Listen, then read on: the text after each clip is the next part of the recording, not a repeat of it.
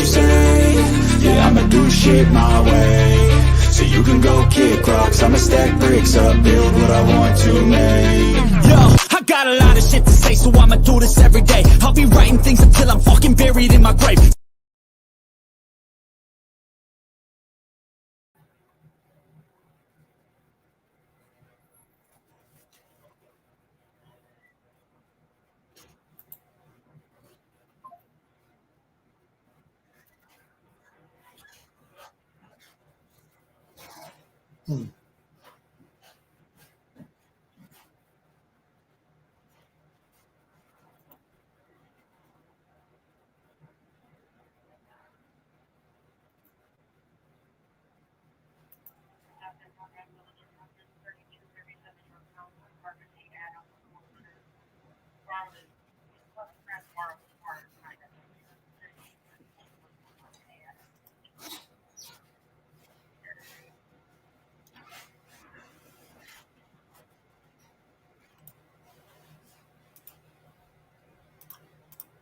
So just after the Civil War, the United States was still a young country. Territories were becoming states, and states were being subdivided into counties and townships. Counties were still forming in Michigan, and the decisions on where to locate the seat of a government were sometimes hotly debated between the small municipalities. The politics of these county seats could get a little out of hand at times. In northern Michigan, the little town of Manton became embroiled in a heated competition with a nearby town called Cadillac. And these two towns competed pretty intensely for the county seat. So much so, they called it the Battle of Manton, and it's a very amusing piece of obscure history. I'm Chuck, the channel's Restless Viking. Let's explore this crazy story. So Manton and Cadillac, Michigan are two towns in the northern Lower Peninsula. Cadillac is about 10 miles south of Manton. In 1880, Manton had a population of about 214, and Cadillac was a growing lumber town of about 2,200. This all happened in a recently formed county called Wexford County. Wexford was established in 1840. It didn't have enough of anything to be organized as a proper county until about 1869. And in that year, the first county seat was established in a little town on the Manistee River called Sherman. Back then, the timber harvest was pretty much the only reason to establish a town around here, and Sherman was able to send its logs down the Manistee River. So the only growing town was Sherman, and it became the county seat.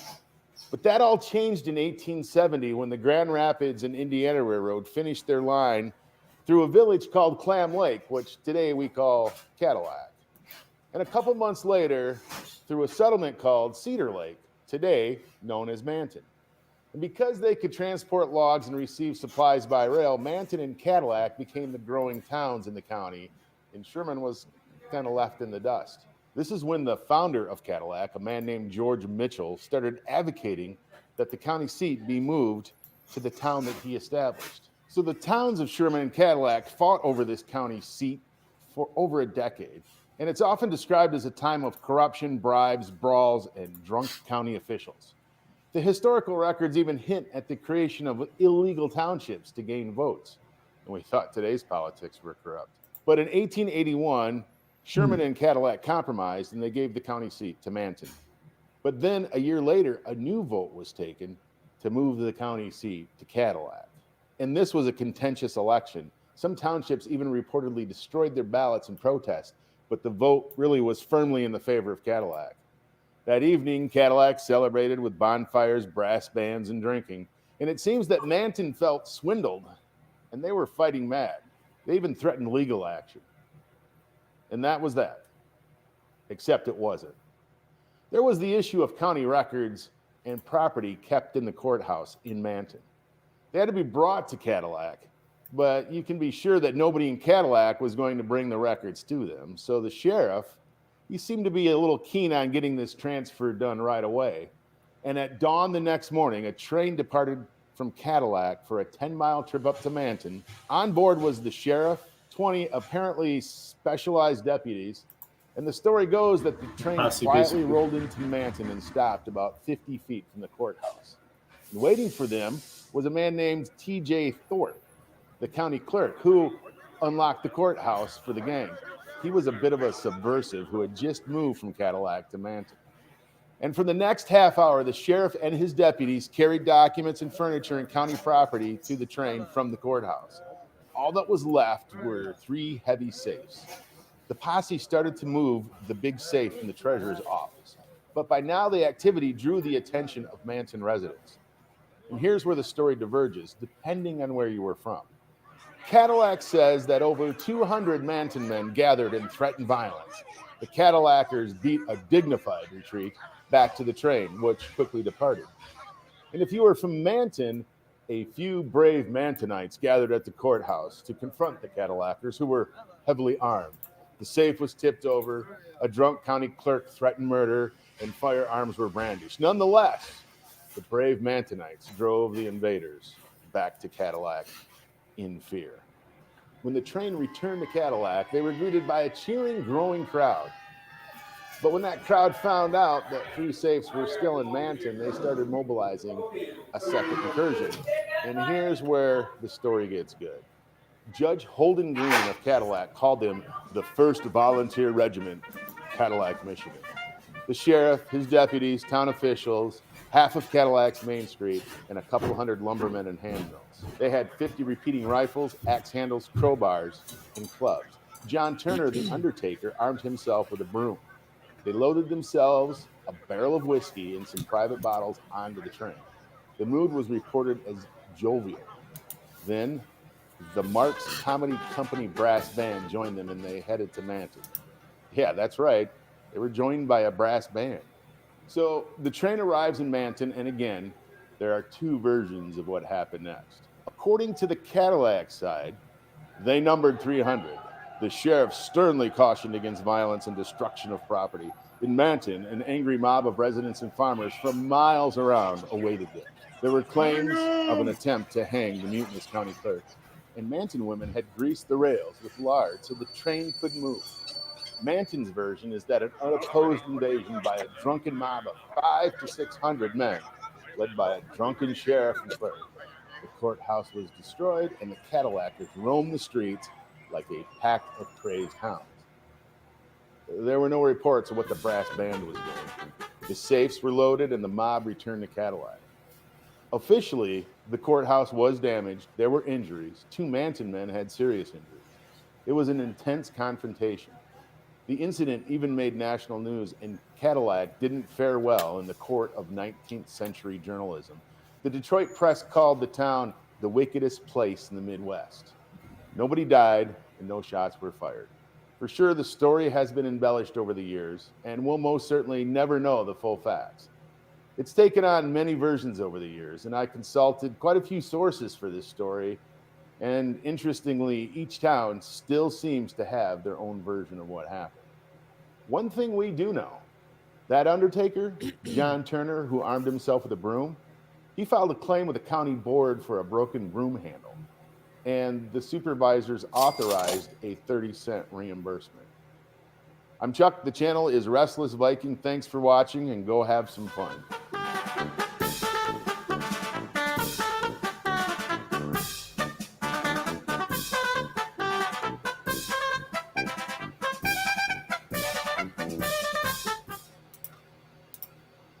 TikTok would have said, nope, we're out. See ya. Bye, US. And then all the youth of America would have been very upset about that. But it drew skepticism from some key lawmakers concerned it was too short of a window for a complex deal that could be worth tens of billions of dollars. Now, TikTok did not immediately return a request for comment on Tuesday night, but Joe Biden has just this morning signed all of this into law. And let's see, there it is, 6 minutes ago. Boom. AP's got the report. He signs it. Wednesday, $95 billion, and TikTok is in there. Marks the end of a long, painful battle. Biden approved immediately sending $1 billion in military assistance. He said the shipment would begin arriving in the next few hours. So what does that mean? Like the first tranche from about $61 billion allocated from Ukraine. So boom, I don't know whether they drop in like a pallet off of cash. The package includes air defense capabilities, artillery rounds, armored vehicles, and other weapons. Okay, there it is. to shore up the Ukrainian forces, who have seen morale sink as Putin has racked up win after win. Yeah. So again, is this going to be the end of it? No, obviously. We're going to be back in a year from now saying we need more money. It's going to be right around the election, right? Less than a year from now, right? We got like 6 months from now. Are we going to be back in 6 months? Is this going to get us through the end of the war? It'll get us through the end of the election. Let's say it gets us through the end of the election. But then they're going to need more money. My question is, like, is this the end? Can we know what the final bill is? No, obviously we never will. All right, so here's Joe Biden. We'll just listen to a little bit of him because, man, he just is rough. So he spoke for about, let's see, I think it's about under 10 minutes, of course. But we'll listen to him at the beginning, and then we'll listen to him at the end.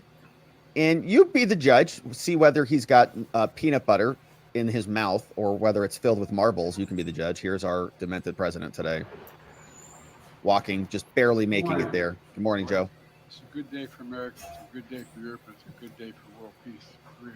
For real. This is consequential. For real? Yeah, we're spending more money on on the arms. national security package that was passed by the House of Representatives this weekend and by the Senate yesterday. It's going to make America safer. It's going to make the world safer. Really? And it continues America's leadership in the world, and everyone knows it. It gives vital support to America's partners, and so they can defend themselves against threats to their sovereignty and to the lives and freedom of their citizens. And it's an investment in our own security, because when our allies are stronger, and I want to make this point again and again, when our allies are stronger, we are stronger. I'm grateful to all those in Congress, Democrats, Republicans, Independents, who voted for this bill. It's a path to my desk. It was a difficult path. It should have been easier, and it should have gotten there sooner. But in the end, we did what America always does. We rose to the moment. We came together, and we got it done. Now we need to move fast, and we are. Over 2 years, Russia has been responsible for a brutal campaign against Ukraine. All right, fast forwarding. Disagree. Fast forwarding to the end. Especially the bipartisan leadership. Speaker of the House, Mike Johnson, Leader Jeffries, Leaders Schumer, McConnell. They don't always agree. All the main figures. But when it matters most, they stepped up and did the right thing. All the peas in a pod. And I mean this sincerely. History will remember this time. History will remember this moment. We will. All the talk about how dysfunctional things are in Washington. They are. When you look over the past 3 years, we see that time and again on the critical issues, we've actually come together. It hadn't always been easy. But when it's come time to decide to rebuild America, we did it with the bipartisan infrastructure law, which is just underway. When it came time to invest in our semiconductor industry and technologies of the future, we did it with the Chips and Science Act. And when it came time to stand with Ukraine and Israel and help the people of Gaza, we did that as well. Israel and At Gaza. the end of the day, most of us, whether we're Democrats, Republicans, or Independents, believe that America must stand up for what is right. We don't walk away from our allies. We stand with them. We don't let tyrants win. We oppose them. We don't merely watch global events unfold. We shape them. That's what it means to be the indispensable nation. That's what it means to be the world's superpower and the world's leading democracy. All right, he's almost Some done. of our MAGA Republican friends reject that vision. But this vote makes it clear. There is a bipartisan consensus for that kind of American leadership. That's exactly what we'll continue to deliver.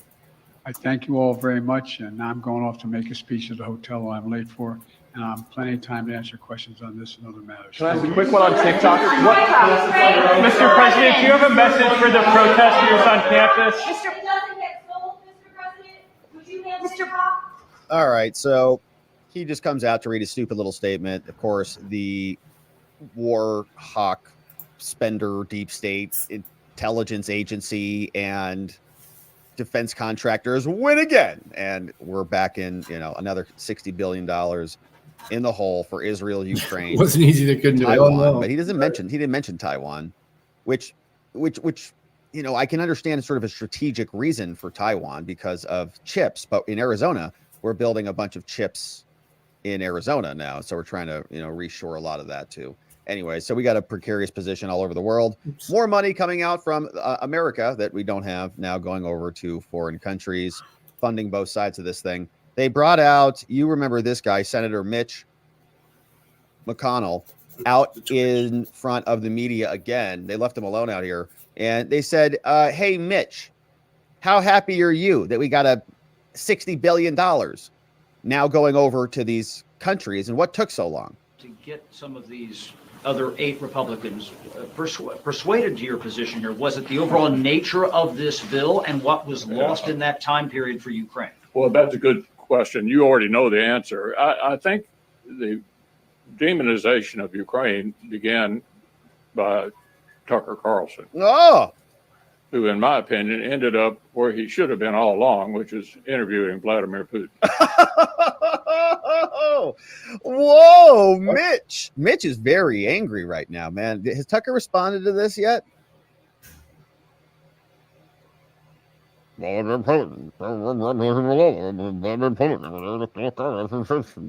Relax. Okay, McConnell, calm down. All right. You're going to have another aneurysm. All right. If you get worked up, just calm down. And so he had an enormous audience, which convinced a lot of rank and file Republicans that maybe this is his audience bigger than the entire U.S. government, Mitch? How come you couldn't come out and sell this war better than Tucker Carlson?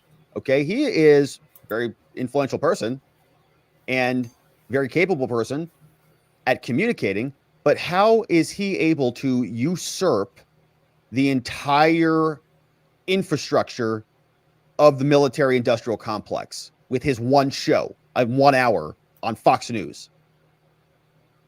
Well, because he has logical sense in the things that he's saying. People question, what? All of a sudden, Russia is a life and death threat for everyday Americans out of nowhere? None of us realize that, right? We're all wondering, where's this tyranny really coming from? Many of us are recognizing it's coming from Washington, not from Putin. And they're trying to sell us that this is, dire straits and we have a critical mission here. They haven't done that other than telling us it's democracy and that Putin, right? The last thing we heard from Johnson, literally, like these are their stupid platitudes.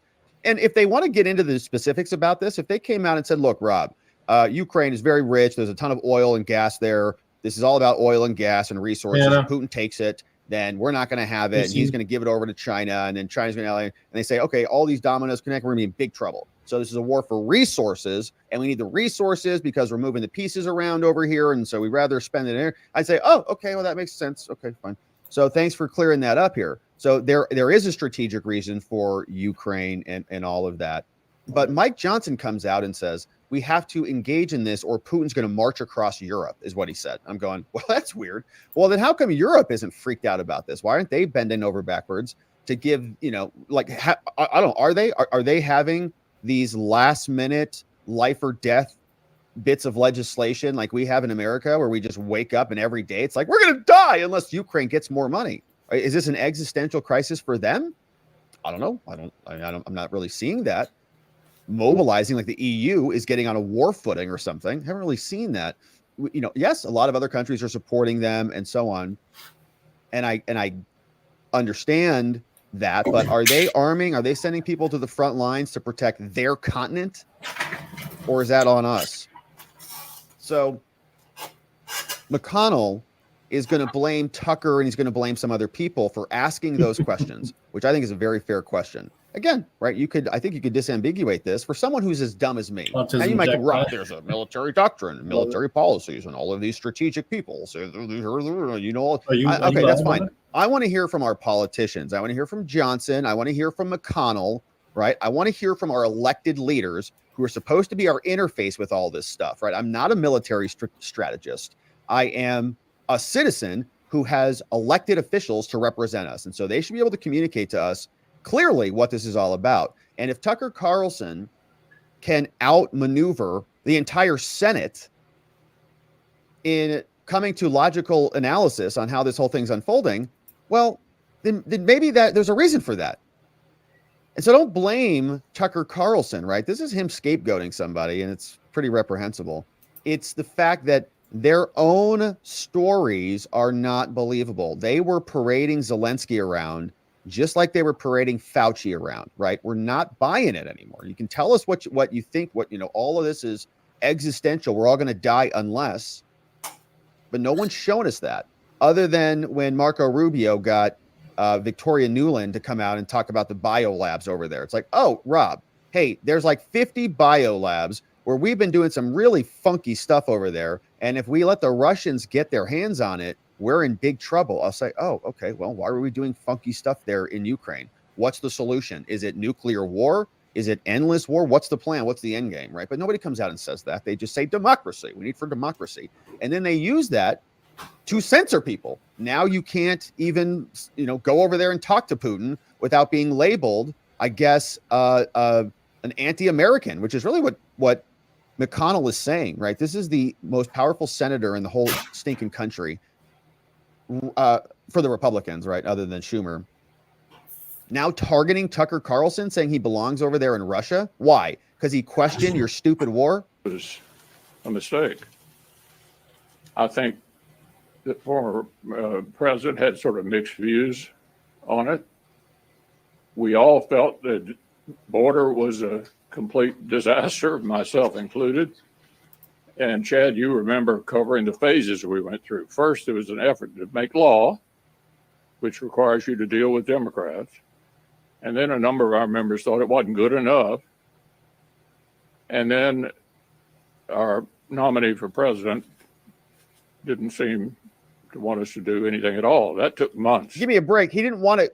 First of all, he did a bunch of stuff. So all you guys could put leverage back on the Biden administration to impose some executive orders. Instead, you idiots in the Republican Party, Langford at the behest of McConnell, gave them a scapegoat. They said, well, we wanted to solve the border, and the Republicans deviated the whole thing. Should have never, ever even given them that option in the first place. It's dumb politics, and Mitch knows better than that. Maybe he's getting soft in his old age or whatever, but he knows better than that. It's just dumb politics. Why would you give them that excuse? Make them own it. Say, hey, you want this Ukraine money, because the Democrats voted more for Ukraine money than the Republicans did.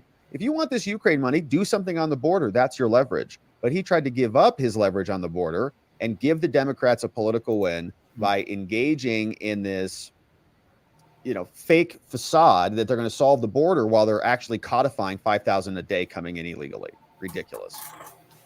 To work our way through it. So we ended up impact employment doing the supplemental that was originally proposed, which dealt with not all problems. It didn't solve the border problem, but certainly addressed the growing threats at the moment. All right, so that's Mitch. He made it through. Well, I mean, we're getting you ready, and then whenever the question. So I guess that's good news. Now, there was some question about Trump. And, Trump was very quiet on this whole thing. And I was noticing that. It's like somebody's not saying something. What I'll do is I'm going to text you a website to go to. On this. And once you did and Trump's been, a little bit accommodating, right? The art of the deal, let's say, is happening big time right now because we saw him come out with Mike Johnson. Remember, Mike Johnson came back and was down in Florida with Trump. Right after they crammed FISA through our gullets. And Johnson was standing right behind Trump when Trump said, I'm not a fan of FISA. Well, they shoved it through anyways. And we're all sitting here going, that's kind of weird. Okay, Mr. President. We have a lot of say and a lot of power and a lot of sway in these conversations. Oh, so why are they passing FISA? Yeah, you just got the wrong. And then we asked that same question about the foreign aid. Why is Trump not saying, don't pass this foreign aid garbage unless we get something for it, or unless there's some ultimate benefit for this, maybe on the border, maybe on anything. Pick anything, right? What's your leverage? What do you want to do? So the question is, I think that's we awesome, have been coming to the same conclusion. Much love. And we made this analysis last week when we were talking about abortion. It's, do you want 0 abortions, or do you want, a limited amount of abortions, or do you want endless abortions? Where are we going to be at in the middle? And I think that we're, sort of finding that middle right now. And it's not only on the abortion issue, that is also spilling over to other issues like foreign aid. And Trump is making that point right here. He's like, look, we have a majority of one. Okay. It's not like he can go and do whatever he wants, said Trump. I think he's a very good person. He said in a radio interview on the John Frederick show on Monday evening, he says, I think he's trying very hard. So, and I think, we've been trying to figure out what's happening here with Johnson. And I think there's a real risk that if Johnson is not the speaker, the gavel goes back over to Hakeem Jeffries, and we have the Secret Service bill that's up. We have Anderson, decision that could enable them to create some legislation. We have their maybe refusal to seat the president if they have the House, the next Senate, the next cycle. So this could be a very, very precarious position. And so everybody's like walking a tightrope right now. And I think during an election year, during an election season, there's a lot of people out there who are just knifing Trump right now. He should be more forceful. He should be out here screaming about this, stop that, and do all these things. And it's like, if that causes chaos, that might, basically jeopardize the election, right? The fact that he might not win the election because it might create new avenues of attack for the Republican Party. In this case, literally, I might move the gavel over to the Democrats. And that would be something that's not worthwhile. So I don't know that it's worth knifing Trump on this stuff. And a lot of people are saying, there's a lot of influencers on the right. There's a lot of people on the right who are not willing to call him out on these things. And you say, well, what do you want to do? You want to beat up your own side and then lose the election? How is that productive for anybody? So yes, everybody's kind of biting their tongue a little bit on some of this stuff. I agree. There's stuff, FISA, not happy about it. Foreign aid, not happy about it. But what's the point? You come in, you beat Trump up, and then you lose the election, and you get 4 more years of Joe Biden. So I think everybody just kind of says, all right, look, we understand what we got to do. We got to win the election. Then let's make some of the changes. And so don't make any sudden movements. Don't introduce volatility where Republicans. There is a possibility of losing the big game. Like, do you want to win the quarter or do you want to win the game, I guess? Now, at the same time, you might fast forward, you might lose the game, and now you've lost the quarters too. So by contrast, you say you secure your victories when you can get them, and being on the hook another 60 billion, getting nothing for that is, or actually 90 billion, right? 60 billion is just for Ukraine, so 90 plus billion, which we know is just, again, it's just going to be a continuation. A year ago, we were talking about more money for Ukraine. I feel like a broken record here. And a year before that, right, going all the way back to 2022, Ukraine. We're 2024 now. Another existential crisis, of course, underway. Is a beautiful and amazing Wednesday.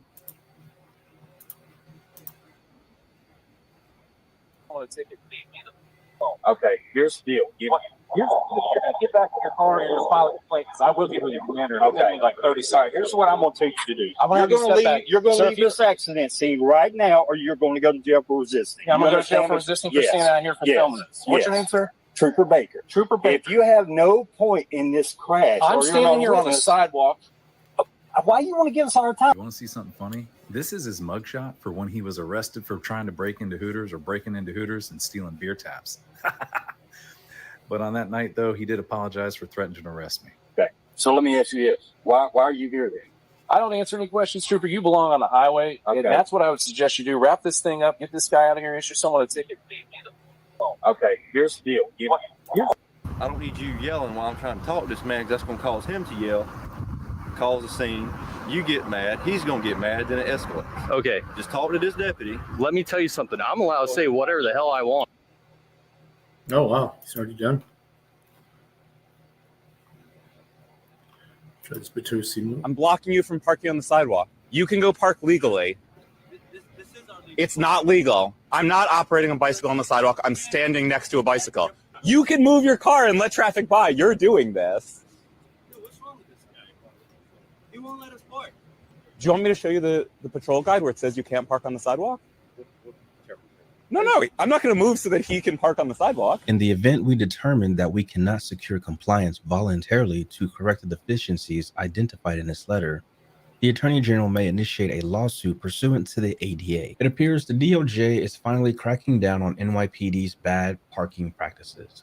It was found that across 77 precincts in areas such as Manhattan, Staten Island, Brooklyn, Queens, and Bronx, that 91% of these precincts were in violation of the ADA. The DOJ investigation found NYPD official vehicles and vehicles with New York City issued parking permits were parked on public sidewalks and crosswalks, including the public service buildings in manners that impede access to individuals with disabilities. Congress enacted the ADA in 1990 to provide a clear and comprehensive national mandate for the elimination of discrimination against individuals with disabilities. In doing so, Congress recognized that people with disabilities continually encounter various forms of discrimination. So Rumble isn't This working in includes Canada discriminatory right now? effects of architectural and transportational Not like we barriers broadcast in and the Canada. failure to make modifications to existing facilities and practices. The DOJ has spoken with numerous individuals with disabilities who have explained their personal experience with the difficulty of navigating around city vehicles parked on sidewalks. And almost every one of them reported they were often required to navigate the streets while risking injuries from vehicles in areas around precincts where they found the sidewalks to be most often blocked. Several reported that they have been injured trying to move off the sidewalk in areas where the curb cuts and have been blocked by city vehicles. In fact, it was also reported that no matter what efforts were made to resolve the problem, contacting the local precincts, submitting 311 reports, and attending community board meetings, things have neither improved or gotten worse in recent years. Despite being in violation of federal law, the DOJ has provided several solutions to help remediate the bad parking practices of the NYPD to help alleviate the situation for citizens with disabilities. So once this document was emailed to the New York City Law Department and the mayor's office, they had 14 days to confirm that they were willing to negotiate with the DOJ to help resolve these issues. Well, I guess you might not really know how bad the parking is, but we're going to take a quick look just to see how terrible the situation is. Testing. Don't fuck up now. Test. Now that we're back in business, we are at NYPD's 67th precinct, and we can already see cars parked on the sidewalk. And we're going to go down Snyder Avenue, and to our right, you see more cars parked on the sidewalk, and these are more than likely personal vehicles for the NYPD. We go further down, we can see a truck and a car just blocking the sidewalk entirely. And a person in a wheelchair is going to have a very difficult time trying to get through there. And we're going to keep going down Snyder, and we can see that the parking lines run onto the sidewalk. And I mean, if you're going to park like this, of course, it's going to be a hard time for parking. You know what I mean? So as you can see, this whole backside over here is just blocked with the back ends of the cars up against the retaining wall here. That's crazy, Dad. You can see a woman right here walking down the side of the street here. And looks like someone tried to do the same thing, but, you know, I guess you're not one of us, so you get a boot. This is the NYPD 76th precinct, and looks like they have designated signs here. Looks like it says police parking, cop of the month parking, parked on the sidewalk. There's another car right there. You're not one of us, so you get a boot.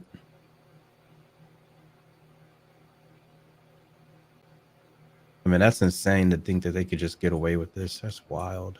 All right, this is NYPD 78th precinct, and they have cop parking only, and that's on the sidewalk there. You can use StreamYard on mobile. Yeah, you can do StreamYard on mobile. Just open the browser. Yeah, so that's just go crazy. through the browser. Well, at least the crosswalk's not blocked, so they can access the ramp here if they need to.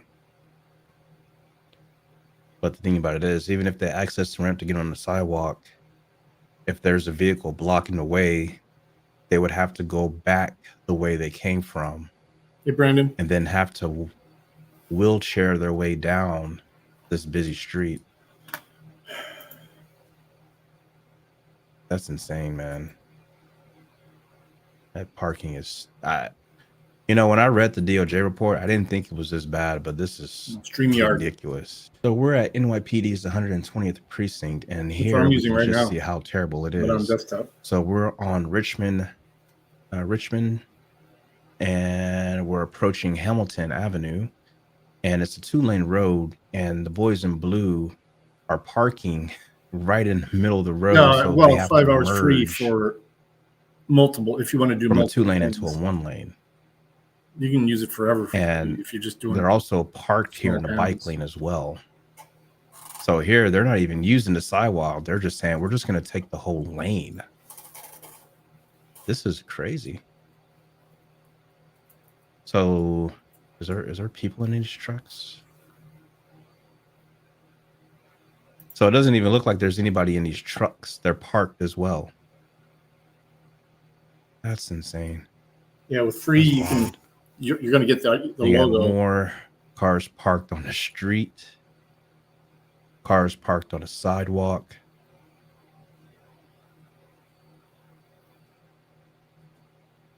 That's awesome. Yeah. Didn't think it was this bad, but this is seats, this is 6 probably by far on-screen the worst one. participants. So keep in mind that we only looked at 4 precincts, and that out of the 77 precincts, 91% of them were in violation of the ADA. Now we're going to take a look at this video of a New York resident standing up to this New York cop and trying to prevent them from parking on the sidewalk. I'm blocking you from parking on the sidewalk. No, it's not. It's a sidewalk. No. You're not allowed to park on the sidewalk. You can go and talk to your commanding officer. You're not allowed to park on the sidewalk. No. You can go park legally. It's not legal. Do you want me to cite the city code or the patrol guide? No. You can go park legally. I'm not riding a bike. I'm not riding my bike. You are riding your bike. Could you move your car, your bicycle? No. You're operating a bicycle on the sidewalk. I'm not operating a bicycle on the sidewalk. I'm standing next to a bicycle. You know what's funny? I find it that when law enforcement, not all, but when some members of law enforcement can't get their way, they try to flip the script and turn it around and try to make it seem like you're doing something wrong. Now, just because this officer could not park on the sidewalk, he tried to turn it around and flip it on the individual recording, saying that he's operating a bicycle on the sidewalk. I mean, you really can't make this up. No, you're blocking traffic. I'm blocking traffic because you're not letting me park my car. Can you please move? Well, you can move your car and not block traffic. Discuss this after you move. Can you please move? No. Do you want me to cite the patrol guide where it says you can't? Cite the patrol guide. We're parking. It's not parking. No, it's not. Park legally. There's a. Every car is parked here. That doesn't make it legal. Inside the precinct. You. Inside the precinct. You can move your car and move traffic. Please move your car. No, I don't have a car. You're blocking traffic. I'm standing on the sidewalk. I'm a pedestrian.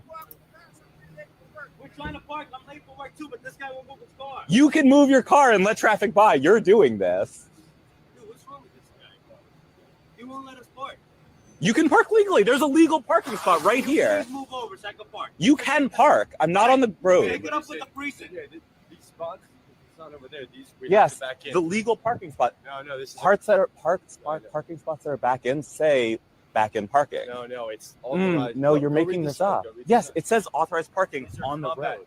No, it's not. When it's combat parking. Do you want me to show you the patrol guide where it says you can't park on the sidewalk? No, I'm not going to move so that he can park on the sidewalk. Sir, it's combat parking so we can get our cars out. That's not a right. It's authorized parking. No, it's not. Vehicles. Authorized parking means you can park legally. What is the problem? You're parking illegally on the sidewalk. I'm trying to get to work also. All of us try to get to work. You don't have the right to park on the sidewalk. No, you don't. All you need is 50. Now the video ends there, Use and what's not shown in the video is 500 the to officer monetize. leaving and finding a different parking spot, while the person who was recording was pretty much the victor. Badges don't grant extra rights. However, if you're NYPD, you get special rights and privileges. And that includes parking on the sidewalk, crosswalks, and also the lane of travel. And it's really asinine to believe that law enforcement can just do whatever they want, while the average citizen will get punished and fined for doing the same exact thing. Let me know what you guys think about this in the comment section below, and I'll see you in the next video.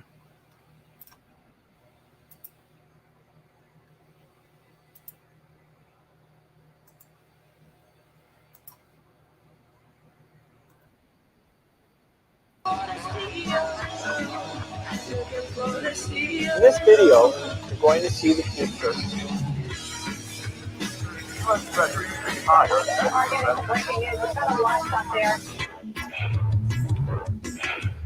Hello there, you Awakening Wonders. Thanks for joining me today for Stay Free with Russell Brand. Sorry that we're late.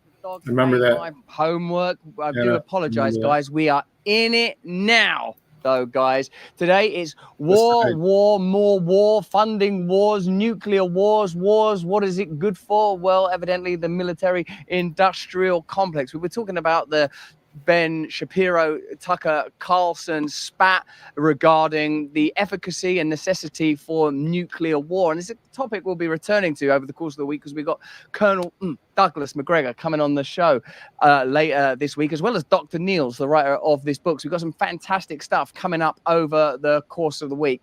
In this show, we're also talking about the border crisis in your country and the corporations that lobby your government to essentially dilute the ability of ordinary Americans of all cultures, religions, and hues to negotiate for good wages. Is there a conspiracy at the border? This is a really fantastic piece. You'll really love it. And of course, we're talking about the global escalation of censorship. TikTok is now just a signature, one shaky, quaky old man signature away from being banned in the United States, as the TikTok ban was, of course, as you know by now, surely tacked onto the $95 billion war aid bill that's likely to be signed pretty soon. So wherever you are now, if you're watching us on YouTube, you've got to click the link in the description eventually, because we'll just be here for 15 minutes. I want to say hello to all you Awakened Wonders like Sunpatch Patriot. All of you guys, did you enjoy the conversation with Colonel Douglas McGregor? That man is interested in freedom. Russell doesn't look right. Says 28 grams. What do you think it is? The hair? What do you think it is? The shirt? Hello, Limbic Beauty. Hello, all of you. Hello there, Circle Light, coming to London early in May and like to talk to me about Bible prophecy. We're also talking about the resurgence of Christianity and of course, Candace Owens' conversion to Catholicism, as well as touching on Bishop Murray Emanuel's forgiveness of the perpetuator of violence against him, the fella that stabbed him. And indeed, he believes that that footage should remain up on X. That's extraordinary. Whose moral universe are we living in now? If you want to become an Awakened Wonder, to get access to all of our content, to join us live for these interviews, to join us when we have our book club this month, we're talking about Mere Christianity by C.S. Lewis. We welcome you. And for 1 month only, if you use the phrase, well, it's the code, really, it's not a phrase, I surrender, you're not surrendering to some sort of dominator force, surrendering to the might that's already within you, allowing it to flow through. You get 1 month free. We'll post that link in the description now, and we shall raise a glass, or at least a crow farting mug, to the concept of freedom. Meanwhile, people are disappointed, it seems, on TripAdvisor, that when they went to Loch Ness, they didn't see a monster. If you didn't see a monster, don't go. It's a waste of time. I thought the whole experience was horrendous. I wish I hadn't bothered. It's just a tourist trap. I don't know why they would advertise the Loch Ness monster when it's all a lie. Extraordinary. But maybe monsters are real. Maybe monsters are all around us. We'll be talking about the Trump case right away. In fact, we're going to talk about it immediately. Now, I asked you lot, is Trump being gagged because it's a criminal case and the law is the law, or because the judiciary is being used to stymie a political opponent? And there you go. The outcomes are pretty clear. Also, we used it as an opportunity to once again iterate that it's unlikely that impartiality is a possibility in a hysterical temperament like that prevails currently in your nation. Let's have a look at the legacy media's coverage of Trump being threatened with contempt of court. The judge is now considering whether to hold Donald Trump in contempt of court. Prosecutors at his criminal trial in New York say the former president violated orders to not talk about the case on social media. Fox's Caroline Elliott joins us live from the courthouse in New York with what happened in court today. Prosecutors say that Trump violated this gag order with various social media posts, including attacks on key witnesses like Michael Cohen and Stormy Daniels. After the hearing today, Trump continued to post on Truth Social, saying the judge should recuse himself in this case. You have a gag order, which to me is totally unconstitutional. I'm not allowed to talk, but people are allowed to talk about me. So they can talk about me, they can say whatever they want, they can lie, but I'm not allowed to say anything. I just have to sit back and look at why a conflicted judge has ordered me to have a gag order. I don't think anybody's ever said anything like this. I wonder if we can, in our minds, hold what this case is about.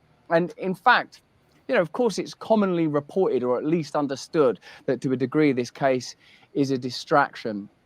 But how deep a distraction is it? How far away are we, the people of our various nations, we the people, to use a apt little phrase, from achieving the kind of freedom, achieving the kind of autonomy, achieving the ability to pursue happiness that we might believe we're entitled to? Now, from a spiritual perspective, of course, we'd have to ask, well, maybe we're not entitled to anything at all. What do you mean it's my life? If it's not a life dedicated to service, if it's not a life dedicated to meaning. But let's just remember that this is what this case is ostensibly about.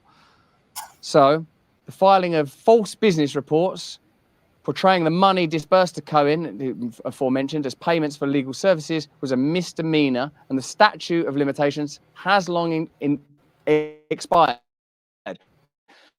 DA Bragg, however, leveraged the misdemeanor into a felony by alleging that the false reports were an element of a conspiracy to violate federal law, even though no federal prosecutor has chosen to bring such a case. He charged each of the 34 false reports separately as a 4-year felony with a combined maximum 20 years in prison upon conviction. So that's the actual facts of the matter. Is there anyone who believes that this is not about we want to deal with Trump using whatever means we have available to us? And is there anyone who believes that this is going to end in justice? Do you ever read J. Krishnamurti, says Old Scratch 74. Yeah, Krishnamurti. Truth is a pathless land.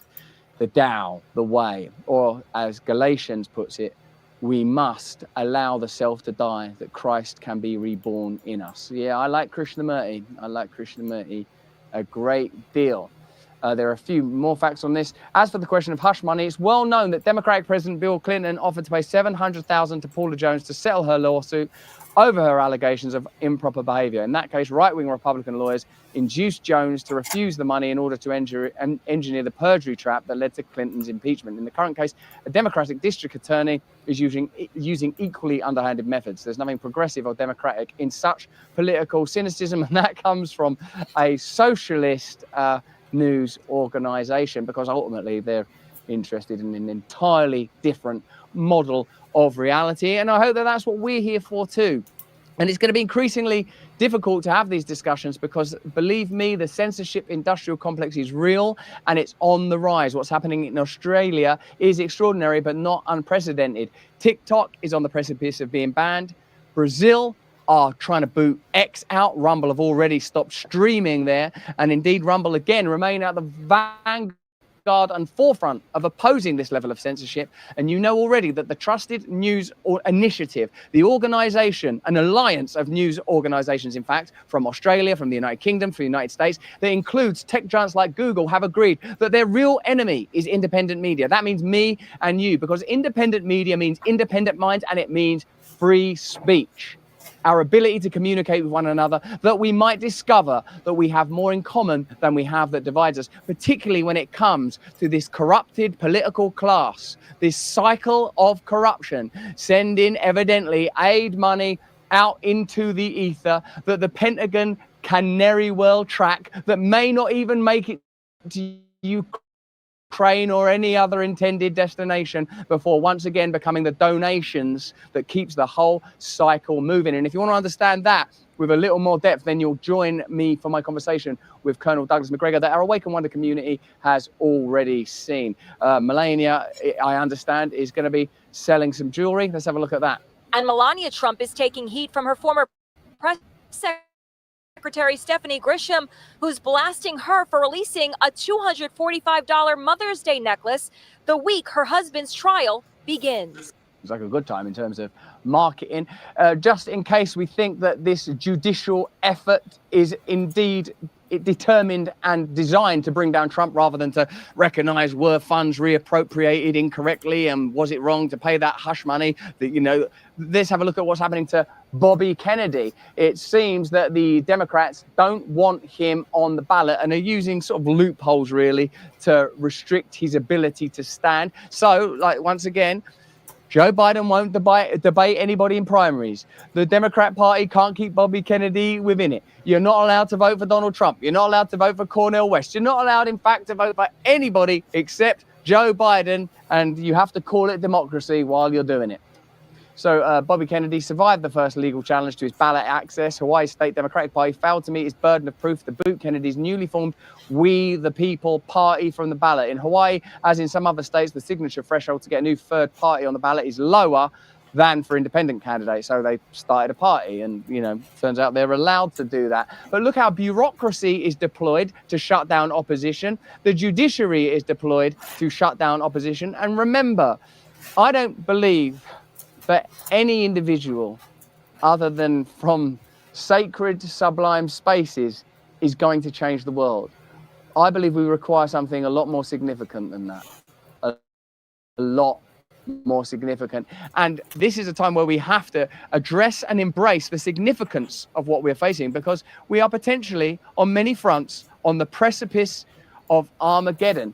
Even while we're told that what's happening is that your taxpayer dollars are funding Ukraine's war, it increasingly seems likely that there is explicit military involvement from US troops in the Ukraine-Russia conflict.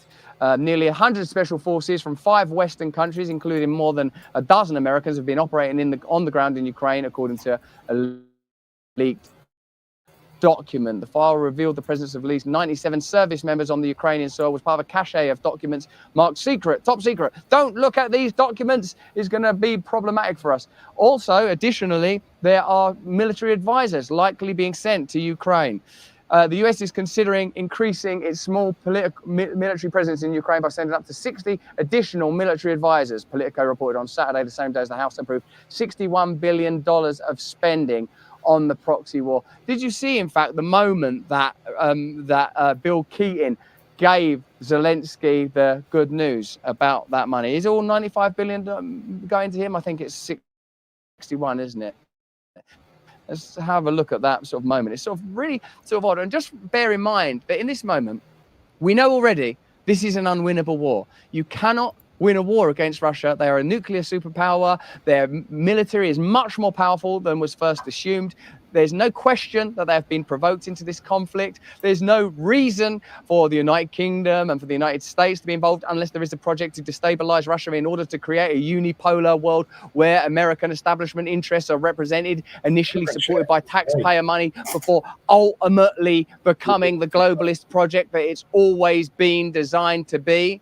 But let's have a look at Bill Keaton sort of giving Zelensky your tax dollars as if he's sort of giving him an anniversary card. Hello, sir. Bill Keating from Massachusetts. Interesting. And I have something that you're really going to like. Yeah. This is the official tally of the vote. Yes, I see. For the supplemental aid. Yes. And look at that vote. 73%. Yes. Thank you so much. 73. That's a good vote. Good, very good. Thank you very much. It's sort of like that Bill Keaton wanted to be thanked or filleted for that, didn't he? He's like really had expectations. You know, when you give someone a gift or something, maybe when you arrive at someone's house with some flowers and like they don't take it for too long, like, you know, oh hiya, and you don't know whether to take your shoes off, and oh, am I going to take my shoes off? Is it a shoes off house? Like Bill Keaton, like Zelensky though, who at this point, let's face it, is held up and supported by deep state special forces interests, you know, operating in a country that doesn't have elections, in a country that shut down its media. I'm not attacking Ukrainian people. I'm not attacking Ukrainian people. What would be the point? Who is benefiting from this situation? Well, tell me, you guys, if it's true that there's been like that Zelensky acquiring properties. Can someone send me a link on that?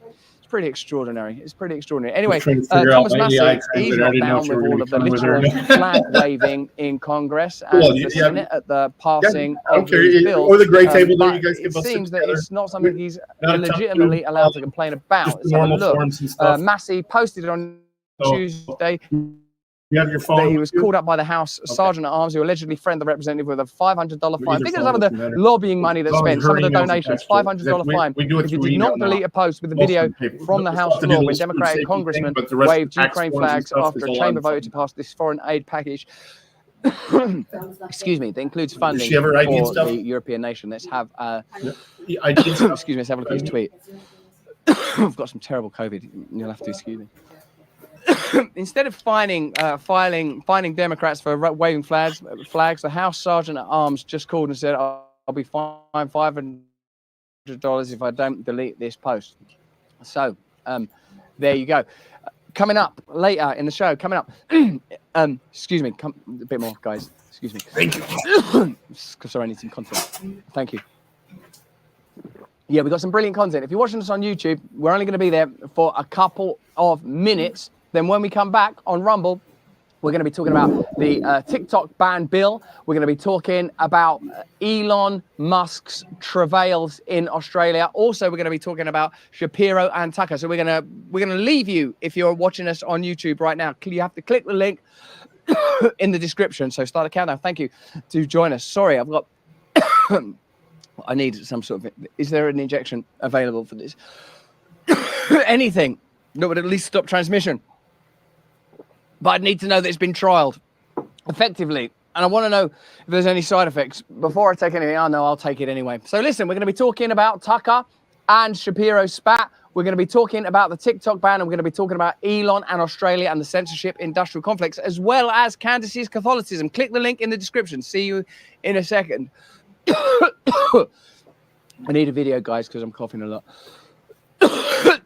So can you find some things you see? Let's have a look at the Senate passing the TikTok bill. TikTok could be running out of time after the Senate passed legislation tonight that would require the app's Chinese parent company, ByteDance, to sell its stake in the platform within a year or face a national ban. Both Democrat and Republican leaders say they're concerned about the Chinese government accessing the sensitive data of the app's millions of American users and its potential ability to manipulate content. TikTok has denied sharing data with the Chinese government and said in a statement the bill would devastate 7 million businesses and trample the free speech rights of 170 million Americans. There you go, thin end of the wedge. I imagine there'll be further social media bans and attempts to censor. Let's have a look at a fantastic commercial from one of our partners.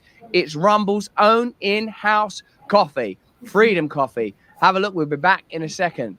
Hey, this is exciting. We've got a great partner today. It's Rumble. But beyond Rumble, it's Rumble's latest venture. Let me ask you first, are you a Sleepy Joe type character with zero cognitive performance, struggling to muster focus and brain power for basic things like running the United States of America? You've got to stop drinking woke liberal coffee that hates you and your way of life and start your day by drinking Rumble's very own 1775 coffee. This is going to be the best tasting coffee you've ever had. Seriously good, ethically sourced from a family farm in the high altitude mountains of Bolivia. Not in the Bolivian lowlands, run not by a family, but by a single man still living with a pet. No! Instead of waking up and drinking your big corporation-owned woke ideology coffee that's probably making you sick from the pesticides it's sprayed with, try Rumble's 1775 revolutionary coffee. Support freedom of speech. Build a parallel economy that actually values you and loves you. My favorite? It's dark, of course. I've always found the lure of the dark irresistible. I'm sorry, how can I stay mad at you? You're just going to have to wait over there for a little while. Level up your morning routine with a 1775 coffee. Sleep all night knowing your hard-earned dollary dues are going towards supporting freedom-loving creators like me on Rumble. Visit 1775coffee.com now. Pick up your first bag. Use the code BRAND to save 10%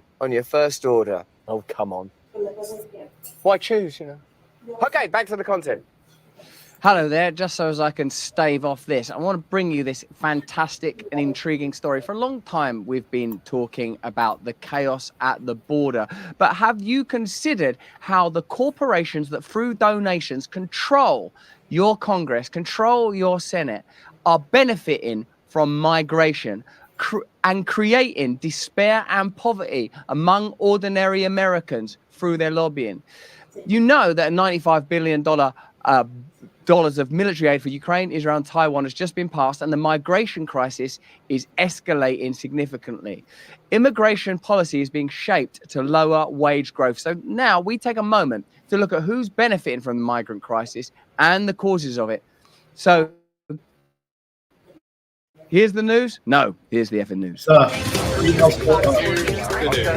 No, here's the fucking news. Well, first of all, Your taxes are paying for 2 current wars and 1 potential future war. Meanwhile, the southern border is in chaos and migrants flood America. Who benefits then on excessive availability of cheap labor? Rather than focusing on migrants themselves, let's focus on who's benefiting from an open border while your resources are spent on war.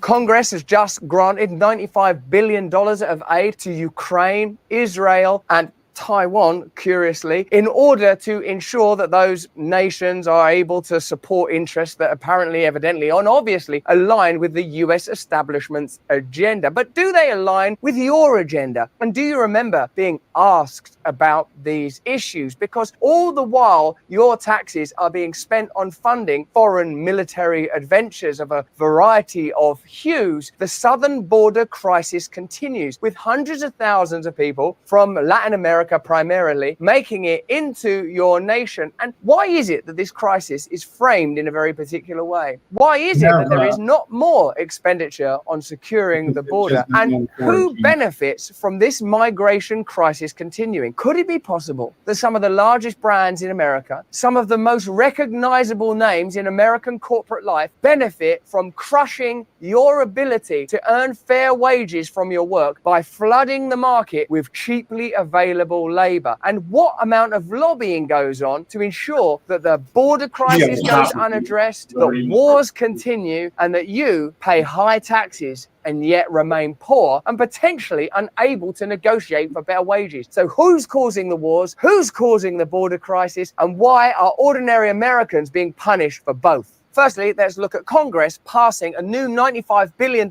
aid package that ultimately will be used to perpetuate unwinnable wars. The bill is passed. And that's that. We didn't need to ask you or anybody else. The bill is passed. Just so sort of confident. Like, who actually wants this bill passed? Do you reckon if they did a referendum of everyone in America, it would pass? I don't think so. After months of delays in GOP infighting, the U.S. House voting Saturday to provide $95 billion to allies abroad, a major win for the White House and Speaker Mike Johnson. In a rare move, Democrats crossing the aisle to help Republicans clear a series of foreign assistance bills. Oh, hey, peace and harmony around the world. Democrats and Republicans skipping through the fields hand in hand, while ordinary people are funding all of this stuff. And it's likely that they voted not with their consciences, but with their pockets. The package would provide $61 billion to help Ukraine fight Russia, $26 billion for Israel just days after Iran attacked the Jewish nation, and $8 billion for the Indo-Pacific, where the rise of China has national security experts worried. A fourth bill bans TikTok if its Chinese owner doesn't divest. We've also, okay, so keep that war going with Russia. Oh, good. Okay, continue action in the Middle East that looks like it's going to lead to Armageddon. Okay, good. And start a war with China, potentially, because they're not allowed their own country and agenda. Also, though, get rid of TikTok. What? What is this bill? The do what you want bill? Also, Mike Johnson gets to parade around in a glittery wheelbarrow and gets sprinkled with stimulants and drugs. And changes some foreign assistance into a loan, an idea first floated by former President Donald Trump. On one hand, $95 billion of additional aid derived from your taxes heading out of the United States of America. Who's heading in to the United States of America? Today, the border crisis was dumped on Southern California's doorstep at the hands of the federal government. Border Patrol mass released hundreds of illegal immigrants to San Diego streets as bus after bus arrived at a local transit station, releasing masses of men and women from around the globe. Men and women, weird sort of categories and stuff. Now, just so you know, I'm sympathetic to people that are struggling around the world, likely in part because of the imperialist behaviors of countries like yours and countries like mine. And it's not us, is it? It's corporatist, globalist projects that are destabilizing the world. But at some point, we have to focus on what is the impact of this migration on ordinary Americans, many of whom might have been a generation or two back from Venezuela or Mexico or Guatemala or wherever. Who's benefiting not only from this influx of migrant labor, but from the ongoing vilification of the migrants themselves, rather than the very powerful forces that are benefiting? Who had crossed the California border illegally, and they plan to travel to blue cities across America. ¿A dónde vas en los Estados Unidos? Nueva York. New York, going to New York. Atlanta. New Jersey. New Jersey. Chicago. Chicago. And New York. New York. Sort of like the draft, in a way, but it's a migrant draft. I'm going to the Buffalo Bills. Dolphins. Good luck in Florida. After release, nonprofit volunteers helped direct the migrants to private buses that took them to the airport and other transit stations. Some decided not to wait and crammed into taxis. Most told us they're here to work. Okay, so who benefits from cheaply available labor? Well, I suppose it could be giant corporations that are always telling you how American they are and how much they love America and American people. No, that would be really hypocritical. All right, Mitra and Tyson laid off 1,200 workers after closing its pork factory in Perry, Iowa, only later to announce 52,000 jobs for migrants. We could sack Americans who are expensive and employ poor people from around the world because we care about them. That's why this certainly isn't about our bottom line. Let's look at how very powerful interests benefit from migration and therefore from the border not being correctly policed or patrolled. And perhaps this is why your tax dollars are being spent on foreign wars rather than domestic solutions that might be beneficial for ordinary Americans. A record surge of illegal border crossings in recent years has fueled the debate over immigration and border security, emerging as a key voter concern ahead of the US presidential election in November. And this is some reporting by Li Fang. When the meatpacking giant Tyson Foods announced plans last month to shutter its pork plant in Perry, Iowa, and lay off all 1,200 employees, it brought rare attention to one of the most influential, less scrutinized dynamics of America's mass migration debate. That is, the role played by large politically connected corporations seeking to blunt wage growth. It's interesting that this is a dynamic that's not often scrutinized. Who benefits from no one scrutinizing this dynamic? I.e., who benefits from migration? Of course, we're all focusing on the migrants themselves. Yeah, they're coming over here, getting our jobs. They took our jobs. Yeah, they're down. But why is this issue not being addressed differently? Government. This isn't a time of crisis for Tyson. The same day the company made the announcement, Bloomberg News quoted Garrett Dolan, the executive, as saying that the firm had been actively recruiting from the waves of migrants who have ended up in cities such as New York seeking asylum.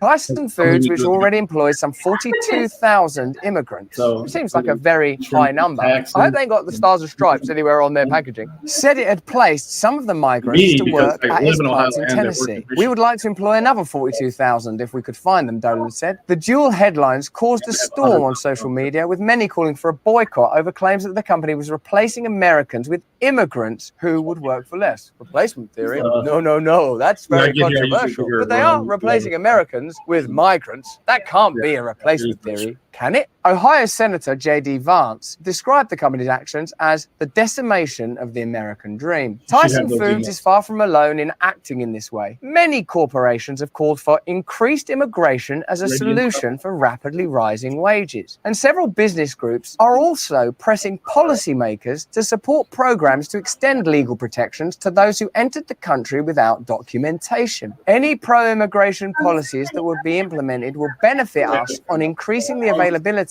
of labor throughout the country, said Andrew Masterman, the former head of Brightview, the nation's largest commercial landscaping company, when pressed by investors 2 years ago on how he would respond to upward wage inflation. I suppose if there is cheaply available labor, then how are ordinary Americans who work in blue-collar or working-class fields able to negotiate for higher wages? It's just simply supply and demand. And that's whether that's immigrant labor that exists in the country or whether it's guest immigrant labor coming in, he added, according to a transcript of his remarks. We're fans of that. This week's special guest, migrant labor. It's these guys who have been themselves displaced by the interests of globalist capitalists. Hello, we come here to work. It's like a game show, but that game is real life. In 2022, Scott Salmiers, the president of ABM Industries, a nationwide building maintenance and janitorial firm, raised similar concerns on an earning call. The labor pressures we are currently experiencing are largely unprecedented, said Salmiers. He cited reduced immigration, historically low unemployment, and sudden demand from an economy in rebound for raising wages. It's a direct result of the pandemic. The closure of the border and reduction in foreign worker visas has led to a tight labor market and the most rapid wage increases seen in a generation, particularly among the low paid. The current numbers at the border, therefore, while a political nightmare, pose shows an economic opportunity to business interests, and corporate interests have not sat idly by. They've started marshalling their resources to lobby Washington for change, especially on immigration policy. Wow, so corporate interests are actively lobbying for a change in migration policy. This brings to the forefront an important principle. Circumstances that may be pejorative and terrible for you, punitive and punishing.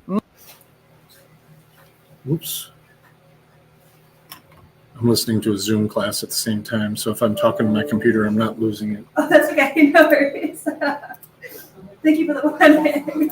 Might be beneficial to powerful elites. For example, during lockdown, many people in low-paid jobs were suffering, and yet billionaires saw a massive increase in wealth. We don't live in the same world, so the fact that we have the same government seems a bit odd. And who do those governments work for? Is it ordinary people, or is it to advance the interests of these powerful establishment elites? Why don't you let me know in the chat, in the comments? The Business Roundtable and the US Chamber of Commerce, the influential lobby groups that help mobilize support for the 2017 Trump corporate tax cuts, have turned to immigration reform to confront labor market dynamics. In meetings with Congress, the BRT has promoted its agenda of increased agricultural worker visas and temporary protected status, TPS programs, the latter of which grants certain asylum-seeking migrants the legal right to work in the United States. The Chamber, meanwhile, backs the legislation known as HR 16, which gives long-term recipients of TPS the ability to obtain permanent resident status. Odd that the same lobby group that helped Trump get some tax loophole stuff passed are now working on getting migrant visas more easily obtainable. It makes you wonder where these elite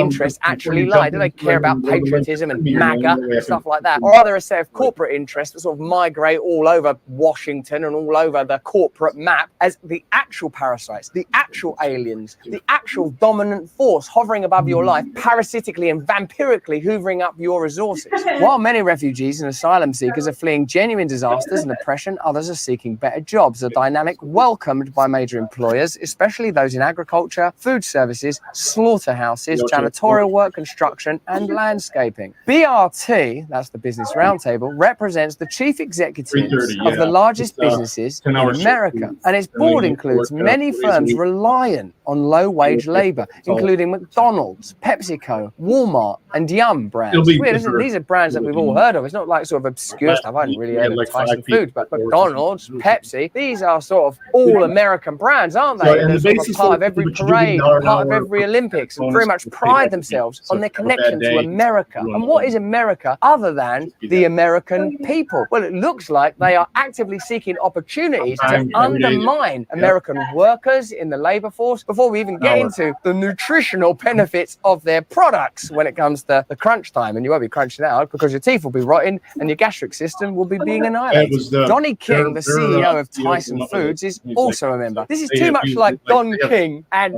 Mike Tyson. It's a confusing story. Tyson Foods are having a fight with Evander Holyfield Foods, but they bit a little bit of their ear off. And greatly improved attendance. Meanwhile, Suzanne Clark, the president of the chamber, has cited wage growth as a top concern for her business members and has previously called for a doubling of the rate of legal immigration. Business lobbyists were quick to hail President Biden's decision last year to extend TPS protections for over 470,000 Venezuelan migrants, and the administration has since announced an extension for programs granted to nationals of El Salvador, Honduras, Nepal, and Nicaragua. They're always like pretending, we gotta help these immigrants. These poor guys, it's a shame. You know that Trump wanted to put them babies in some cages? Didn't Obama build those cages? Yeah, but Trump wanted to build a wall. But aren't you still building that wall? Look, shut up. We need cheap labor for McDonald's and Mike Tyson and Evander Holyfield Foods, as well as PepsiCo. And we also would like to feel very kind while we're benefiting from that. God bless America. Business groups with the financial stake in immigration policy are also deeply pro-immigration activist base. The National Immigration Forum and the League of United Latin American Citizens, LULAC, are prominent examples of this relationship. Tyson Foods was among the sponsors of LULAC's February legislative conference which focused partly on the need to pass greater immigration protections to migrants. The event featured recorded messages from several Democratic lawmakers and a speech from Health and Human Services Secretary Xavier Becerra. The National Immigration Forum, which has organized coalition efforts to expand TPS programs and other immigration reforms, similarly received financial support last year from Amazon, Tyson Foods, Walmart, the BLT, the Chamber, and Marek, a construction firm. Some pretty powerful American corporations here. Amazon,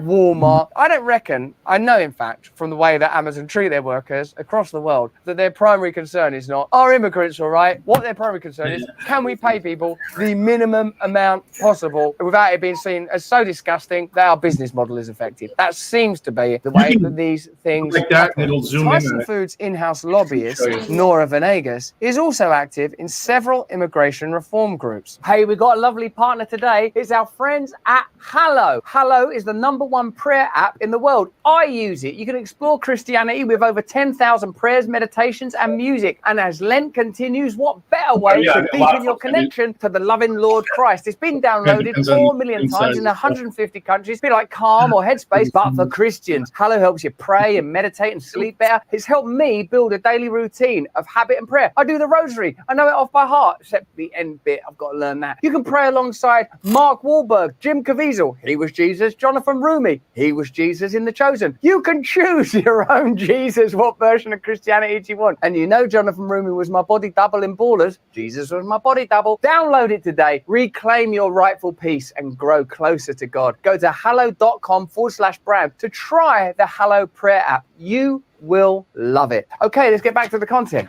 Tyson Foods supports bipartisan immigration policy solutions. It's trying to make that like it's all friendly. What it's saying is, we don't care which party is in power, as long as the party that is in power supports us and not American people. And we have massive plans to employ the world's poorest people and keep them poor. And should they be able to stay in America through changing their visas, then they'll become the generation that we'll be shafting next year, the next generation, with migrants from some other place that we've torn up in a war or by exploiting their resources. Do you see that we have more in common with one another, no matter where we're from in the world, than we do with this set of interests that manipulate behind the scenes law, legislation, migration status, leaving borders open, putting warfare aid over here, all the while telling us we're doing this for kindness. Why are you in that war in Ukraine? Kindness, Israel? Kindness? Why are you letting all these migrants in? Kindness? Bloody hell. You're so kind, we're probably all going to be dead soon. Tyson Foods supports bipartisan immigration policy solutions, said Vega at a press conference with other immigration reform leaders in 2021. Look at the language here, bipartisan leaders. These are all just a bunch of people exploiting ordinary Americans and trying to pretend it's kindness. Whether our team members came as refugees or temporary protected status TPS holders, we support policy solutions to provide them stability, she added. It's about their stability. Just don't worry about Tyson Foods and our profits and the fact that we sacked a load of American workers and then employed a load of migrants. Are these migrants stable? Well, no, because there's a bunch of wars and exploitative activity and coups and CIA deep state activity going on in their country. They're not stable, but also though they are willing to work for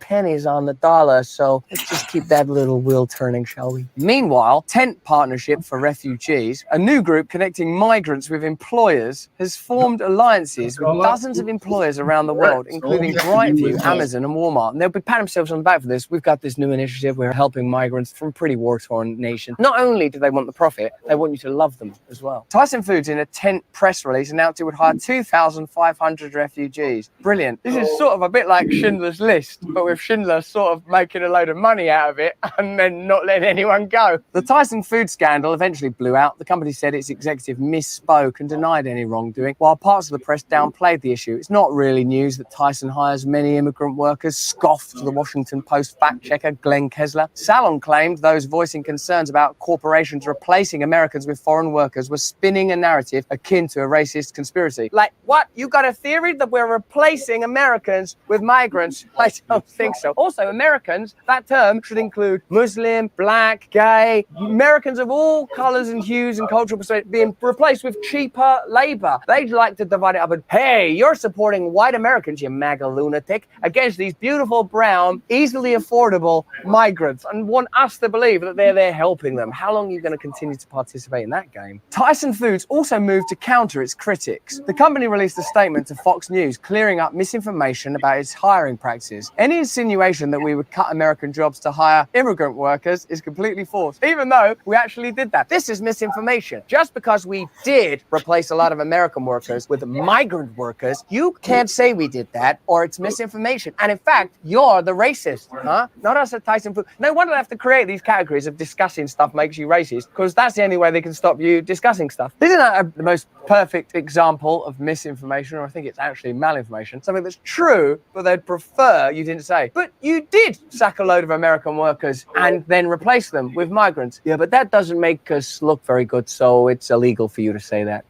Oh. While it's true that the company's reported recruitment efforts are centered on those with legal authorization to work, such as TPS holders, many did not enter the country legally. So they were, at some point, illegal immigrants. And many of the refugees who entered the country without documentation later gained legal status through the focused activism of business-funded immigration advocacy groups and business lobbying from interests such as Tyson Foods. The company is far from a bystander in the process. Just because we've been lobbying to change these laws and then these laws changed and then we benefited from the change in those laws, you think we're somehow involved. That's misinformation. And also, just to make clear, I'm nothing to do with Mike Tyson. And here's my colleague, Donnie King. That's true, he's nothing to do with it. A lot of the anti-Trump rhetoric is, this racist son of a bitch, Trump, he won't let any migrants into the country. But we, the Democrats, will do that because we are God-fearing humanitarians who love human beings and people. But then you find out that the Democrats are being lobbied by some of the richest, most powerful corporations to let migrants into the company to lower the wages for their corporation. You yourself have to ask yourself this question. Do you think the Democrats are allowing the border crisis to continue because, as they say, they love human beings and they want to help human beings? Or do you think it's somehow connected to all this lobbying money that's being spent on getting them to change legislation in order to lower wages? So are they doing it because they love human beings, or are they doing it because they love money? And if it is because they love human beings, maybe they'll pass a bunch of laws banning lobbying and not accept any lobbying money from BRT. That will show us for sure, wouldn't it? But as long as they continue to accept that lobbying money, at least part of it, I'm sure it's mostly, you know, they love human beings and the poorer the better and all that. They're certainly trying to make your country poorer and my country poorer and people all over the world poorer. It seems to be a big part of their deal at the moment. You will own nothing and you will be happy. Well, where did I hear that? But you have to at least consider that the lobbying might be a part of it. Don't you? I mean, I'm certainly considering it. And these vested interests are just one part of what constitutes a persistent oversight and discussion of mass migration. The role of the business lobby in shaping both migration law and the policies that some argue continue to attract those making the journey illegally. As is so often the case, the net result is the relegation of the lowest rungs of America's working class to an afterthought, crushed beneath the imperatives of America's biggest corporations. Sounded somewhat resonant, that, didn't it? Because when you look at the gala and carnival of American political life, the perpetuation of wars that cost tax dollars, the denigration of ordinary Americans, the influx of cheap labor, you have to ask, do I, knowing what I know about these people and these institutions and their practices and their susceptibility to lobbying and where they get their donations from and how they spend their money and how they censor information online and how they want to crush dissent, do I think that their interests are helping people or enriching themselves and ensuring that ordinary people have no power, even if that's they don't even have the power to nourish themselves or think straight or unify with people of all cultures and colors and religions to oppose this establishment narrative? I'm beginning to think that the Democrats leave the border open and fund foreign wars because they want you poor and unable to compete in the job market. They want you to own nothing and be happy. Pretty catchy slogan.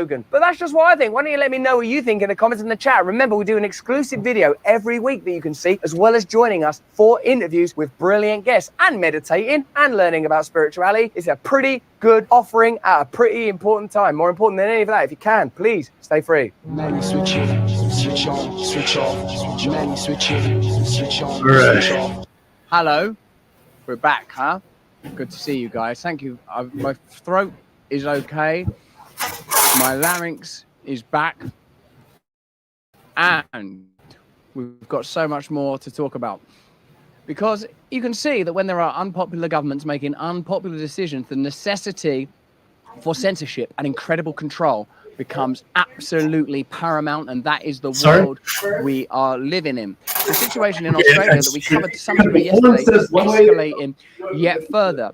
What I find peculiar, indicative, and thought-provoking is that it somewhat centers on the extraordinary stabbing of Bishop Marmari Emmanuel, who remarkably, immediately forgave his assailant, and interestingly believes that the video of his attack, which of course took place in a church in Sydney, should remain on X. Now, this is what the Australian government are arguing is the type of content that ought be brought down. What do you think about that? Even acts of violence. The internet's been around a while now.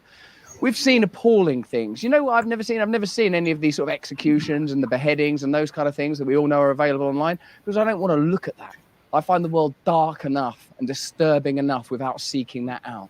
In the same way that I don't look at anymore for some time, thank you, Heavenly Father, pornography, because I don't need the influx of that kind of information. It's not a moral judgment on you or participants in that industry, I suppose is what it is. But I don't need to seek that stuff out.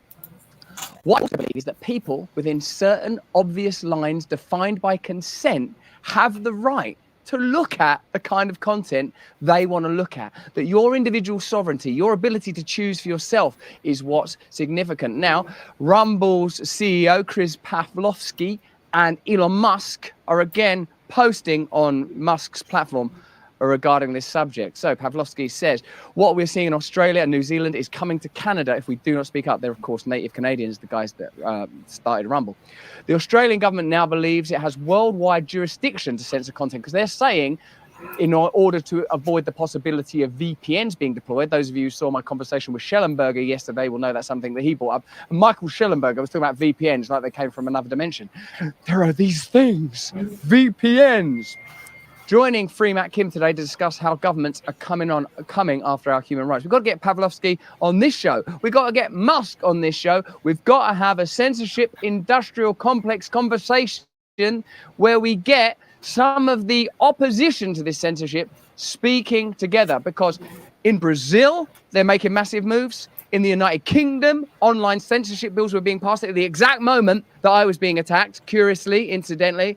Just want to let you know that by some of the key organizations, I mean, government departments and government-funded NGOs that are particularly interested in censorship of, say, dissenting voices. So this is a global problem that requires a global response. Indeed, precisely what we learned in the pandemic. Of course, a pandemic by its nature encompasses the globe. That's literally what a pandemic means. But what we saw in terms of regulation, legislation, medication, pharmacological support, wealth transfer, exploitation of people, closing down of free speech, surveillance and censorship was an indication of a broader climate. So what's happening in Australia right now is extraordinary. And the way that the invective and attacks are escalating is significant. Have a look at this. This is an Australian senator called Jackie Lambie talking about, I think she actually says, I can't believe this is true, that Elon Musk should be jailed for allowing free speech. Let's have a look at this. Let me know what you think, guys. Elon has no conscience or conscience whatsoever.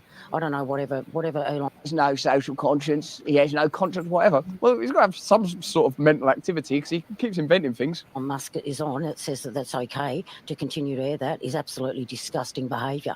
And quite frankly, the... Which she goes, says, she's off her rocker. She's off her rocker, mate. It's kind of the kind of language that she would respond to. Bloke should be jailed, and the sooner that we can bring rules in or do something about this sort of game playing with our social media, the better off we're going to be. But quite frankly, the power that man has, because of that platform that he's on, it's got to stop. It has absolutely got to stop. Just now, literally just now, you guys may have seen it. Have you seen it? TikTok is banned now. Biden has banned TikTok. So in Australia, they're trying to shut down X. In Brazil, they're trying to shut down X. Rumble has left Brazil already, and Biden has just signed a bill to ban TikTok. Is it because of the ability for the Chinese to, I don't know, interfere in elections or to protect children or whatever they're claiming currently? Or is it simply because TikTok became a platform where anti-war videos were being prevalently exchanged and we've got an election? So is TikTok being banned to protect you or to protect the US government and Biden? So you could say, if you think it's to protect you, press Y. If you think it's to protect Biden, B. Let me know in the chat now. Astonishing and staggering. One thing we can be optimistic about is the rise of interest in religion and Christianity. Now, David Icke know that the rest of them you'll post, see and I'll right let you know, I really like David Icke, as a matter of fact. But he's curious about Candace Owens converted to Christianity. Loads of you in the Wake and Wonder chat. Yep, it's to protect Biden. Of course it's to protect Biden. Of course it's to protect Biden. Of course it is. He's also commented on my interest in Christianity, my chanting of the Holy Rosary, and you know, again, like David Icke's a person I really want to talk to. I think he said some incredible things. I think the reason he's censored is because he's saying stuff that powerful people don't want said. But on this issue, I have a different perspective. The rise of spirituality is encouraging. The rise and resurgence of interest in Christianity is encouraging because it's one way out of this materialistic prison that's being created for us and whose walls are being daily fortified, as we're seeing in Australia, Brazil, Canada, Ireland through the hate laws, my country with what's been going on here. There's Bishop Maria Manuel, who I pray, Heavenly Father, that we can get him on the show, has said himself that he wants the content to remain up. Now, remember during the pandemic period, how exactly Australia behaved, what their stance was, the positions that they took. Let's have a look at some of that. Look at like no jab, no transplant. Remember that crazy stuff? Pretty astonishing. And let's have a look at Anthony Albanese's final post. I'm checking out of X. This will be my final post on X. I stand firm in my belief that free speech is a dangerous tool and must be restricted. Free speech is a dangerous tool and must be. That's not good. That's the Prime Minister. Elon Musk's commitment to free speech is a detriment to our. Oh my God, this is mental. He's the elected leader of a nation. What do you see? Do you guys? It's not just me, is it? Do you see how crazy this is? Elon Musk's commitment to free speech is a detriment. That doesn't even make sense. Is to the detriment of our democratic discourse. How can you have democratic discourse without free speech? As such, in solidarity with Senator Lambie, I too shall be quitting X. Oh my God. Oh my God, it's happening. It's actually happening. This is time for us to rise up. Elsewhere, let me know what you think about the censorship industrial complex. Let me know what you think about this issue. Let me know if you think, like I do, that a return to faith, a resurgent spirituality, an alliance among distinct dominions or denominations of faith is going to be necessary. Man, you lot are funny in there. Okay, now let's spend a little bit of time talking about the ongoing Tucker Carlson Ben Shapiro. Is it a conflict? I mean, not compared to a nuclear war. It's a storm in a teacup compared to that. But Tucker on Joe Rogan made some remarks about the use of the atomic bomb. Let's have a look at that first of all. Maybe Hitler hadn't actually done anything wrong. So it's out of order, really. How would you explain it? What are you doing to that baby? Well, no, now, come on. Like, people will start using that as an excuse to kill other babies. Okay, so the way Tucker Carlson puts it, pretty difficult to disagree with that, isn't it? There's no one here thinking it's a good idea to drop nuclear bombs. Is it? Does anyone think it's a good idea in the Rumble chat? I'd kill Hitler's mum. She was all right. She was just trying her best. He's a good lad, my Adolf. He will be okay. Let's have a look what Ben Shapiro's saying. I guess he responded to Tucker's, in my view, pretty reasonable claim that nuclear bombs are, like, I guess what they continually say, I suppose, and I've not seen Ben's take yet, is that without the nuclear war, there would have been a greater loss of life. But let's see, let's unpack that a little. When it comes to isolationism, as we've discussed, there are a bunch of different conflicts that tends to taint the United States. It's about the United States tainting the rest of the world. But there is a theory that has now risen on the right that there is something deeply malign about the United States, something deeply wrong with the United States. Most people on the conservative side of the aisle tend to believe that America is a force for good in the world. And as we'll discuss, it turns out that dropping the atomic bomb on Japan was necessary for ending World War II and likely saved millions of lives, both American and Japanese. Why are we talking about how many lives it would save? It's just wrong to drop the bomb. Well, no, actually, if you end up saving more lives than are cost by the dropping of the atomic bomb, then it is morally justified to drop the atomic bomb. And that happens to be the reality of the situation.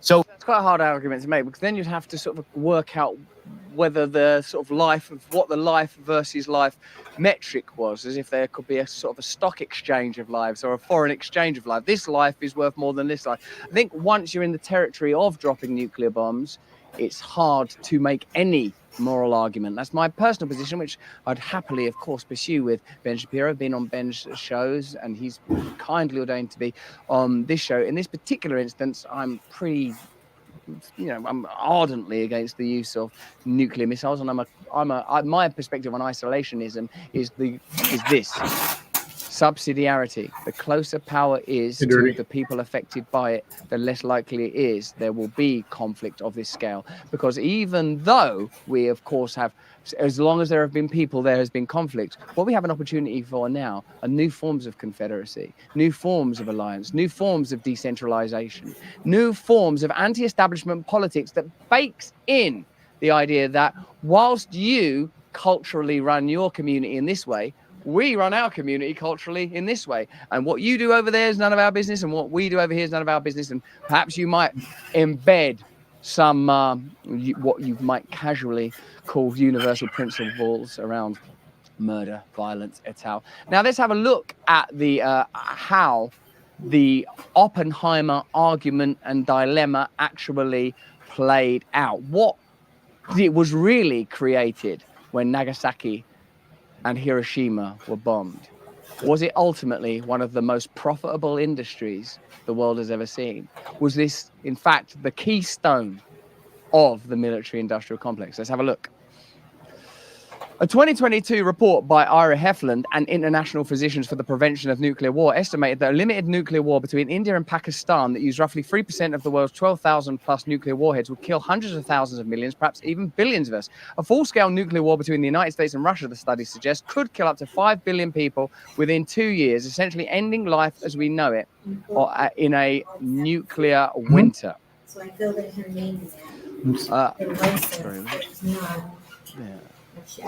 also largely ignored are the critical voices who argued that there was no need to drop a bomb. There was no need to drop a bomb, no less two of them, on Japan, most of whose cities had already been devastated by US firebombing to end the war. Of course, I'm well aware that the British caused unimaginable incendiary damage to Dresden because of what was a retaliatory strike rather than a military one. And I believe that was also wrong. Indeed, to have principles means, doesn't it, that you don't need to know. Can you do me a favor? Hey, you're right in the hallway, right in front of when you're discussing principles, I suppose, from a truly there's ethical an extra position, you monitor wouldn't in need there to know for, the character or nature of the individual. The principle would apply whether it was Britain bombing Dresden or America bombing Hiroshima or Russia bombing Ukraine. You would just say, well, I'm against that. It doesn't matter. I don't need to know which nations or individuals are involved. But I have it saved. General Eisenhower wrote that when he was told by Secretary of War Henry Stinson of the plan to drop atomic bombs on populated areas in Japan, I voiced to him my grave misgivings, first on the basis of my belief that Japan was already defeated and that dropping the bomb was completely unnecessary. Okay, so I suppose the argument, according to Eisenhower, president and a significant general, the idea that Japan would somehow galvanize an ongoing Second World War, at least by his reckoning, is bogus. The film also fails to address, they're talking about Oppenheimer, the health impacts of the research, testing and production of such weaponry, which to this day is still causing disease and death, even without another nuclear weapon being used in war. Victims of nuclear weapons development include people who were impacted by the fallout from US nuclear testing in the western United States and the Marshall Islands in the western Pacific, uranium miners on the Navajo lands, and many others. Speaking of the first nuclear test in Los Alamos, New Mexico, Tina Cordova of the Tularosa Basin Downwinders Consortium, which represents that state's residents who suffered widespread cancers and high rates of infant mortality caused by radiation from that explosion, said, it's an inconvenient truth. People just don't want to reflect on the fact that American citizens were bombed at Trinity. Yeah, the tech desktop. Another crucially important issue has received almost no attention. Neither the film nor the discussion sparked by it has explored one of the most important reasons for the continued existence of nuclear weapons: the profits it yields the participants in America's massive nuclear industrial complex.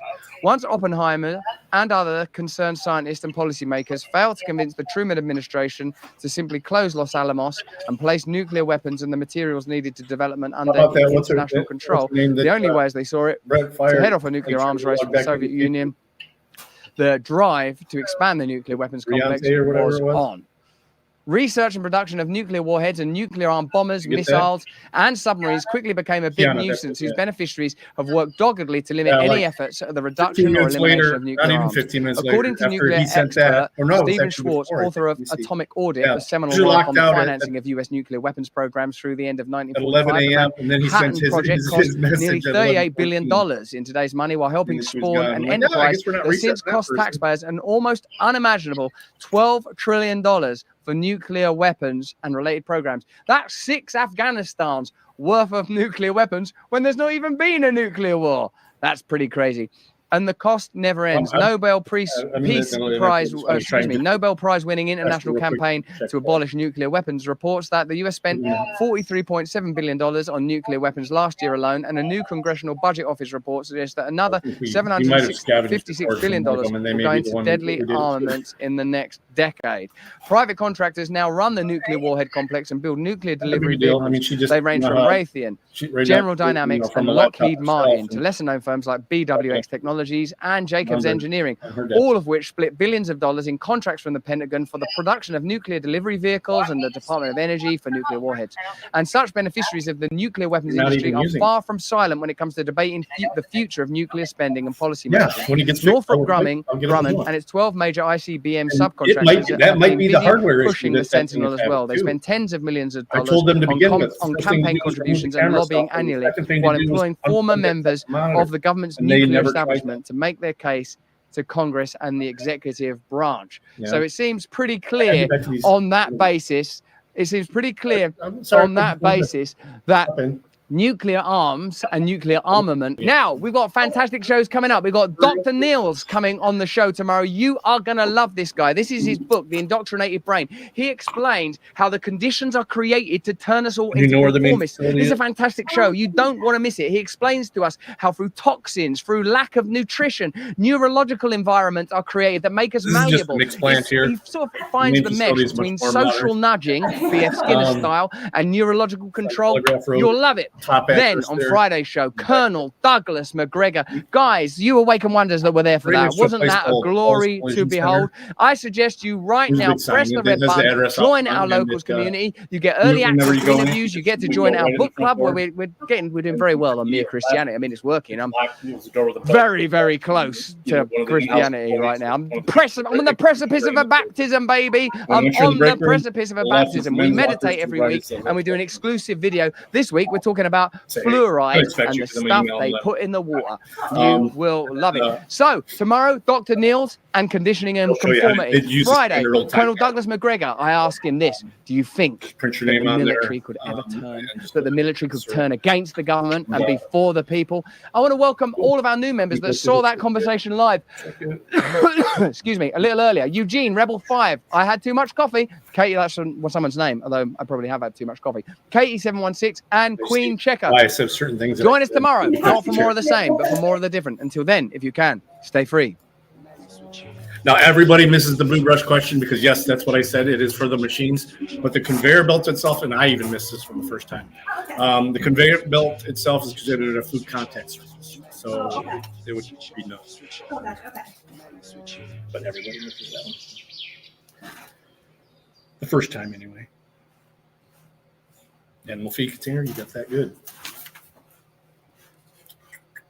Killed it. That's the only one you missed. Yeah. Right. So do you have to get boots or steel toes? I think so, yeah. I have boots, but they're not steel toe. Yeah, they'll check. Yeah. All right. What do you mean by the shoes? Like they have like tennis shoes that are like safety shoes that have a composite or steel toe. As long as you have those. Myers, I think, has them. Oh, okay. Walmart has them. Okay. They're cheaper than the boots. Okay. And I would think they're more comfortable. I mean, I wear Hey Dudes around, so. Yeah, I mean, other than that, once you get those, we can get you started almost immediately after that. Okay, yeah, I'll probably get them probably tomorrow, so. Okay, so tomorrow, so that's Thursday. They may. I'll ask. I mean, did you want to wait till Monday, or would you be able to start Friday if you got them tomorrow? We can wait till Monday. Okay, just be safe. Yeah. Yep. All right, that's fine. That's fine. We'll set you up for Monday. Monday is the 29th. Oh, all right. Thank All you right. very much. And if you come up with any questions or anything, best way to get in touch with me is through the text. Like I said, I get it on both my computer while I'm working, and then on my phone when I don't have it open. Okay, perfect. All right. Well, nice meeting you. Thanks for coming in. Thank you. Have a Yep. great day, okay? Yep. And like I said, anything you might have forgot to ask or something like that, just shoot me a message. All right, well, thank you. Mm-hmm. Have a nice day. You too. All right. Let's find some of you guys to watch. Hannah still? Yes. We're not going to loop on Anna, so we'll pull something else. Oh, this is good. United States District Court for the District of New Hampshire. If you meant to call the New Hampshire Circuit, Probate, Family, or Superior Court, press 1 and your call will be redirected to the State Court Call Center. To speak with someone in the United States District Court Clerk's Office, press 2 or remain on the line for other options. Wait while I transfer your call.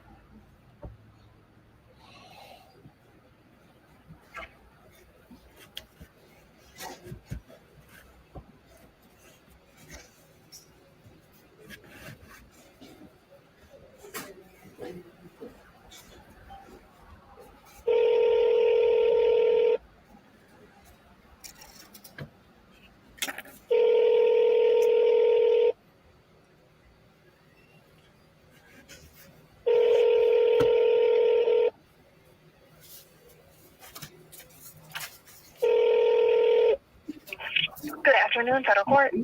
Hi, I am trying to talk to the chief or the head of the court security. We can get that in. She can always go back to that. Okay, so you have to actually call the marshal. The marshals? Yeah. So I thought the CSOs were different than the marshals Correct, but they still work. in the same area or whatever. Yeah. Okay. Let me.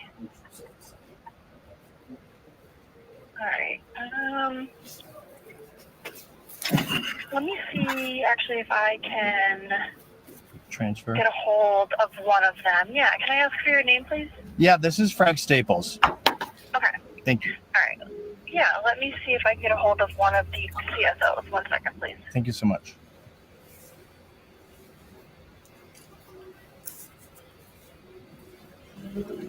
Oops. Frank Staples. Absolute Defiance is pretty badass. She wants to know, because she wants to run and bring it back to you. That's fine. I'll put it in for her. Okay. Yeah, she can just get that.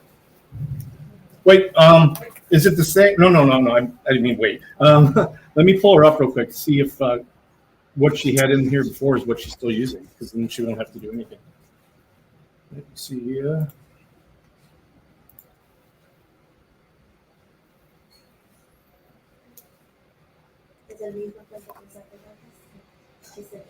Let me see.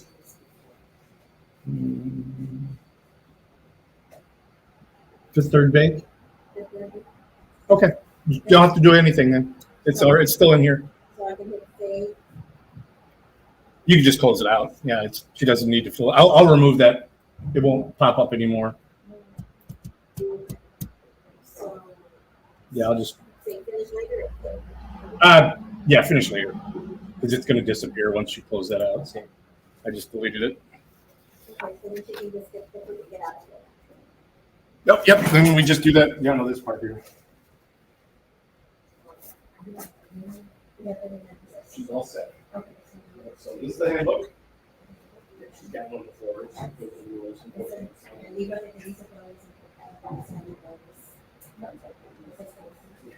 new number to shoot to text if she isn't going to be able to make it in. She texts that number.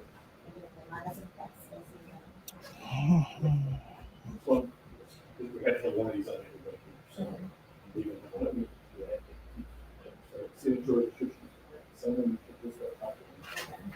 This one, she's just acknowledging she's received that. So when she's employee, print, sign date, I do the bottom, training. Frank? Yes. Okay, yeah, so I did just talk to one of the CSOs. So they said that they work for and do whatever the marshal And do you have, please ask. want them to do. If you don't want to search. I do have the marshal's phone number and I have it. So I was just curious about who would have jurisdiction during a court case. Like, so let's say there's a trial happening. It's the judges in the room, and there's police officers who are witnesses in that case sitting there in the pews. Now, if something were to happen as a security issue in the middle of the trial, whose job is it to do something? Is it the cops who are there witnesses, or is it the court security's job? I believe it's the court security's job because, the judge is in the room. You're going to cut next week. Right. Great question. Thank you. So for the marshals, the contact person or the question for that would either be Kate Burns or Paul Art. Kate Burns or Paul Art? Yeah, thank you. Sorry. Hold on. Also, I can transfer you to our Chief Deputy Clerk of Court. Her line, she also might be able to kind of answer that question for you as well.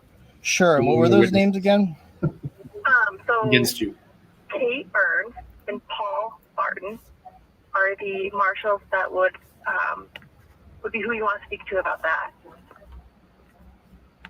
And then marshals. Our Chief Deputy Clerk of Court is Tracy. All right. Yeah, that'd be awesome if I could talk to Tracy. Yeah, let me transfer you 1 second. Thank you so much.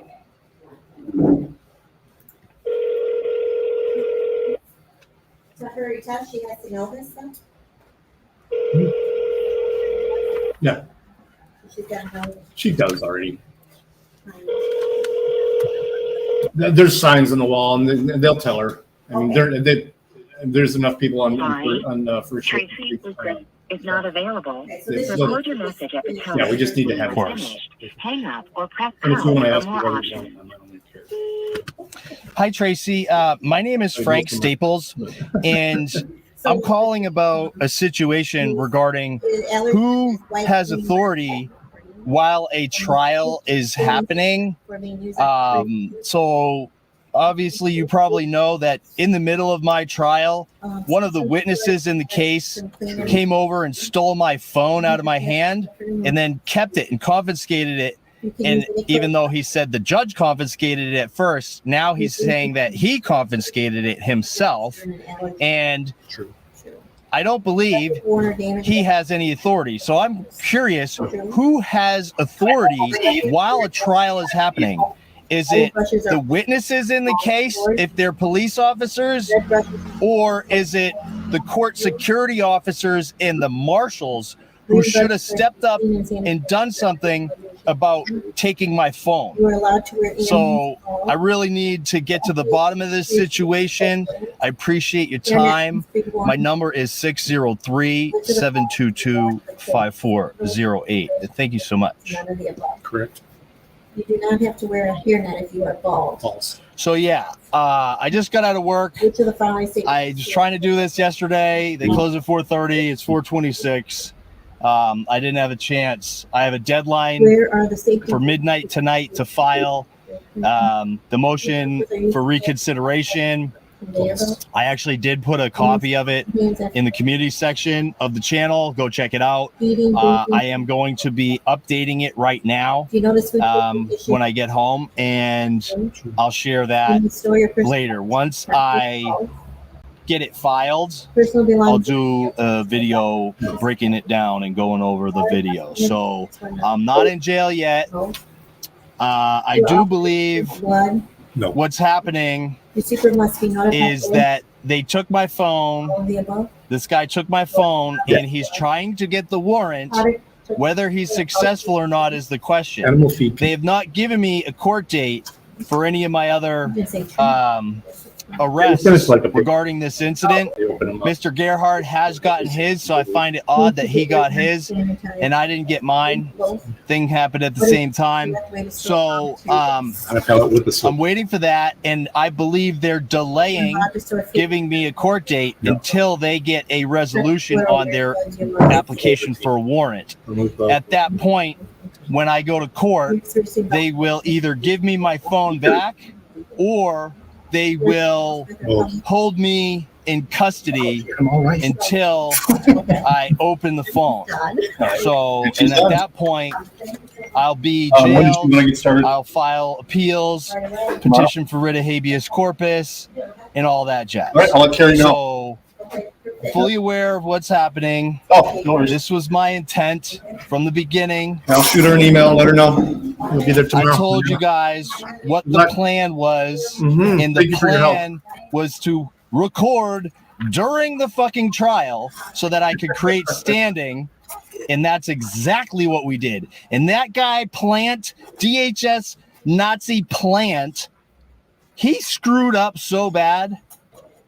He screwed up so bad. He had zero authority. You're a witness, boy. Sit down in the pews and shut the fuck up. Okay? Sit there until the judge tells you to fucking do something. You had no business coming and snatching shit out of my fucking hand, you goddamn cunt, bitch, motherfucker. If you don't like my swears, fucking unsubscribe. I don't give a fuck. This is bullshit. Complete fucking bullshit. And everybody swears. I don't care who you are. Even Jesus fucking swears. Okay? So, that said, I got some shit to do. So I got to go finish all this shit that I've been dealing with. And I got to make some copies and drive to Concord and all that stuff. So I'll upload this so you guys can kind of get an update. And then yeah, I will update some more as we go. Yeah. So yeah, that's it. Take it easy, everybody. Hope you had a good day. Calling the marshals. You have reached the United States Marshal Service in Concord, New Hampshire. The hours of operation are from 8 a.m. to 5 p.m. Eastern Standard Time, Monday through Friday. The office is located at 55 Pleasant Street, Concord, New Hampshire, 03301. If this is an emergency, please hang up and dial 911. If you are calling during normal business hours, That was on please the- choose my from the guy's following this morning. options. Press 1 for dial by name. Press 2 He's having computer issues. He was with me on the drive in this morning. for prisoner and court operations. Press 3 for warrants and investigations. Press 4 for asset forfeiture.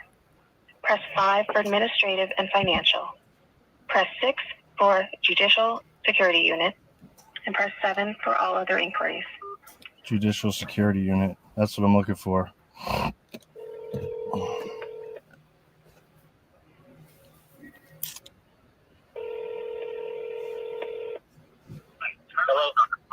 Hi, how's it going? My name is Frank, and I have a important question.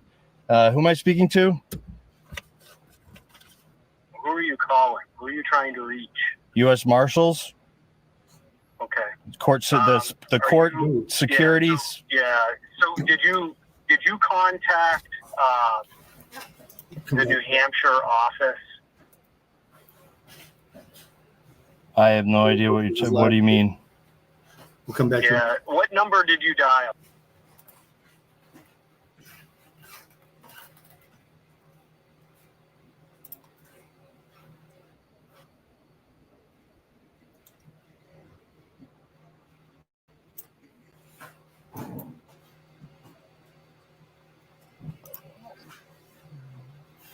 All right, guys. Moth, can you plug the Rumble link, please? If we're going to be live, I really just can't trust YouTube with shit. I'm sorry. It's here to plug, not to tug.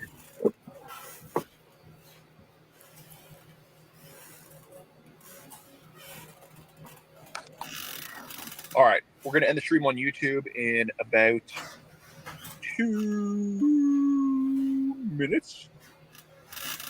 2 minutes. What the fuck happened? Okay. And then we're going to be live on Rumble only. So head on over to Rumble, guys. Can any of these mods that I modded plug the Rumble stream? Thank you, Dean.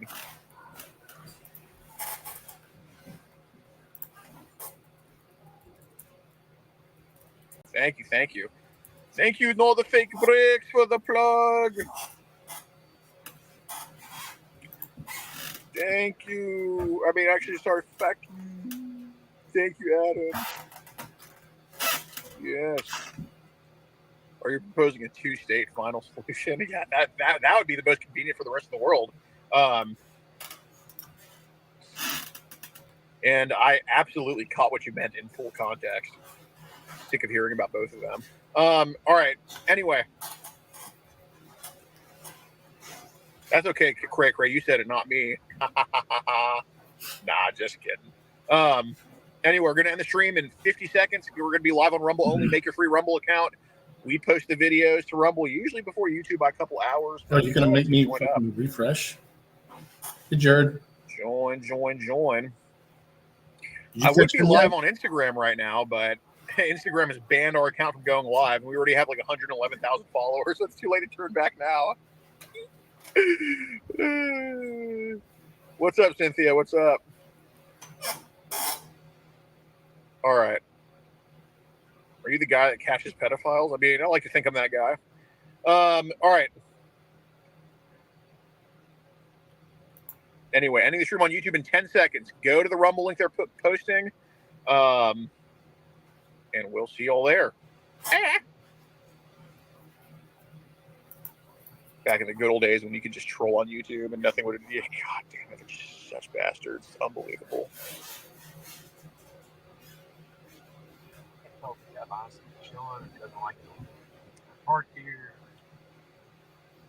God. I mean, how would he know? Oh,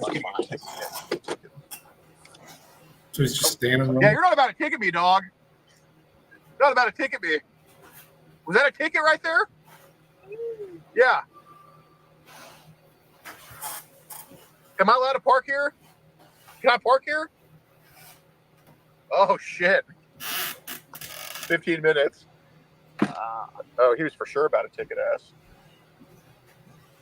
Dude, one of the biggest clutches I've had when I was a freshman in college, I parked on the street. Dude, literally the tow truck, like there's like 4 tow trucks. They're towing all these cars. They were about to get mine. I just walked to my car and drove off. Didn't even look at them. I don't know why he's getting on to us. I know. Fat fucking nerdy Mexican college fag. Is he going and taking those other cars? Yeah, of course he is. Oh, it's not for you, sir. Sorry. Little bitch. God damn it, they're taking me away from the Liberation Day. Yeah. I'm being attacked right now. All we needed was 15 minutes, dude. Yeah, well, does it reset when you just move the car? I mean, this is a smart school. I mean, they should have an answer for that. Yeah, true.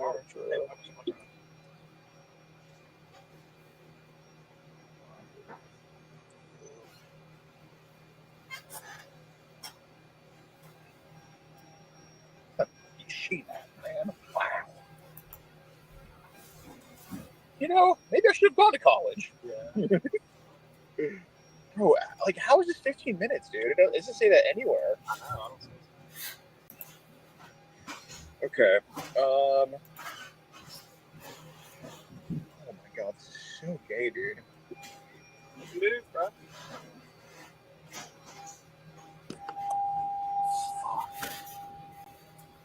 Like a gas station. Dude, probably not here. Oh my god. Alright, hold on, guys. Give me a sec. Oh, whatever. I'll just park in the fucking parking lot. Just pay $5. Which will be recovered in donations, right? Right, Chad?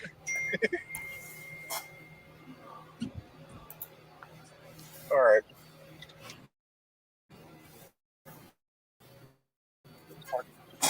actual like. Oh, really? Smart. Yeah, let's do it. Sure.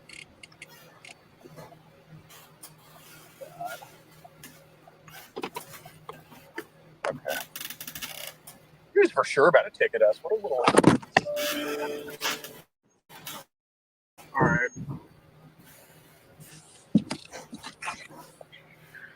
God dang it. All right. All right. Yeah, let's do it. Visitor and with three.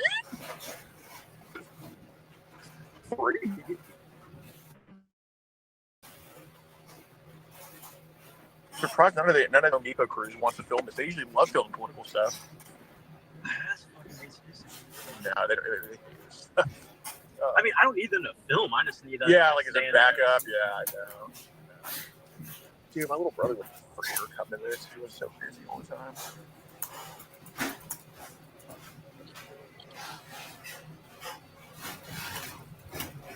Just want to try to bring him to one of these.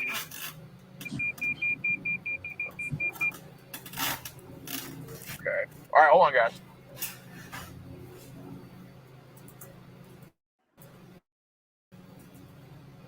Oh, I see no shit. Okay. Here, let's think. Yeah, that's clever. Like, I know people that just like go out. Like a feet. Alright. Keys, I have keys. Are these yours? No.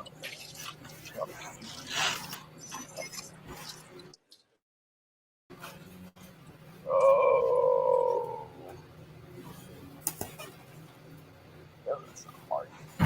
Dude, it's like too good to be true. Yeah. Hey, Mask, is that parking worth it? Say reserved. Say reserved. That's something better on trim. Yeah, fuck this go up. Hey, Mommy, can we go get a liberation zone? You have to get like special socks to jump around in liberation zone?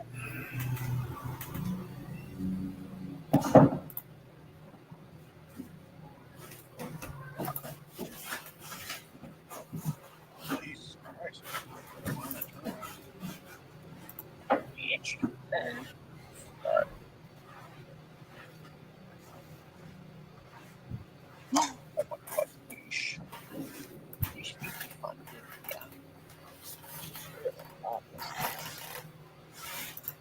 Is he Asian? I think like so many. Dude, I think like all the cops that rolled up on me last time I was here were all. Is that what did it say? Mayor's motorcycle owner. Jesus Christ, dude. They have bad motorcycles. Compact car only. Oh my god, these fucking literal communists.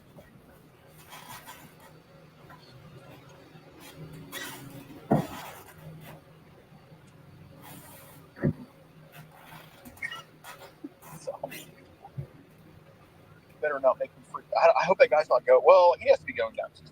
Right? All right. Oh, yeah. Oh, wait, what is that? All right. Yeah, here we go. Both these. All right, no strings attached to me. Well, actually, let me just back up. Yeah.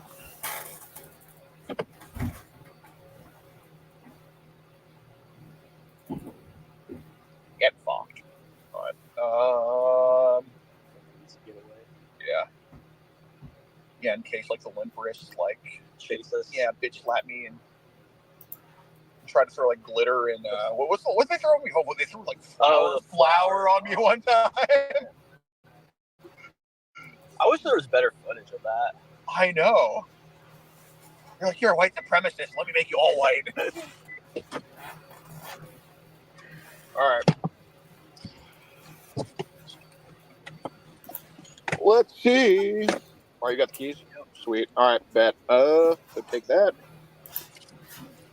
I'm gonna leave my P-hone in here. I'm just gonna take this one. All right, guys, we're gonna walk there right now. Okay. Stream camera. Give the camera more time to charge anyway, so it's all good. We're on 64%. Just hold this one just in case. Yeah, I might have to. Hold on. Is there something? Get fucked. Get fucked. All right, good. All right. God.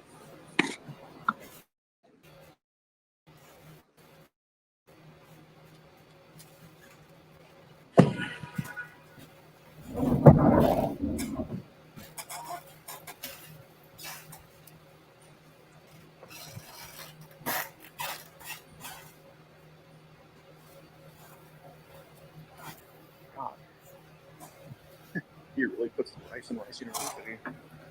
All right. Here we go. Here we go. All right, guys. This is literal journalism here. Dude, if we piss a lot of people off, we got to put our Twitter bio like certified rice cooker ×2.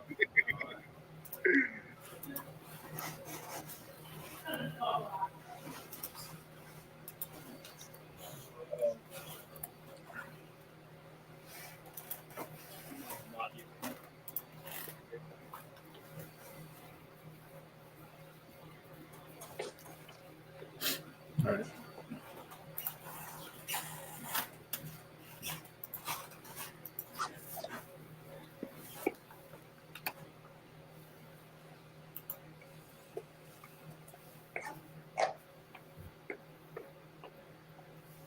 Yeah, dealing with pedos doesn't necessarily equip you to deal with retards. All right, here we go.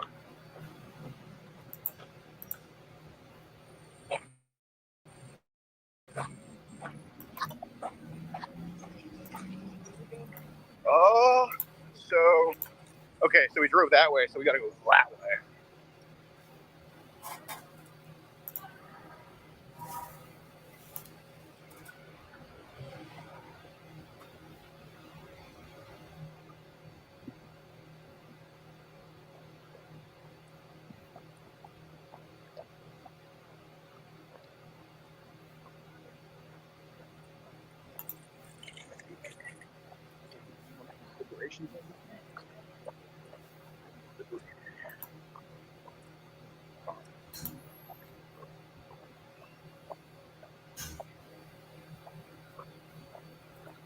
Want to do a little intro, or?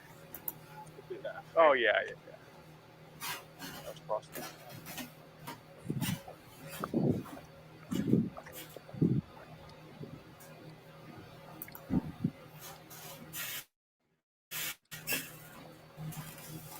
Literally just so fun.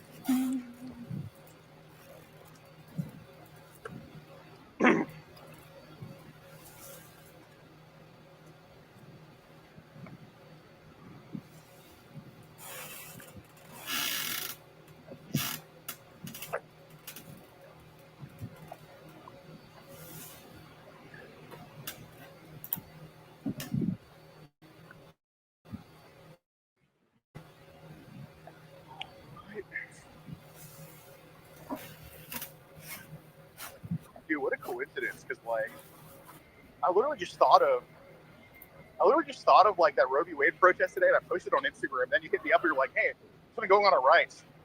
Yeah. Like, I don't know, man. We just had like some. Yeah, we had like some type of like urge at the same time.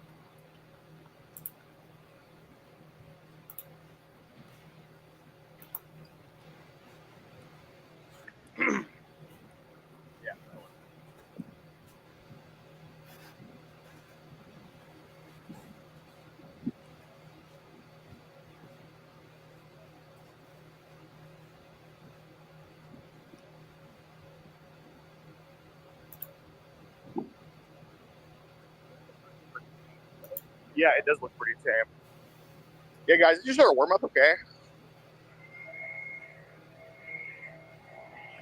This is like Alabama playing Rice University in football as a warm up game. I mean, literally. So.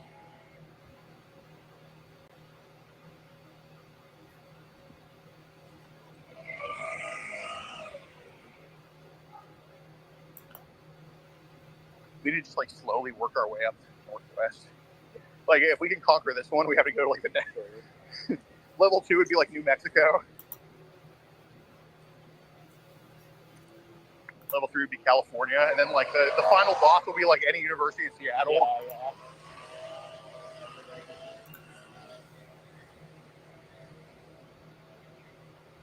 All right, guys, we're almost there. Look at him! Look at him! He's ready. He's good. Oh yeah, baby, you generate that revenue for the school, baby. You do it. I like it. You generate that revenue. I like it. Yeah.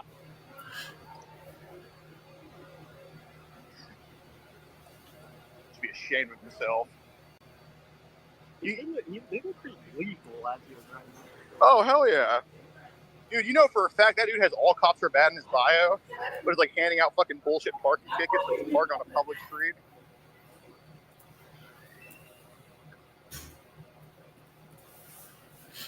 What a fucking fag. Alright.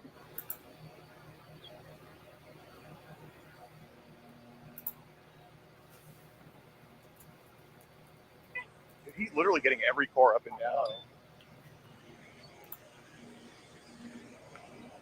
Yeah, at least need to give him a scholarship. He's definitely paying. He's definitely getting his tuition worth. Maybe like a fucking article on the website. Yeah. He started the Brown Shirt Club at Rice University.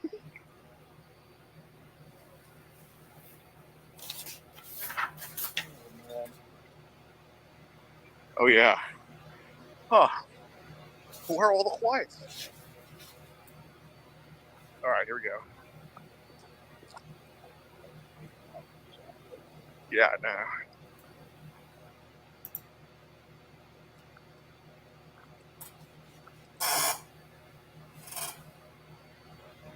I like how we're just going in with no idea what we're Yeah, doing. yeah, I have no idea what's going to happen.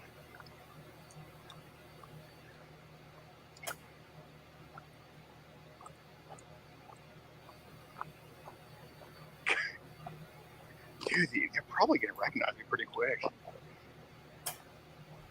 Can't have that anonymity like in 2021, 2022. All right. Damn, look at all the orange lips. Jeez Louise. Okay.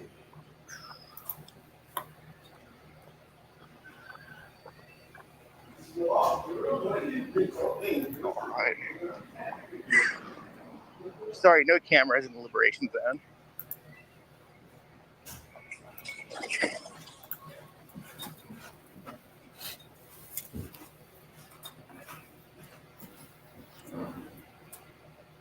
Yeah. What the fuck are these people doing? Okay.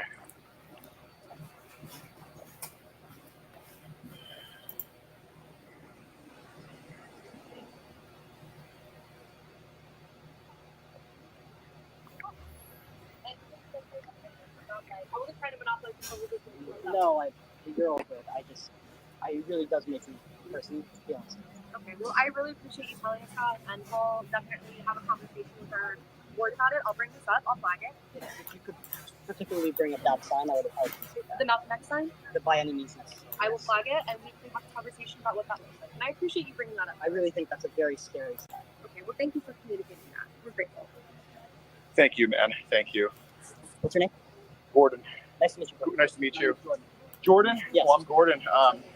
Yeah, I guess you feel kind of unsafe about that Malcolm X sign. So. Necessary for me, that's a clear implication that October 7th is justified. That is extremely hurtful to me from a person whose entire family lives in the US. Okay. Well, has anybody tried to attack you yet? No. All right. Anything you feel unsafe about in particular? Or? That sign makes me feel like some violence is cultivating in this environment. The fact that this is allowed as free speech, that's incitement to violence to me. Well, I think to a lot of people. What type of act are they inciting? It's violence. By any means necessary? Like what? The terrorism. Wait, sorry, but has anybody like threatened you with violence, or is anybody here like? Of course not. I'm grateful for that. All right. But certainly you can't. How long ago was October 7th? 6 months ago, and nobody threatened you with violence yet? On this campus, All other right. campuses. Jordan, I think you'll be all right, buddy. Here, give me a hug. You'll be fine. All right. I think you'll be okay. You'll be okay. I think that's insulting, sir. y'all have respect for me. Okay. I think that's quite insulting. Wait. You're, Well, no, I feel this way. No, So I'm reassuring you that you're fine. Like, it's okay. I promise you. I mean, no Jews that I know have been threatened with violence. Okay. I'm good, sir. Well, I mean, well, you'll be okay. Jordan, I promise. I agree with free speech. Free speech has a limit. Well, no, it's not. It does. But what are they inciting here?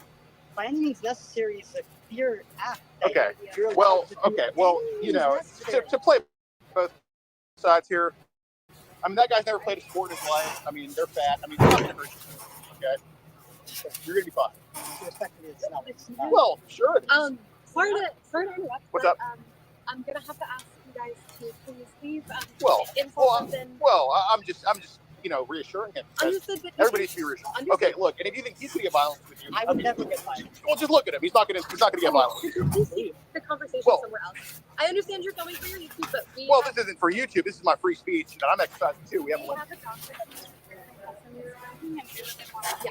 Well, that's great, but this is just, I mean, I pay taxes for this place as well. I wouldn't say just as much as y'all do. A lot more. Right. Jordan, God bless you, dog. Hey, but you'll be okay, I promise. Okay? Do you own a gun?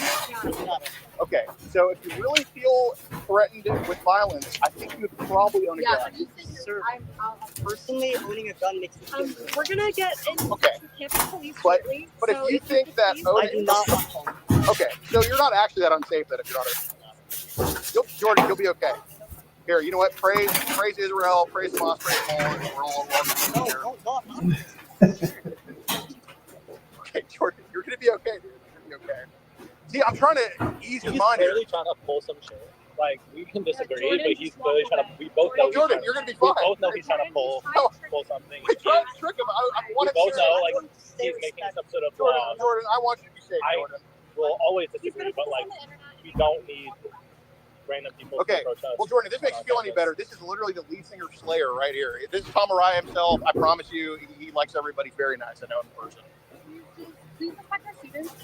Well, I do respect the students, which is why I pay a lot of tax dollars for y'all student loans. I mean, trust me, I respect y'all, whether I'm forced to or not. I'm good. All right.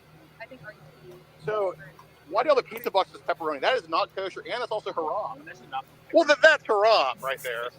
I mean, cheese pizza. Well, I know a lot of leftists are into that too. Call right security. Well, we got to defund those people. Can you please leave? Well, I could, but I'm just going to choose to exercise my First Amendment right. We don't like you. Can you please leave? Whoa, I thought you were tolerant and inclusive. Not of this behavior. Please leave. Well, but we just have differing viewpoints. No, you're being harassing, loud, and aggressive. Who am I harassing? Everyone. Well, how Everyone. so?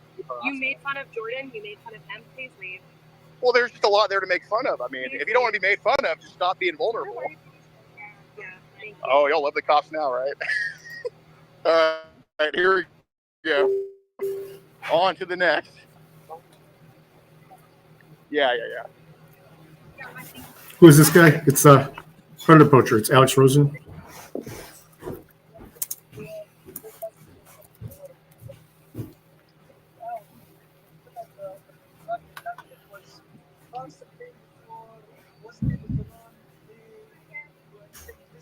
Oh, she's calling. Oh my God. Remember, guys, we need to defund the police. We need to defund the police when it's like, murderers and all these criminals on the street. But if it's just somebody with another viewpoint, we got to call them ASAP. Absolutely. I'll just stay over there. I'll stay over there, but you got to tell the cops to like F off. You know what? That's fair. You know what? I'll do that. And this Well, is private property, so does that not represent? Wait, so now we believe in private property? I'm a communist. I don't believe in that.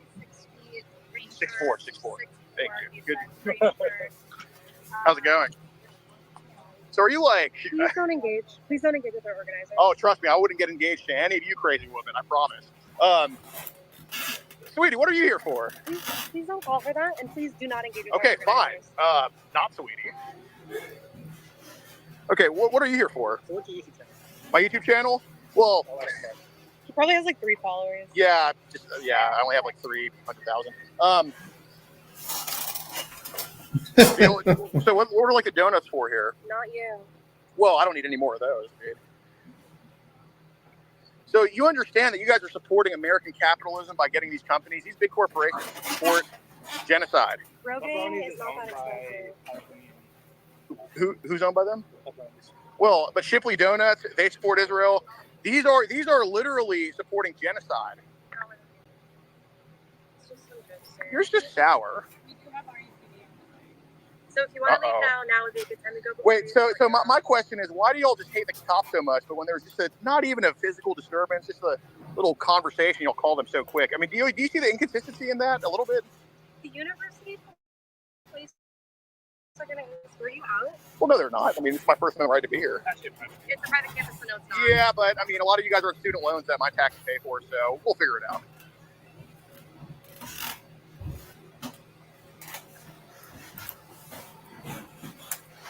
Rice University pays to bomb Rafah. How did they do that?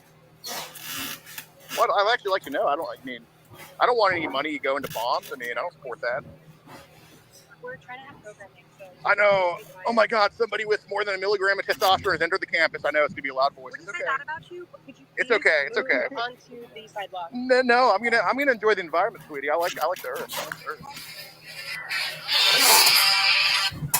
Oh, okay. Hello. What's up? Yeah. Do you think you would like survive in Palestine, or do you think you'd be thrown off a rooftop being dressed like that? Do not engage with them. I mean, do you think that? And look, I don't even like Israel. Well, don't is get it me wrong. a Windows update, or is it actually trying to in Palestine? do a reset? It's trying to do a reset, I think. Ollie. No, your hearing is out of your hair loss. Now please step onto the sidewalk. Mhm. Oh my God, you're a little bit fat. You're a little bit fat. It's okay. I mean, at least my hair loss isn't as bad as your monetary loss. Andrew started. I actually. Well, let's start off by unhooking the extra monitor. I think something is hardware. Well, you got to going cover on up. You're with that monitor distracted as well. Jeez Louise. Okay. I know you like the camera. Okay. So the other monitor's unhooked please. from it? My viewers' eyes are literally getting burned out of their It's just F, I think. I have to take a look at it just to verify it. Your aura is giving off. It's not good. I told Corey yesterday. Lift the siege in on God. All right. I thought that's a lift shirt. That would have traumatized me. Please keep it on, but we can lift the siege. What? All right. Y'all play football? Y'all play some O-line? Y'all would probably be good on Rice's team, honestly. All right. Yeah, it came that way. I got it. Hand on the rest. It's like a little Jewish dance we're doing right now. Good, because that's going out to people. Oh, thank you.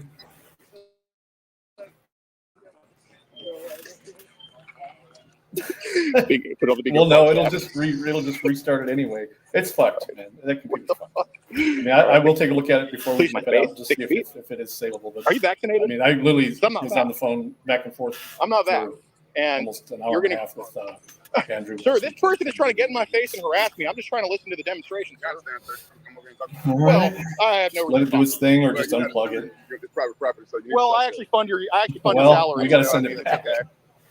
If we don't want to get charged for another one. So. Well, I'll just be on the public sidewalk here. It's the same as the other one. It's like $600. All private property. Well, I pay for all their student loans, so I figure we can call it even. So you got to step over. I know. You can't. Say again? Well, I'm not going to identify myself. Actually, we've I had identify as really no issues with most of them. I mean, I've been replacing them all with it, and then suddenly that one started doing it at the same time. The one that rooftop victim, Palestinian liberated. That one. Okay, well, they kept saying it's the internet going out, and it was that stupid blue screen that's getting. Dude, these police are violating me. Yep. I'm 2% black, 3% Jewish, and I feel marginalized for Palestine. Free Palestine! Free Palestine! These cops are literally Zionists! Oh my God! You're supporting genocide! Oh, I can't breathe! I can't breathe!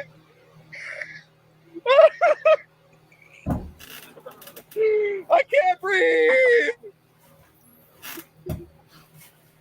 How does it feel supporting an oppressive regime, officers?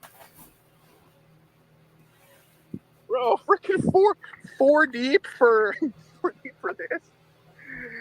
great. Like a murder in Houston can't get a cop out for an hour, but like a little disagreement on a college campus gets four deep. Unbelievable. I love this place. I love this place. Everybody here's so stupid. Officer, if you just want to find a picture of me, you can just go to my channel. All right. Whoa! You're not gonna put an arm on him. Whoa! Oh, y'all are so tough when it's four of y'all. You are so tough when it's four of y'all. You are so tough when it's four of y'all. Oh shit, we got Yao Ming and T-Mac right here. What's up, y'all? Freaking dream team. I don't give a fuck. I'm gonna exercise my free speech to the fullest. Yeah, just don't put an arm on him when he's not doing anything to put an arm on him for.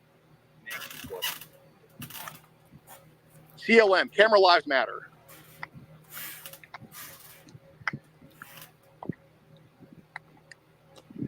I don't even think we came this way. The way you're going.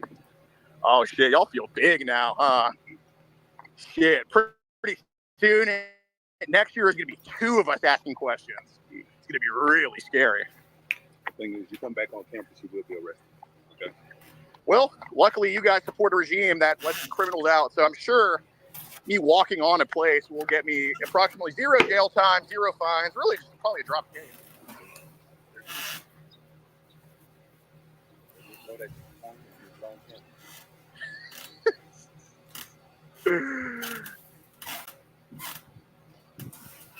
How does it feel that the same students who shit on y'all's existence by being police officers that you're just being their little lapdogs? How does that feel? How does it feel knowing the same people that say you're bad, that you're evil for simply being a cop, call you guys for asking questions? How does that feel, officer? You like being a little bitch of the state or what? You like being a little bitch of college students that can't even think right or think for themselves? You don't like that shit? You don't? Whatever pays the bills, right?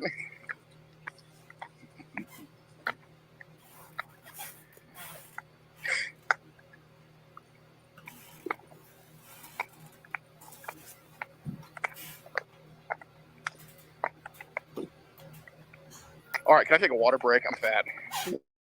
What the fuck? This is a human rights violation here. I think you're right there.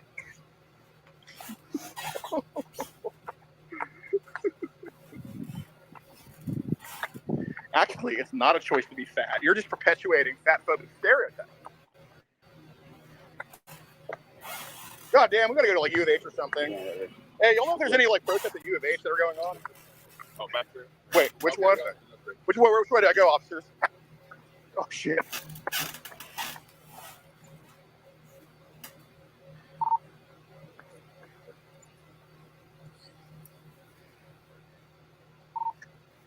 Hey, officers, do y'all know if there's any protest at like, y'all know if there's any protest at whatchamacallit, U of H, that it's like a public campus?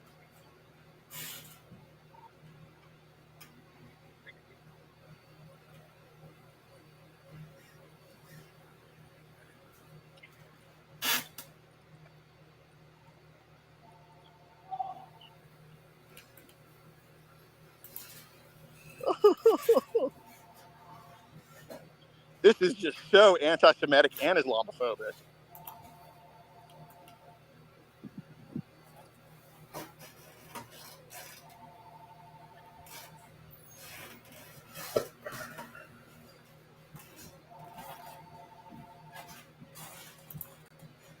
All right, well, if y'all want to get to know me a little bit better, so I go by Gordon. My tax dollars kind of fund your whole existence. You know, I'm kind of forced to pay every year for this to happen to me because I work really hard. I mean, I know there's not too much action going on at Rice University for police work, but I work really hard. I get actual criminals arrested, and it kind of just goes to y'all. It's kind of just have a cushy-ass job, drive around campus, and just kind of, I don't know, not really have a fulfilling life. So that's kind of what I do. Kind of my gig, you know.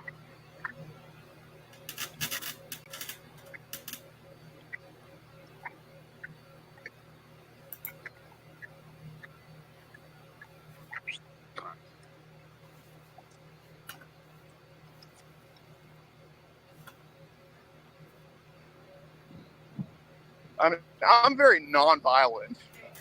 What am I actually getting removed for? Is there a charge or a crime committing or? All right, thank you so much.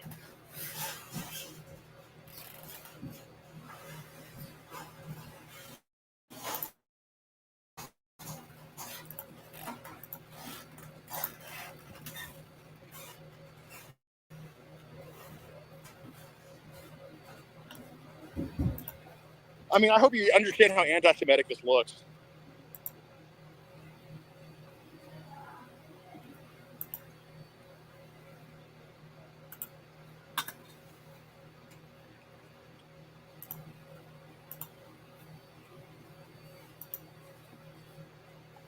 Fuck, dude.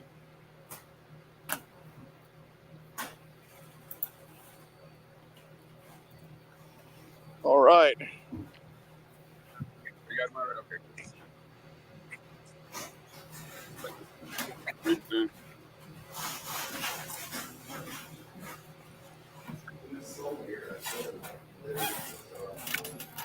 Let's go to both of you.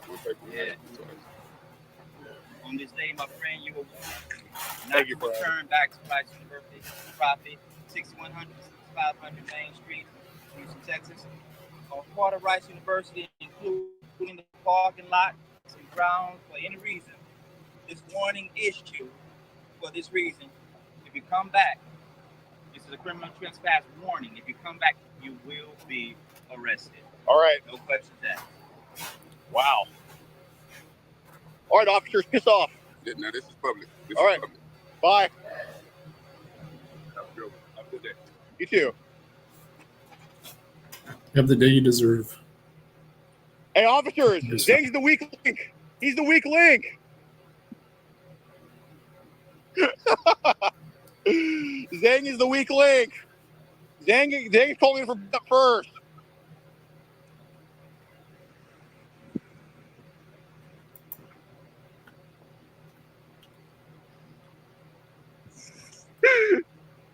That was a funny 10 minutes. Oh shit! All right.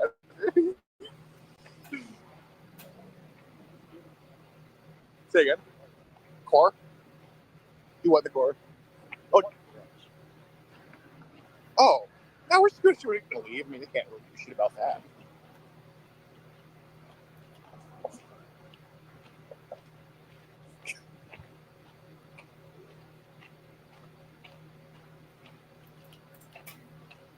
That's crazy, though.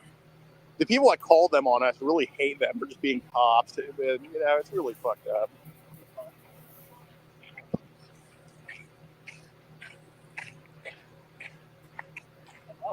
Yeah, I know. What a record of dopamine that was.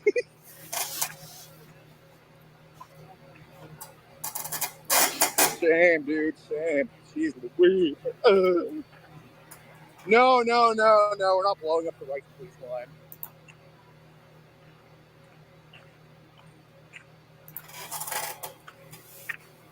What can they? But how can they like? They don't even know what happened.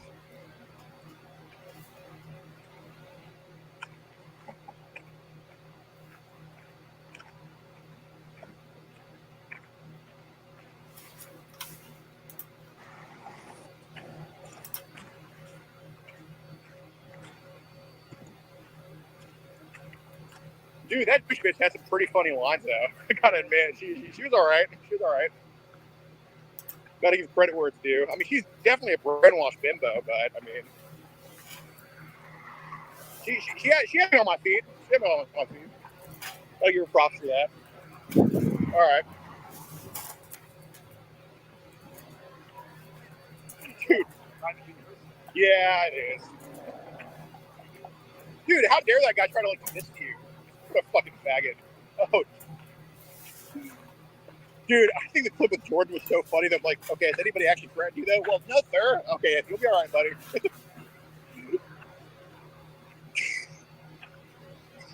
It makes me feel unsafe. Jesus Christ, dude. It's like if I only had one nuke for any of those places, which one would I do for no? They say how long the trespass is for. I don't know. That might be. Well, you know what? They don't have our name though, so they can't really do shit. Yeah. Yeah, dude. Fuck. God damn. What was that crush? Yeah, I'm kind of checking around. Uh-oh. Dude, if I get thrown into Harris County Jail for this shit, it has to be here. Yeah. Oh, well, yeah, it was somewhere off the street, or one of the streets here.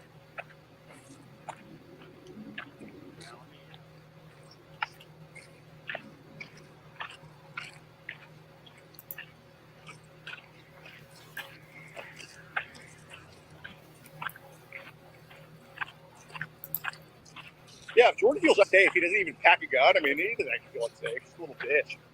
Poor little Jordan. Aw, so cute. Just say, oh, come here, little Jordan. Just rub his head. It's aw.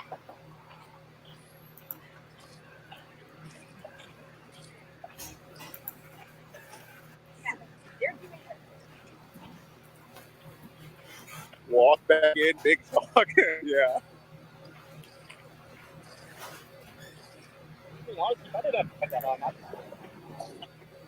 You just what? Yeah, yeah.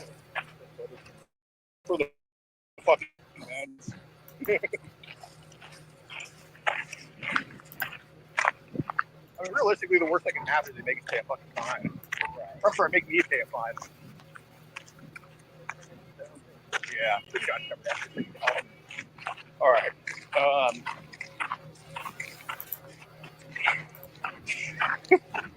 Dude, it could have come to a single rally without being called anti-Semitic. So there is no university here, though, right? Well, there's U of H, yeah. Thanks for our well wasn't dried up. Yeah, exactly. Dude, I bet UT would have some fun shit like this too. Sure. Yeah, yeah. But UT's private too. Is it? Yeah. I bet Texas State though might have something. Dude, it's so gay. 'Cause we're like just so happy and fun loving, and then like they just like it's all so miserable. So you can like have like really bug me. I just taking pictures. Yeah, you're trying to get your face on camera. And then the other time he was like trying to get me to like go over to the other side so like people could pass by. I'm like, oh fuck, I see this. Yeah, yeah. Like 1 feet away. No, that's one excuse to like, you know, freaking dick wield. Yeah, if I won the lottery, dude, I would be so much more uncensored with this fucking cops.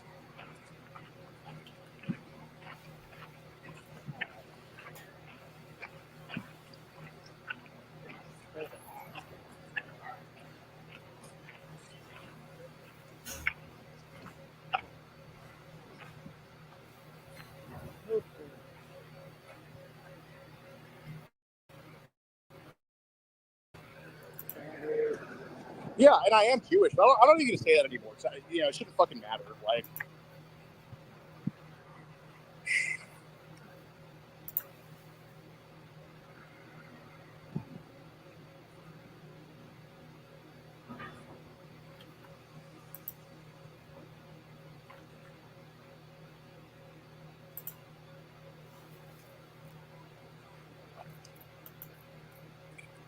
dude, I want to say, no, look. Oh, it's right here. I know where it is. Just cross. Oh, that right yeah.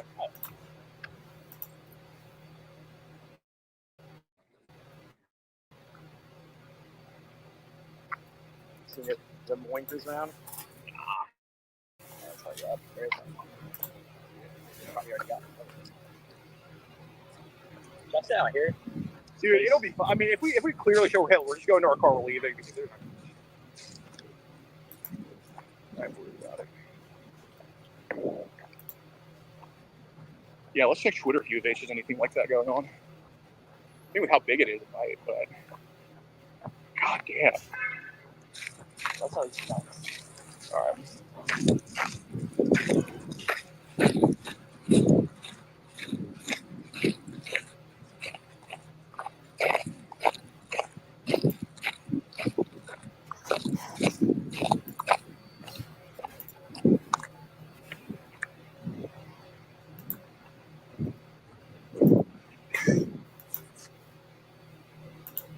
He ended it?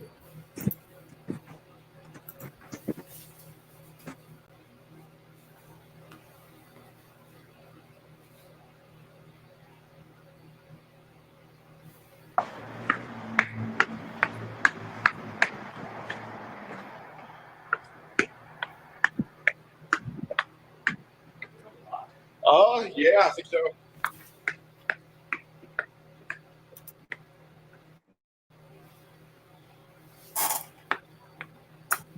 What?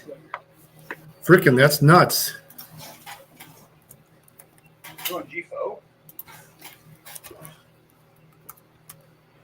Yeah.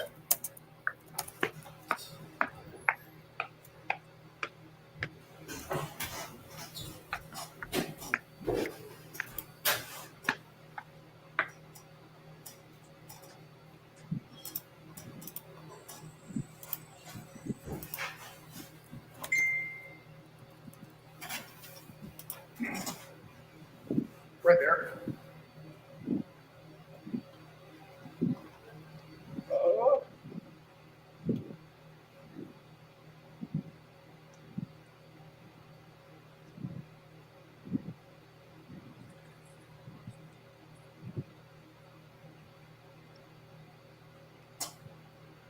That is crazy. Maybe.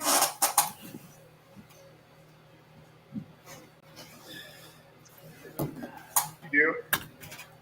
All right.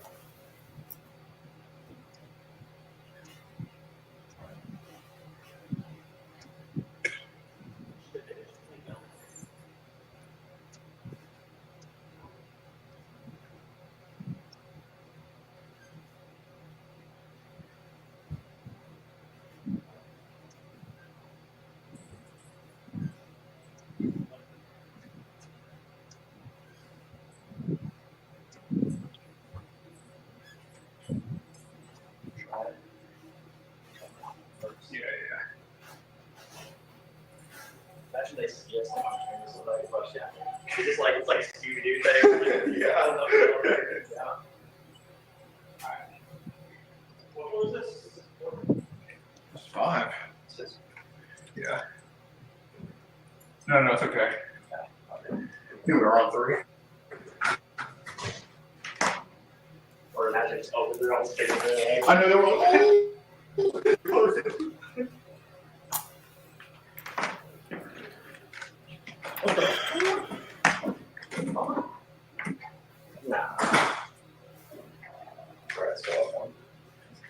I don't know. All right. Oh, I see. Okay, I see what's going on. All right. Yeah. Which one goes? G3.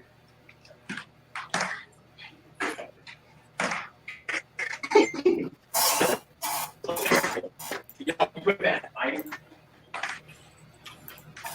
See that there? No, maybe we're on 5 then? Yeah. Shit, that thing close to 20. Yeah, no shit. Zoinks.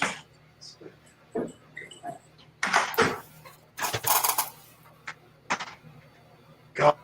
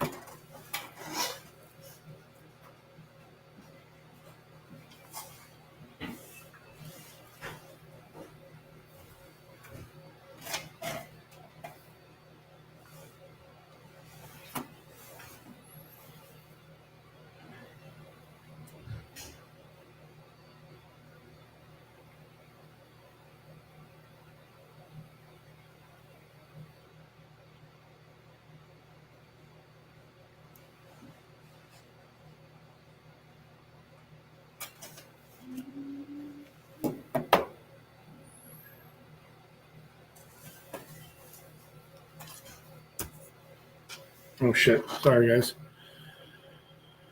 All right, let's see. Let's finish up this video. Because they should have taken me out of their directory. I don't work in New Hampshire anymore. Freaking media's channel got taken I down. dialed the U.S. District Court directory, and I hit the number. It had 6 different options, and I picked number 6, which was the court security unit. Okay. I have your number. Can you give me like 2 minutes? And is this a cell phone for you? Yes, sir. Okay. What I'm going to do, Frank, is text you the number of the guy that you need to talk to. I don't work in New Hampshire anymore, so I can't help you. Okay, no problem. What I can do is get you the number that you need. Okay? Awesome. Thank you so much. You're welcome, Frank. Take care. All right. Bye-bye. Shit is crazy. I don't know. They don't have their shit together. So he's going to text me. Got about 20 minutes till 5 o'clock. So we'll see. We'll see if we can squeeze this question into the U.S. Marshals. All right. So it's now it's been like 40 minutes. Oh, it's 5:20. What was the street called? Oh, I remember. It was Dunstan and Wilton. Okay.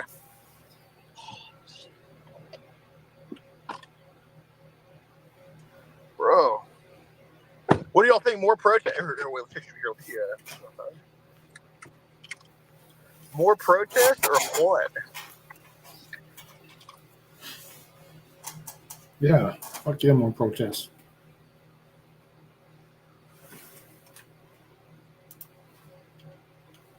Okay, here. So yeah, put that in the bag. I need like my a black one. That one? Yeah, I just said hold on to it. Oh. All right. 3 months of mobile phone and gimbal stabilizer for normal use. What the fuck?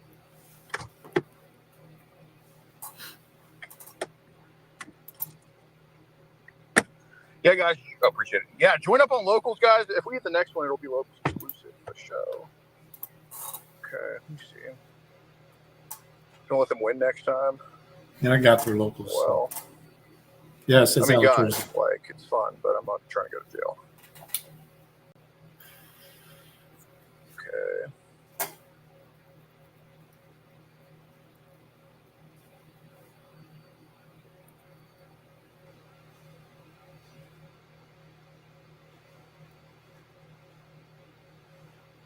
SJP. Let's see if there's that. Flat. Bro, get the fuck out of here. Oh, yeah, true. Here.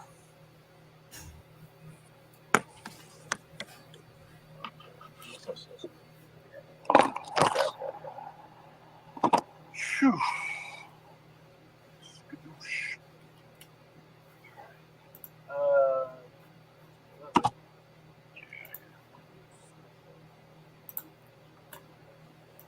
Nothing really about it. Houston, University of Houston. Let's see what else.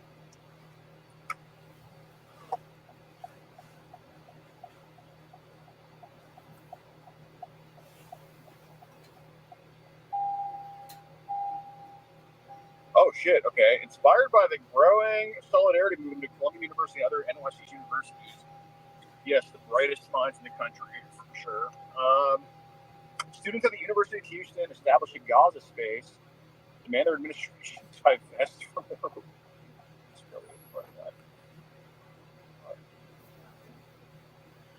But I'm sorry, bitches. Like all these people here, which I fully support defunding Israel. I mean, fuck them. I don't even consider them an ally. All these people here want higher taxes. Tax the rich, tax the 1%. Where do you think that money goes? Fucking pussies. Idiots. Charge.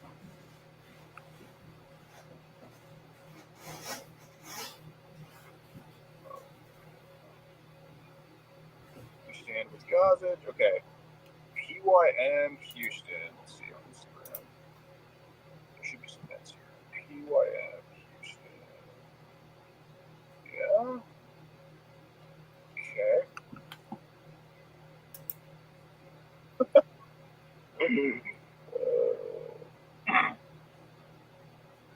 I'm trying to see if they're posting it. Yeah, no. I'm trying to see like if there's like a liberation zone in the Honda Village. Liberation zone.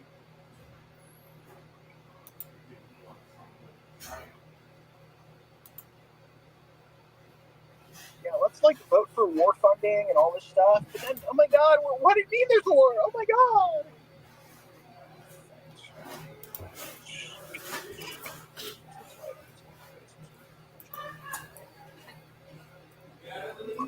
Today we stand proudly with our brave students at the University of Houston and Rice University as they establish liberated zones in their campuses. Okay. They were looking at your shorts. Oh, good. I hope they buy. I hope they buy some. You're like, yeah, they saw my like freaking like smart ass short. No, we get banned on YouTube. It's okay. It's going on Rumble.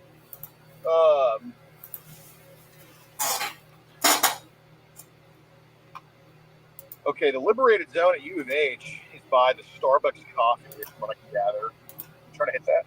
Wait, what is it? Same shit at U of H, except it's like right here where the Starbucks is. That's You alright? What's dopamine? You gotta fucking spread it out a little. I just want to have fun. Give me have fun, okay?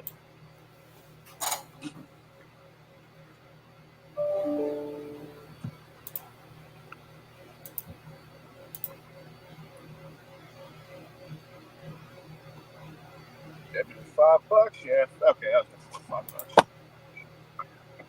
Alright. Put in where you punch. Yeah. No, don't do it. Don't do it. Oh, yeah, I can get my plate and actually like. Oh, my God. Alright.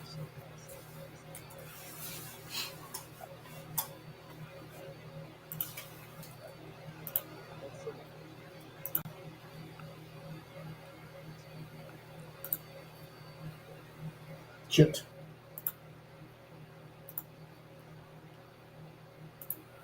I want liberation.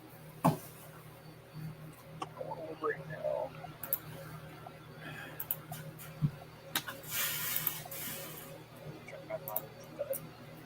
Yeah, it's like you know where you guys are. Well, I don't know how the cabin my car is. Hey, I just sent you a picture inside the U of H campus.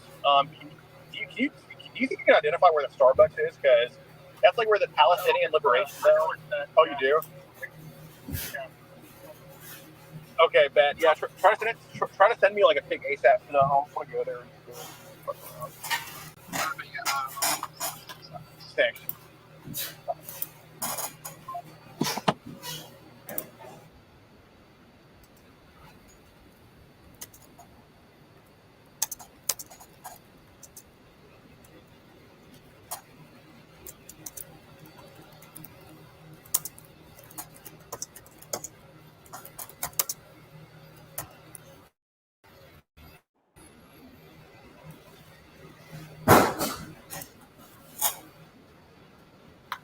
All right, yeah, guys, join locals if you want to see more content like this. I know he at least probably got 2 weeks before a trip, so just chilling. Well, we're not chilling, we're working, but we're just we're gonna have some fun, which we have fun anyway. But you know, are we going back to the Liberation Zone? Oh yeah, holy shit.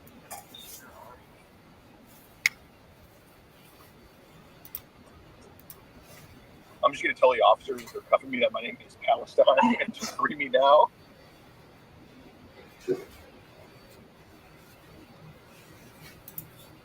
Bro, I can't talk right now. I gotta get to class. I'm 23 and I have to get to class.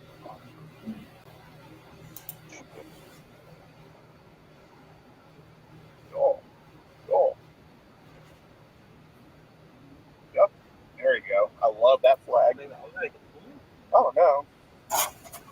All I know is it's anything but America. It looks like the math game.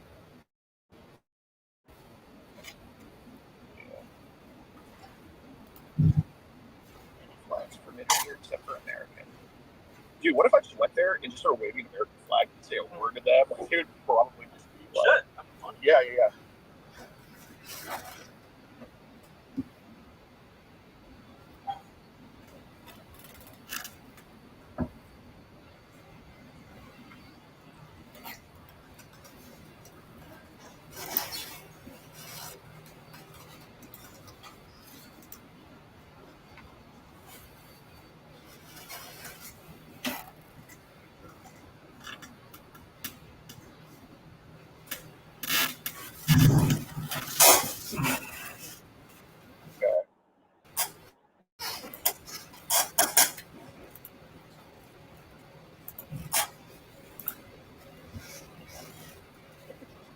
Oh, yeah. Uh-oh. Can you make it out of here alive? I don't know. I feel like Jordan right now. I just feel threatened right now. It's like a video game, bro. Dude, I know. It's like I can't believe, like, as a job, like, a small part of my job is just to go literally screw with people who are just, like, working so hard in classes that are just so useless. Like, literally. How did you even find that, where that thing was? Okay.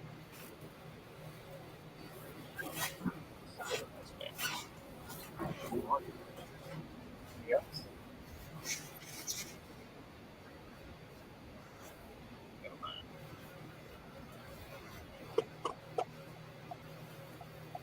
All right.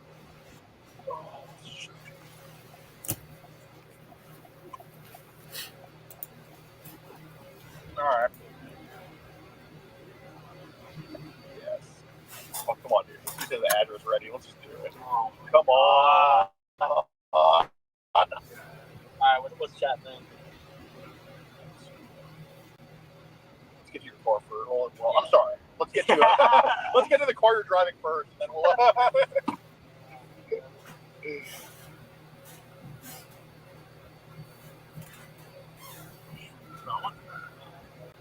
It's like not very easy to film on the fucking gimbal thing like that.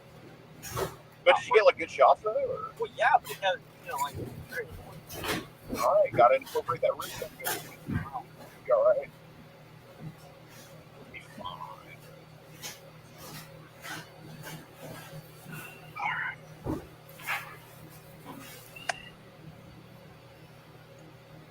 Dude, life is so fun. It's unbelievable. I can't believe this shit. It's like so fun. All right. How far away is U of H? That far. I would reckon like around south. A little bit south. Well, it's going to be kind of. It's south of town. All right. I'll send you the address. Okay.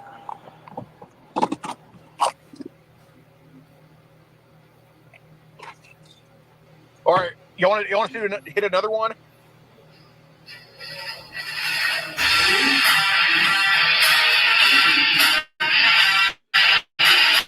You want us to hit another one?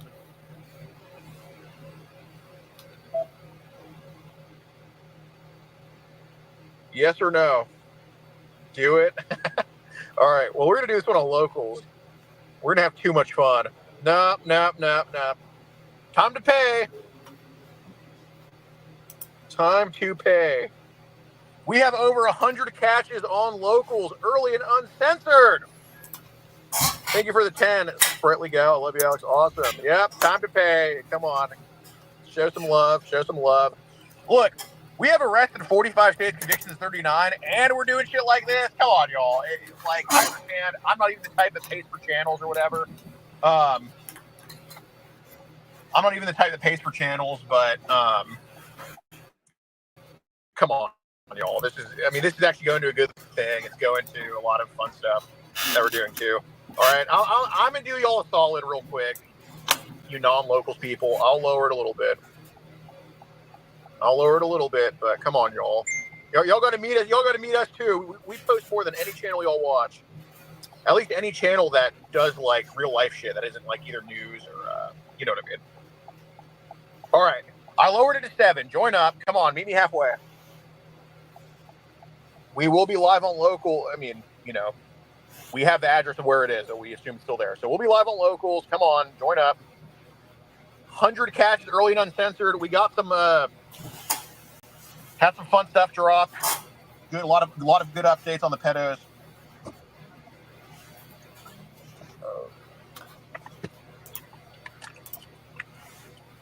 Thank you, Chenille, for the 5. Yes, she has been paying. She's a great supporter of ours. One of the best, if I might add. One of the best. I don't pay for any channel that's whatsoever, and not one super chat or rumble rant in my life. I know, but y'all know we're different. Y'all know we're different. Does Rumble pay ad revenue like YouTube? Yes, but like YouTube, no. I mean, yeah, our videos are monetized, sure, but is it like put it this way? We employ 15 people and all this and that. Let's just say I did everything on my own, okay, and there's no travel costs or anything. Let's just say all the catches were in a Sting house, in my house, and all of that. Rumble, what we make from Rumble ad revenue is still not enough to even fund that. Like, I would have to work another job, even if it was just me and I didn't have to pay anybody. Like, that's how low Rumble ad revenue is. I mean, granted, like, locals has been great and all that. So obviously, Rumble isn't our bread and butter. But I'm just saying, like, Rumble by itself, it's very low. All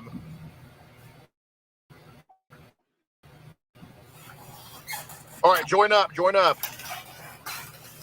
Oh, yeah, we are different. There's no other channel that has arrest in 45 states, convictions of 39, and puts out videos like we do. We go hard. All right, that's the link right there. I lowered it to $7. Join up. It's usually 10. And yes, that means if you pay 7, you're locked in. So when I do raise it up to 10, you won't have to pay that. I'm going to end the stream here in 3 minutes. So join up. All right. Oh, poor baby. No, I'm very fortunate, but you know, support the cause, dog.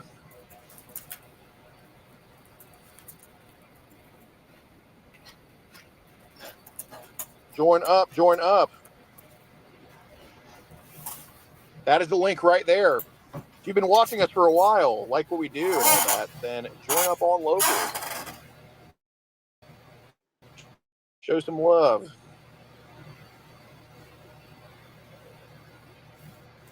Show some love.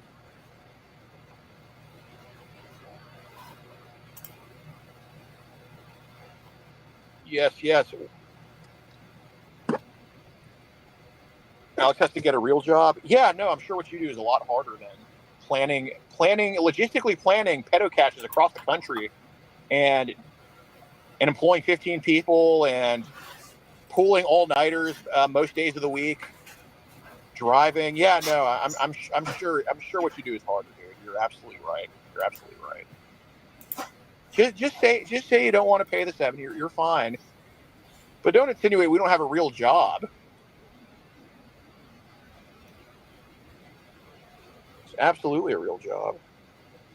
All right. That is a link right there, guys.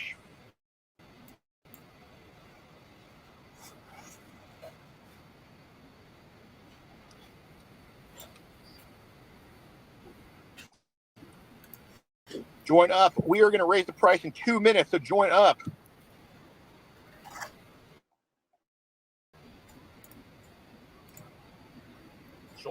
Join up. Give us a free month, you communist. No, you're the communist for wanting a free month. It's fucking pocket change, dude. It's under $7.25 is the federal minimum wage, and we have it at 7 right now. So no matter what you do for work, you have to work less than an hour to pay for locals for a whole month. So you'll be all right. But even then, like, you know, nobody here is making minimum wage anymore. So join up.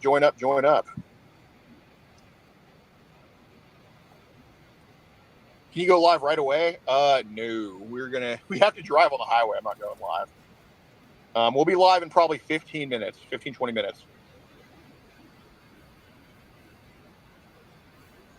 Yes. yes, yes, yes, yes.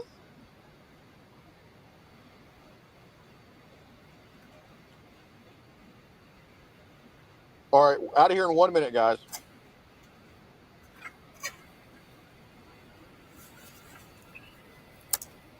Oh, dude, Yanni, where you at? How like we want to come fuck around.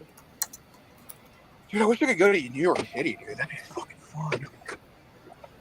I mean, we're gonna probably be there next year in that area. So, shit. Okay, all right, guys, we're out of here. Locals will be $7 for a few more minutes until I get a chance to get up back on my phone. So join up. See y'all there for another one. I hope. I mean, we're gonna go there and see if it's there, but I mean, I assume it is. So remember, 100 catches early and uncensored, supporting the team that travels the most and catches the sickest. And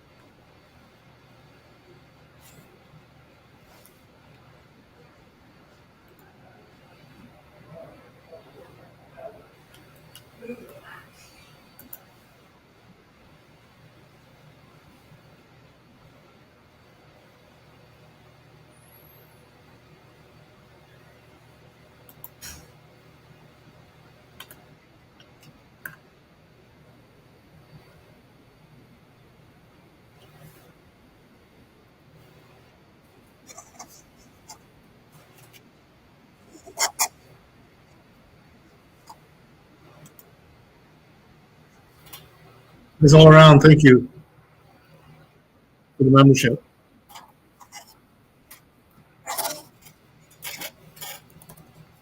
Get that locals video up. I offered him my whole EGs. Cost me like $4, and I'm broke.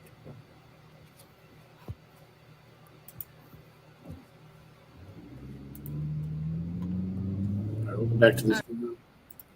I have not received a text from that guy that I just talked to. So maybe I'll just try to call the He's all around. Thanks marshals for the membership. again. Let me pull that up real quick. U.S. Marshals. I already saved it. I got it saved.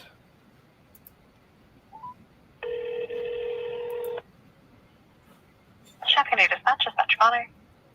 Hi, how's it going? Is this U.S. Marshals? This is dispatch them, yes.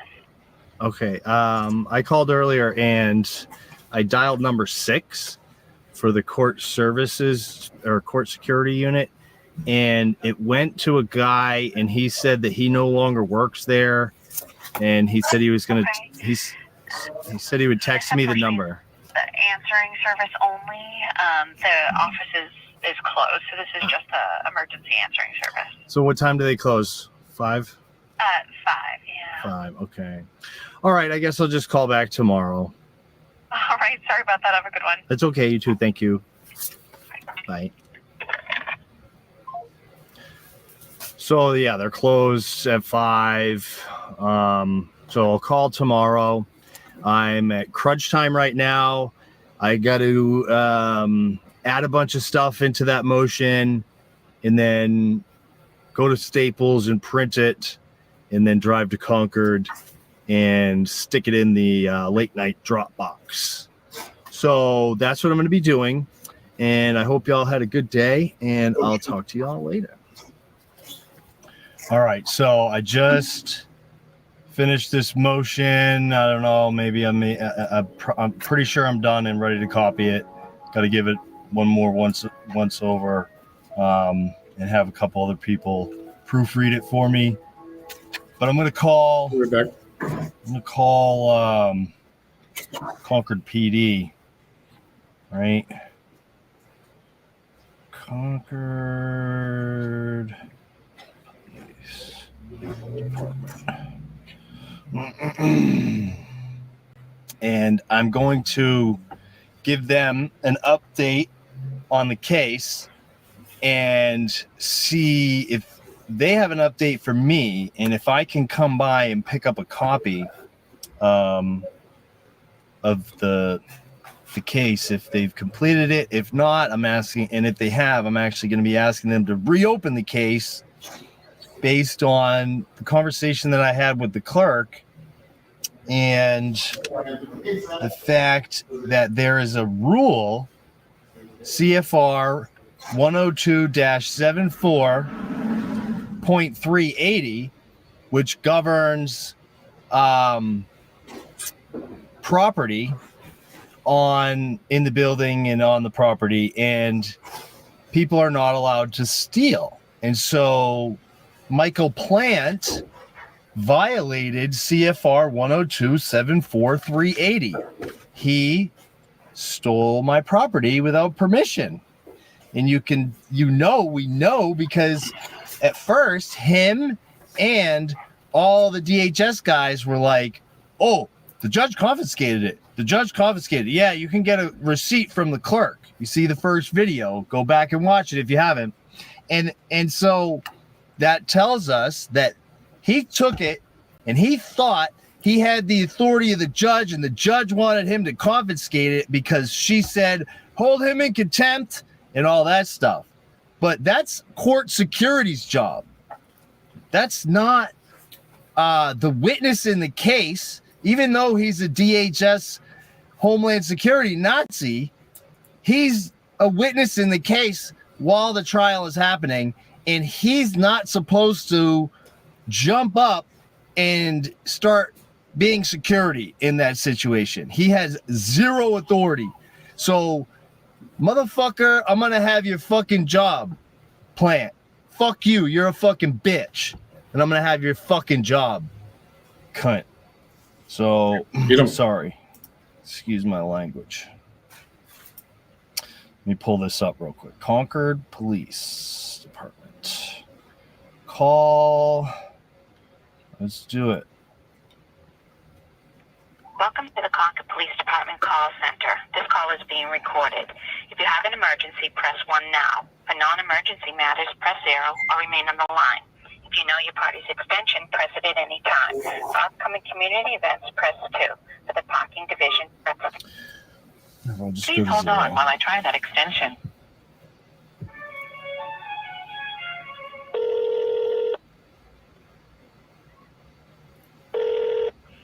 Concord Police, how may I help you? Hi, I'm looking for Officer Brown, badge 31. I have, she's looking at a report that I filed, and I have some more information for the case. Okay, hang on, I'll transfer you over to a voicemail. Thank you so much. Hi, this is Officer Brown, Concord PD.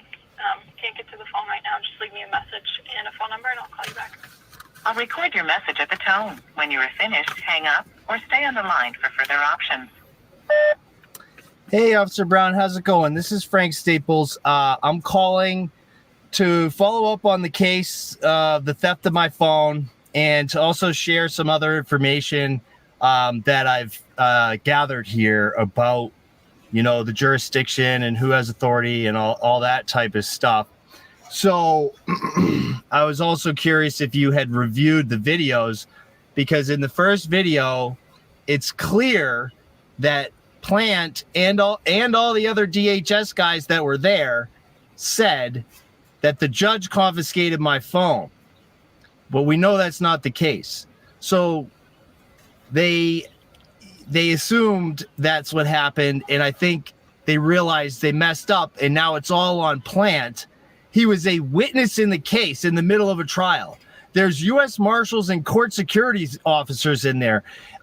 Just because you're a police officer or a DHS guy who was called in there for certain duties in certain times, he was there to be a witness in the case that day. He was not there to police the facility, and especially in that moment while the trial was ongoing. And so I was told that you need to talk to U.S. Marshals. Them and the court security officers work together, and you're looking for Kate Burns. That's Kate Burns or Paul Barton. Those are the two U.S. Marshals that you would want to talk to. And yeah, there's a rule. There's actually a rule about stealing on federal property, even though they said you have jurisdiction for a theft. They also have jurisdiction. It's called CFR, Code of Federal Rules 102-74.380. And it's up to the staff and the security of the building to protect everyone's property, and you're not allowed to steal. And if you don't have authority to take someone's property and you're a police officer, you just stole that property. Just because you're a police officer does not, give you carte blanche to just take people's stuff without a warrant, without an arrest, and without any receipt or documentation. That's another thing. If this was on the up and up, there would be a receipt of the stolen property, but there's not, which is why it's stolen and not confiscated. So I'd appreciate a call back whenever you have the time. You can also email me at 603-722-5408 and then Absolute Defiance at protonmail.com. Of course, I believe you have that information. So again, my number is 603-722-5408.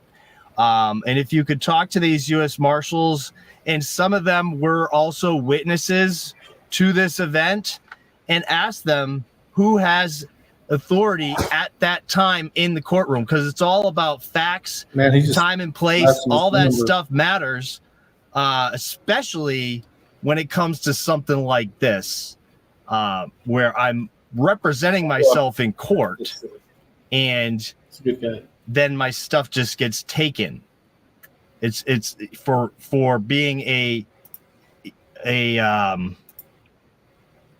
patriot, really, for abiding by and trying to hold everyone else accountable to these rules that they're supposed. Everybody, the police have rules too, whether it's Concord PD, all U.S. Marshals, and these DHS guys. They don't have any authority and jurisdiction. 123.1. So I'm also curious of your thoughts on that.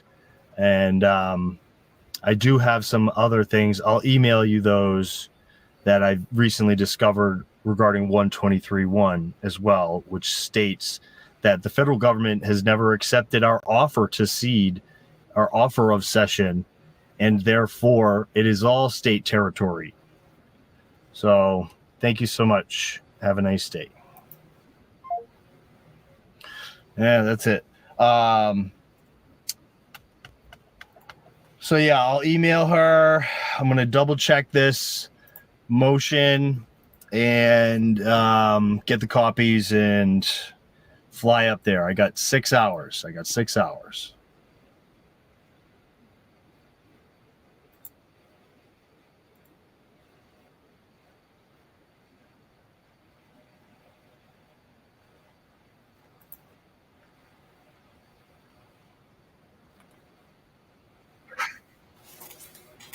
Nice.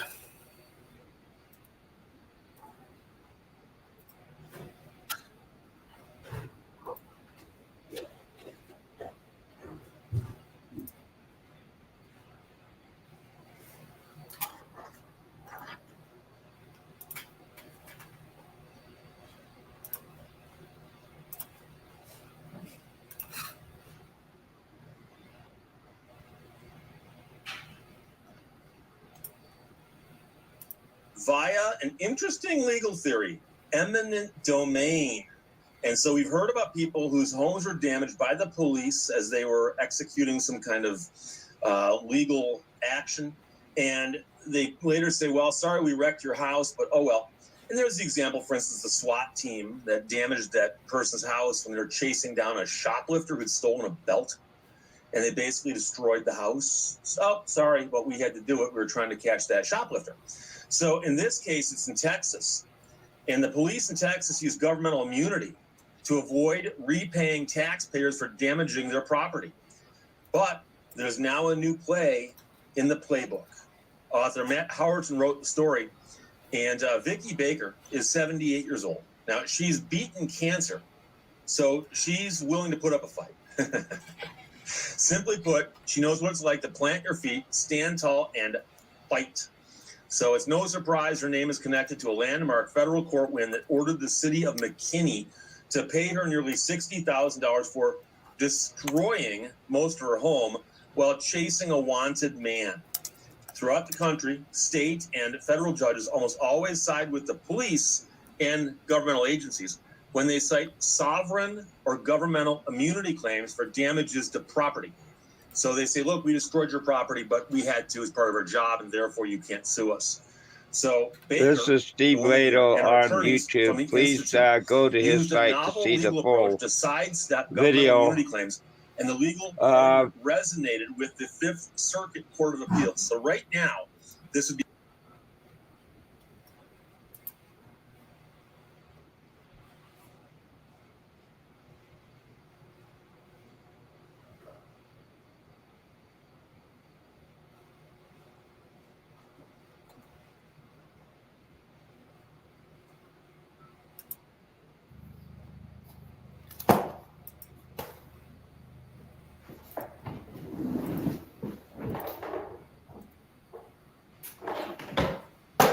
I have no pen.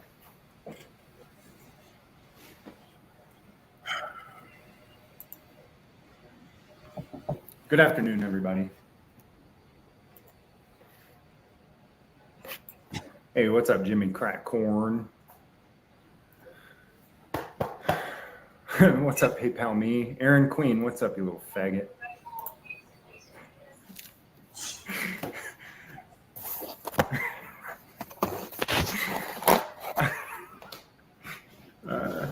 Can't say that on YouTube, and I just said it in the first minute of my live stream. God, what a jerk. What's up, Press Harder? Evil Z. Joe Co. Kansas Cop Watch. QLD Cop Watch. Veronica. Veronica, are you a real person or a bot? Because it looks like you're a bot that's going to link me to a porn site. And that's cool with me. All I'm saying is just drop the link now. You know, don't play games. Just give me the damn link. All comments and chats help the algorithm. Hello, not at all. Stop. Oh, okay, my bad. Unless that's exactly what a robot would say. You know what? If I were a robot, you know what I would say? I'm not a robot. I'm not a bot. I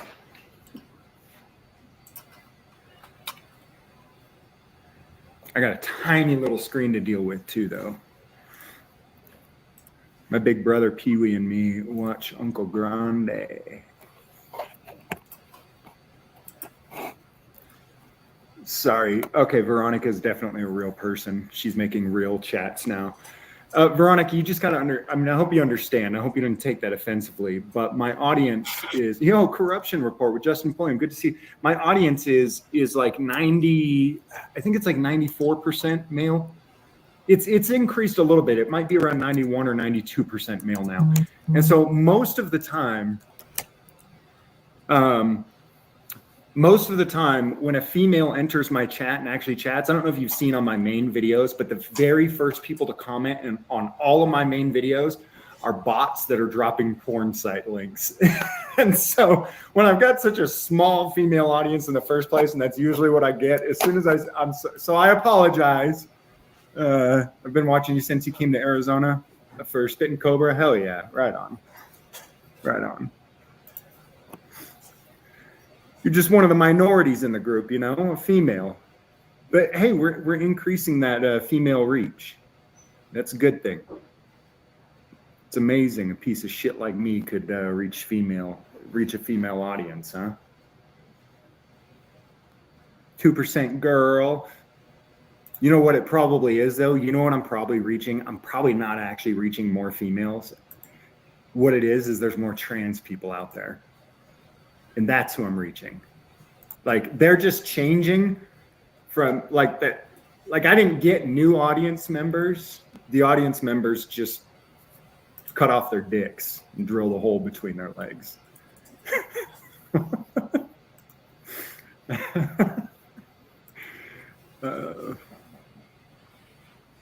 Welcome to the show, everybody.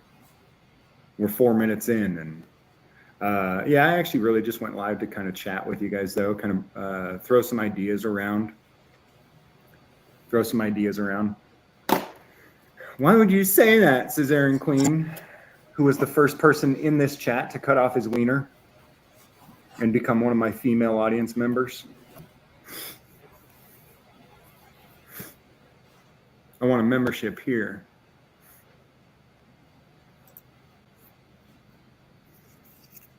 All right, so we're 4.5 minutes in. We've talked about trannies. We've talked about online porn. I'd say the show is going well. Are you guys enjoying it as much as I am? I am dedicated. Rowdy Patriot. How's everybody doing this afternoon? Shut up, QLD. The show's going awesome. You need to learn to embrace the weird, bro. Love your work, James. Well, thanks, Documenting the Downfall. Hey, I love your name, Documenting the Downfall. Good talk, says Sinful Toaster, the faggot flat earther. What's up, Sinful Toaster? I'm salty today. I am. I'm definitely in a shitty mood, like for real. For real, I'm in a very, very shitty mood. But sometimes, you know, you just got to recognize it and be like, you know what? Let's make the best of it. And I figured, you know, when I'm in a shitty mood, it's when I'm most openly critical of both myself and others. And sometimes being critical of ourselves especially is pretty important.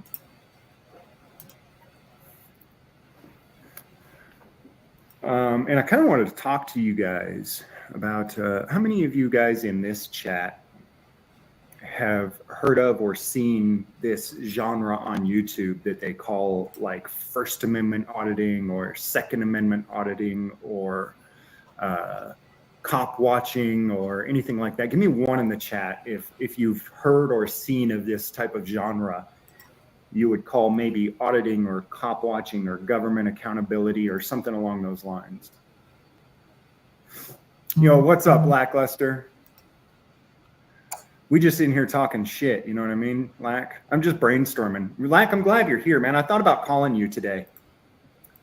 Got a lot of wheels turning in my head since I decided I'd get back into the YouTube game about 6 months ago. It was about 6 to 9 months ago that I decided I'd really get in the game. Government accountability is an oxymoron. Thank you, Lackluster.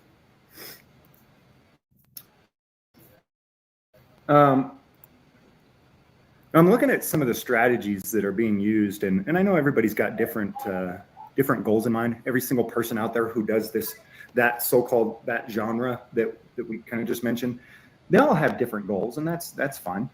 And for sometimes the goal for some of them or whoever is literally to go in with a camera and get a reaction out of some stupid people. And I respect that. I really do. Sometimes people's goal is to expose corrupt and dirty government. I get that. I really do. Sometimes you've got guys like Amagansett Press whose only goal is to trigger uppity people while he films them through shop windows. That's fine. That's fine. But But it seems like in the genre, there seems to be a lot of people who are like, oh, we're here for hope and change. Look, I'm not firing shots. I'm genuinely not. I'm a capitalist too. I've owned a business for over 20 years. So you can call it shots fired, but I am not one bit mad at somebody who makes a shitload of money off of sitting in front of a business watching white women get triggered. I'm not mad at him. I'm just saying let's look at things for what they are, though. That's totally fine. And now I see guys like one of my absolute favorites. I mean, hands down, my favorite channel on the internet right now is inDOCtriNATION. And really, he took what all these guys did. He took what Amagansett Press does, mixed it with what what's his name, Long Island Audit does, and it makes it funny. It's not so goddamn serious. He has fun with it, and so I mean, I'm not talking shit about anybody. I'm just saying it is what it is, and I prefer, Anyways, inDOCtriNATION is a baller, dude. That guy is just so chill, lackluster. Like I look at him and I'm like, that's what I want to be like. I want to be chill. I want to be chill, bro. I just want to be chill. I don't want to start no shit. I don't want to have no fights. I just want to be chill. But I've been looking at some of the things that have been going on, and there's been legislation. If one's goal was to expose dirty government, let's assume that was one's goal. I've been brainstorming that I think that the way that people are going about it, if that is their goal, which for many it's not, and I respect the hell out of that, I think that there should be some different strategies. For example, I don't know that we're ever going to really win this battle on cop watching, where you get pulled over and I, as not a party to the situation, walk up and am able to record your interaction with the cop from a distance at which I can both see and hear everything that's going on. I don't think that that's really going to be a possibility. I think that that's a big time uphill battle.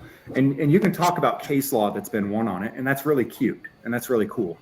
And actually, I see corruption report from Justin Pulliam in here, and so that reminds me of actually John Gray, who's somebody who does go out and cop watch, and he's able to get close enough to see and hear everything that's going on. But also, I think they act different when John is there and when he's not there. And what my point is that I don't think that we will ever truly catch the natural corruption and bad behavior that cops participate in by walking up on them with a camera. And people are going to have to realize that you don't have to be an auditor or a YouTuber or a cop watcher or some special thing to exercise your right to document your own interactions with police and with your government. And I can guarantee you that if the general public, the people who are watching our videos, refuse to record their own interactions with government, we will never get anywhere. That's what I believe. I could be wrong, but they're constantly. These battles are. It's so much easier to fight the battle of lackluster recording his own traffic stop while he's pulled over than it is for me to fight the battle of, well, I should be able to be within 5 feet of this cop while he's victimizing lackluster.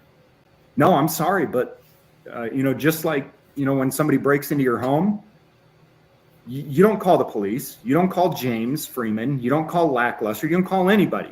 You pick up a goddamn gun and you handle things yourself, right? Ooh. And when you get pulled over, there you go, attorney shield, actually. So obviously lackluster's thinking ahead too, but you don't call someone for help when you need help. That's not logical. That's not reasonable. And you can't sit there and hope that the day that you happen to get pulled over and abused, Direct D or James Freeman or whoever is going to be there recording you. You can't count on that happening. You can't count on the fact that when somebody breaks into your home, a cop is going to be there to help you. You've got to start learning, and people need to start understanding that you are responsible for your own safety and security in every aspect of your life. Here's the purpose I see cops for. People talk about, oh, well, who are you going to call when you need help? Well, first, myself. Second, my next door neighbor. And then last, once all the bodies have been dropped, then I'm not into calling the police, but I think that it's procedure that the government likes to know when you just killed someone on your property. So I would, at that point, hope that I would let somebody else who calls cops call the cops to come clean up the bodies.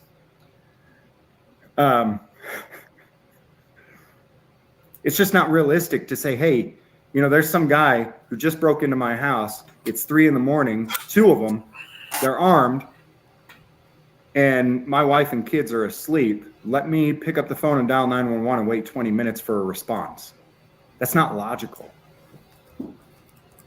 Anyways, the point was, though, I think we really need to start pushing and for the general public to understand that you've got to take care of yourself. Whether it's somebody breaking into your house and you pull out the gun, or whether it's a cop pulling you over and you pull out your own camera, you're going to have to record your own interaction. That's what I think.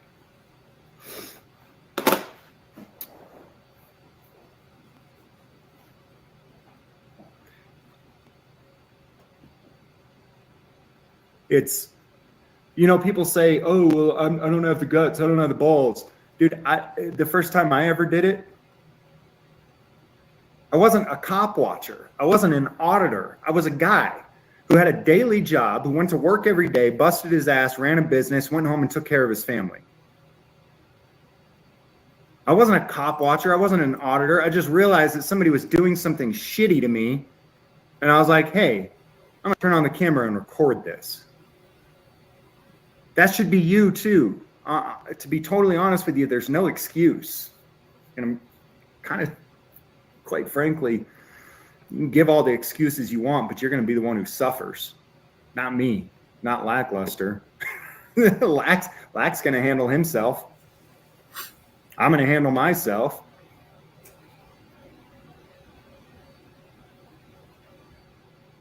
You have to take your own liberty and your own freedom. Anyways, but to be totally honest with you, I would love to do a lot less content trying to expose dirty government to people who love dirty government.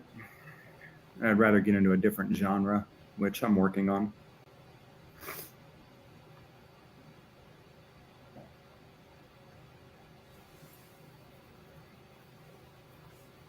Porn? No. You gotta have a way bigger dick than I do for that. Anyways, there's my grumpy ass rant for the day. I think I did one similar to this before I went on my last road trip, where I said video or it didn't happen. I think it was a really similar, very similar rant, right? You call me up or you call Lackluster up, and don't get me wrong, we would love to help you. Thank you. Expose the dirty government. But video or it didn't happen.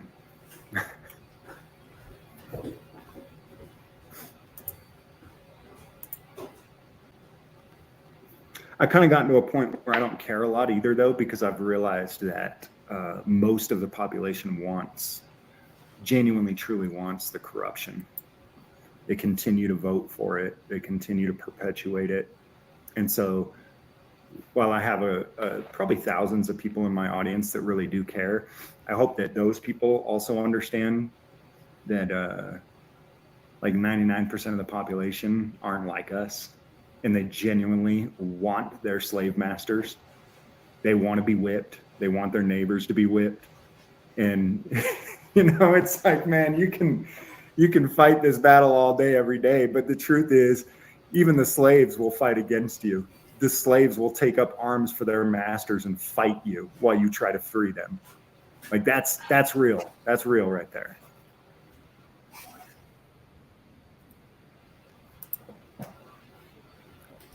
So what you're saying is we have to end communism. Yeah, leftist communism, right-wing communism. Yeah, all the communism. Lackluster. That's exactly what I'm saying.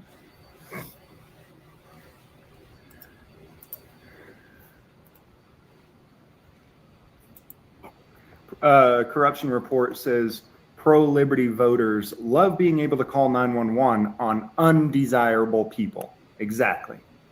Well, I would like to be free to do what I want. But not Susie over there. She's a little bitch. I'm going to call the cops to stomp on Susie. She's a little bitch.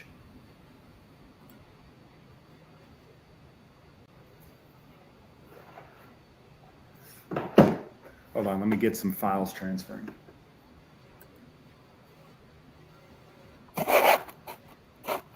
I got to transfer some files, Shane.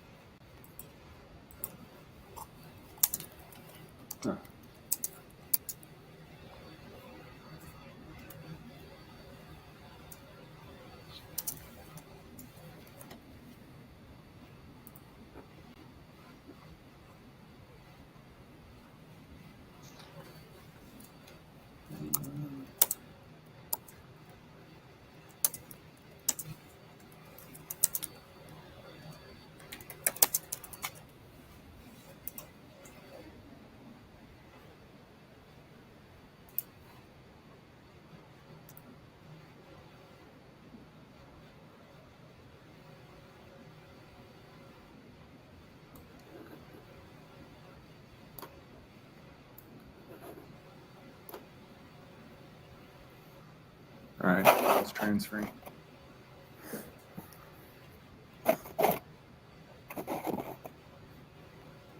You all know I had lunch with James Freeman and Direct D and sat between them. Both of them couldn't finish their fish and chips. Aaron Queen, you're such a piece of shit, man. God, Aaron, why are you such a piece of shit?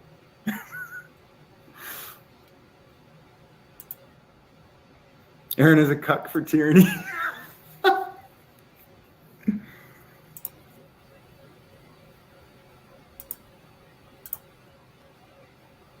Have you thought about effing with the super mayor? Yeah, Scooter McD, I did. And I actually had a plan to be out there on the 15th of this month. I was going to fly out there. I was actually going to meet up with Ron Durbin out there and Josh Riddle. But the more I thought about it, I kept staring at my plate and it made me nervous. The more I thought about it, the more I decided, nah. That's another one of those places where they've got the government they wanted. The people want it. The people in that area want exactly the government that they've got. And who am I to go and try and stir that up? You know what I mean?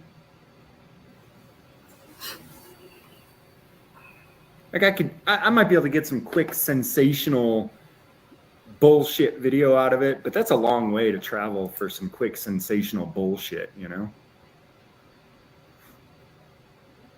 I could get that anywhere.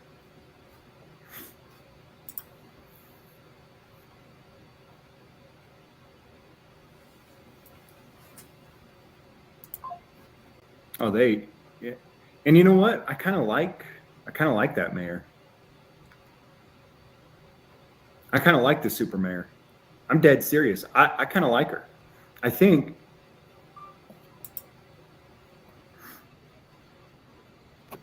I like her. Tiffany Henyard, is that her name? The more I started watching stuff about her and watching videos that she made, Pink Camera Magic showed me a video that she made and put on. I like her a lot. Like I started kind of falling for her myself. I mean, you know, started falling for her myself. And let me let me go ahead and explain to you why. She has huge balls. I mean, I like her personality. She's an actress. Like, Pink Camera Magic showed me this video of her, and she's an actress. She's got she's good at performing. She's got, it's a totally out there,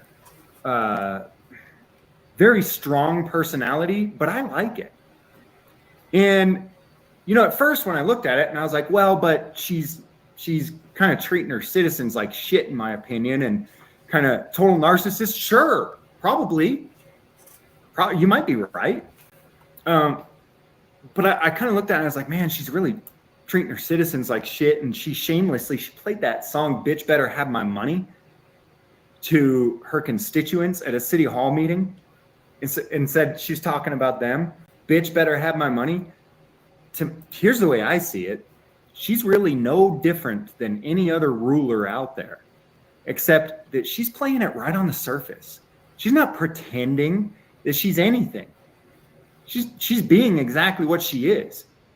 The bitch in charge. The one who's ruling all these bitch-ass motherfuckers. That's who she is, and that's exactly what she's acting like. And I've kind of got more respect for the fact that she'll walk around with her nose up in the air saying, yeah, y'all are my bitches. I rule all y'all motherfuckers. Instead of these politicians who try to act as if they're doing something for you, who try to act as if they're in it for you. Bullshit. I'd rather have the one who just acts real than the fake ass motherfucker who's like, I'm here to help you, and then robs you. So, you know what? She's all right in my book. At least she's a real motherfucker. Right? That's how I see it, for real. At least she ain't a fake ass bitch. James for tyranny. Hey, but here's the other thing, QLD. The people want it. They want it. She can sit there and tell them, y'all are my bitches. Y'all better have my motherfucking money. And they all sit there like, yeah, true.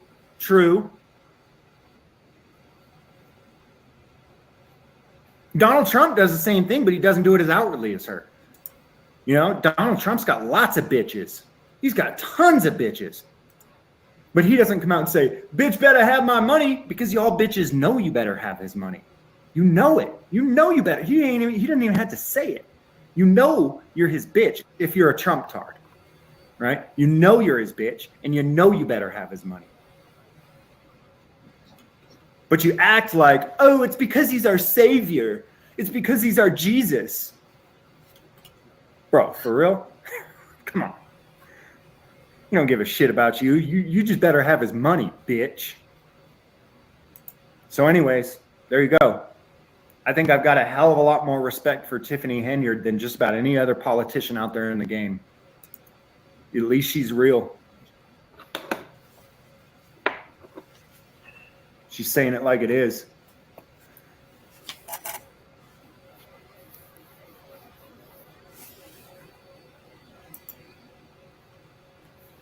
This motherfucker, Donald Trump, he gets a bunch of these stupid ass retards to go and storm the Capitol for him. And really, they didn't even do much anyways, but we've got to take our country back. And you go and try to take your country back, and then little Cheeto man sits there and he's like, oh, y'all motherfuckers going to prison. Dude's a billionaire, right? So he could have put up like the money for all their legal fees. He could have stood behind them after they stood behind him. But nope, that man disappeared so goddamn quick. And these people who went to prison for him are probably still donating to him monthly while they're in prison, right? Because they know they're his bitch, and they know they better have his money, whether they're in prison or not.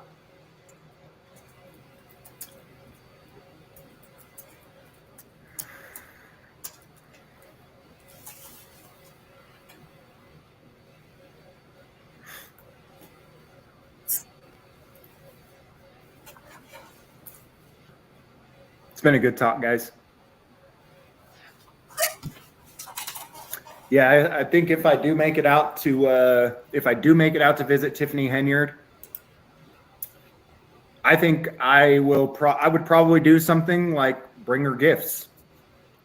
Probably, you know, I don't know. I'm not into the. I don't know. I'm just a poor white boy, so I don't know what kind of classy shit these people, you know, these rulers like. So what do you bring? What do you bring to like a Donald Trump or a Tiffany Henyard when you go out to meet them, guys? What do you bring them to lick their boots? What kind of? I mean, you got to bring some kind of gifts. Is it gold, frankincense, and myrrh? What is it? Flowers? Is it chocolates? Is it steaks? Like, what do you bring these? What do you bring these rulers? So it's for real. Somebody help me out there. I mean, you got to come bearing gifts because you got to let them know from the very beginning. Look, I recognize that you are the ruler of this kingdom.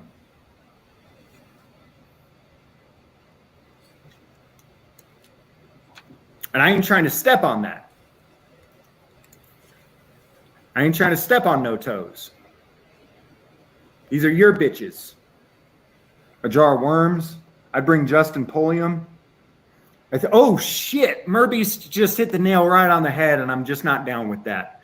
Fuck, Merbeast. You really just hit the nail right on the head. Merbeast said, I think they like children as gifts. God damn it. God damn it, Merb.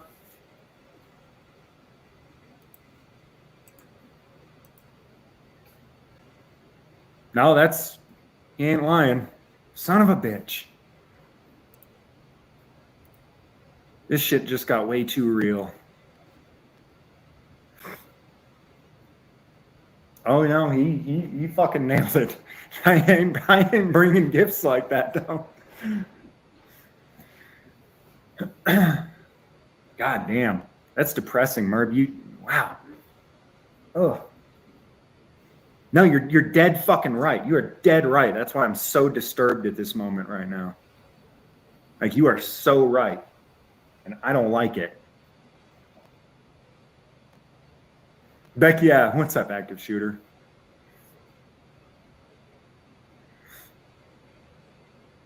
Yeah, I'm down with letting slaves be ruled when they want to be ruled. I think that's something that should be allowed. It's done by consent, really. Most of these people want to be ruled, and they consent to being ruled, and I don't want to try to stop that. But Merb, you were dead right. And when you bring the children into it, I don't think they're consenting to a goddamn thing, and I do have a problem with that. I don't really believe they can consent. That's depressing. Thanks, man. Let me just go fucking shoot myself in the head now, Merb. Thank you.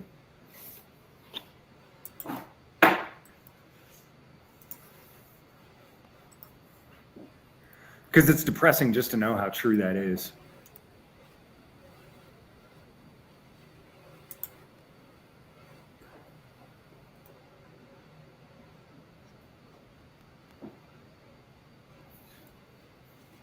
I'm going to transfer some more files and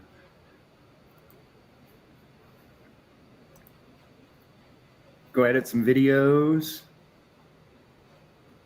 I will see you guys later. Thanks for chilling with me on the chat.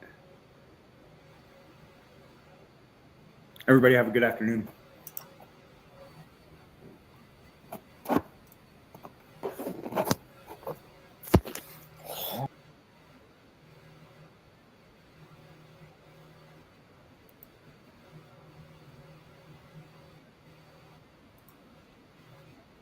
All the money to fund Palestine. Ukraine, we don't talk about that. It's only bad to fund Israel, guys. Thank you. Oh my God. I just don't want to climb to the top of that Palestinian thing. I don't know if you guys just throw me off the steps for being gay.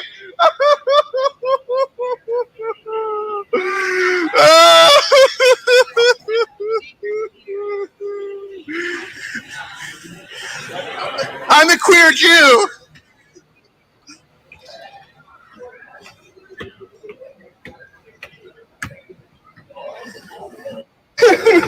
I feel attacked. Can you help liberate me, please, sir? Please. Can you liberate us? I don't really want to try to liberate you, please, sir. Hey, man. I know you're doing this shit for money. That guy looks like me if my hair was liberated.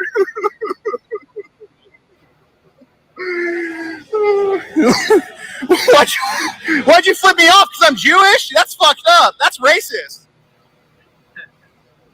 Anti-Semite. I don't think he knew you were Jewish until after you just said it. Well, you're an anti-Semite. Because you're just like anti-Jewish. Shit, yeah, I don't need to know you. I might be Jewish. No, you're not. Jewish anti-Semite. I might like Jerry Seinfeld. No. I do like Jerry Seinfeld. Jerry Seinfeld's actually my favorite. Well, we're in a public campus. My tax dollars pay for this. My tax dollars pay for this. My tax dollars pay for this. Huh? Do you know what slander is? I'm not a public figure. You cannot just make hateful statements about me that are untrue. Whoa. Well, I'm not an anti-Semite. Sounding anti-Semitic because you're arguing with me. That's pretty anti-Semitic. Don't accuse me of being anti-Semite. Okay, fine. I'm not going to accuse you. It's a fact. You are an anti-Semite. You are an anti-Semite. Oh my God, it's Hamas. Stop. I'm so no. I don't touch anti-Semite. Oh yeah, you are an anti-Semite. You are a bigot. You're an idiot. No. Y'all speak so anti-Semitic right now. You're going to get posted on Twitter as an anti-Semite. Finally, a black artist that does not use auto-tune. I like it. Free Palestine. Free Palestine. Long live Palestine. Yeah, you're an anti-Semite. Anti-Semite, that circumcised dick. Anti-Semite, this circumcised dick. Free Palestine! It's so dumb.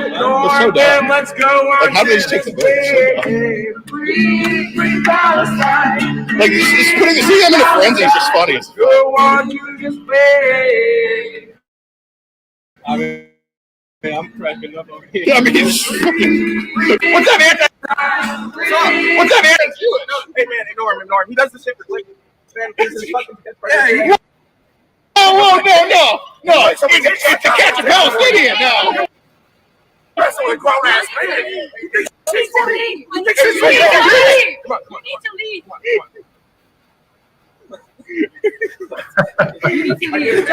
Well, no. I feel unsafe if I leave. I feel unsafe. I am a UH. Well, I'm a UH taxpayer, so I mean, all your debt is paid for by me, so I can be here. Yeah, it makes sense. It actually does. Free college for you 9-to-5ers.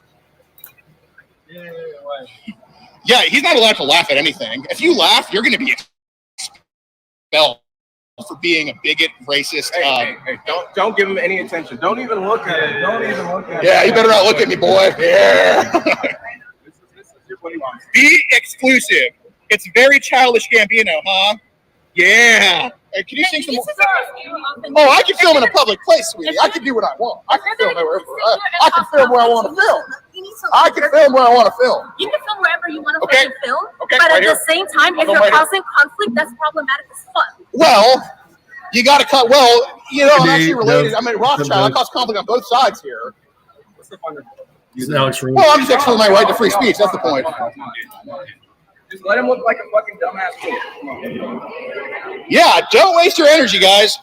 Look, we need to fund Ukraine, but defund Israel, okay? We need to take all that money and just give it to Ukraine. That was okay to fund. Those bombs are cool. Yeah, we need to fund those people, but we can't fund Israel. Actual Nazis.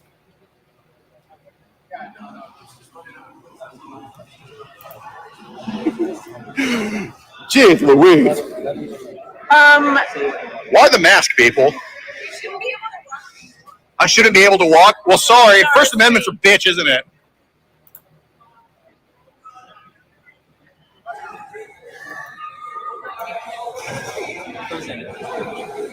Yeah, just don't engage. Just don't have conversation. Just It's very triggering. Well, it's my space too. I pay for it. Yeah. Let me show you my tax bill. Yeah, just don't engage. Just don't engage. All right. Excuse me. Oh. So, do y'all think that guy was going to hit me with a sucker punch or a hijab when he was in my face? What do y'all think? When?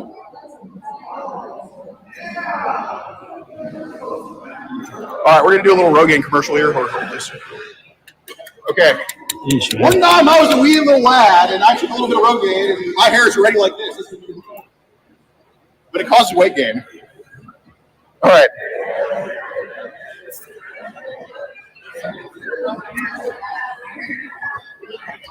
Yeah, I hope when you apply for a job, they find out you had a sense of humor. You're never going to work for a That's right. You're not allowed to have a sense of humor, buddy. You're not allowed to have a sense of humor. You need to care about a landmass 5,000 miles away or else. Or else you're going to be excluded, you're going to be shunned. You need to care about a landmass 5,000 miles away. No, I actually agree. We should defund Israel fully.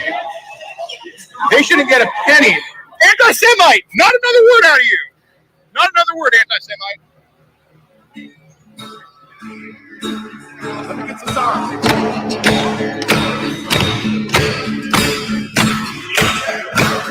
No, do I get a check from the government? Fuck it, get the fuck out of here.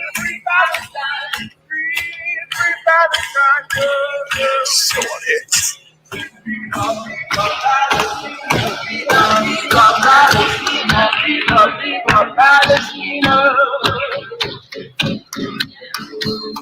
I don't care about the drugs on the street.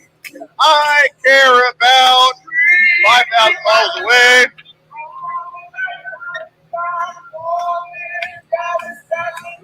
People are so weird, dude.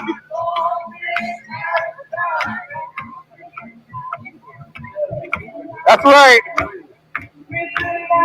I'm with you. I just don't want any money going to them. I'm 100% on y'all's team here.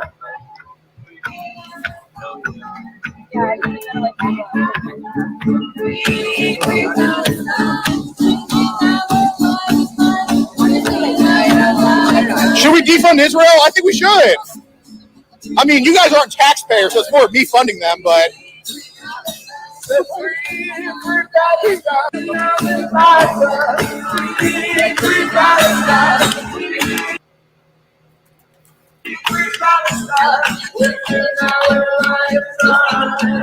That's right. I didn't give a shit till late October of last year. Now I suddenly care because social media tells me to. I didn't care about funding Israel or Ukraine for years, but now I only care about Israel. We should keep funding Ukraine. We should keep funding all these other government programs. We should tax the rich, but also defund other things because that makes zero sense. We should raise taxes on the rich as if that won't go to more bombs anyway. You guys are not consistent and really gay.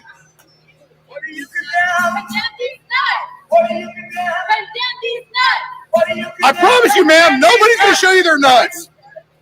These nuts condemn you.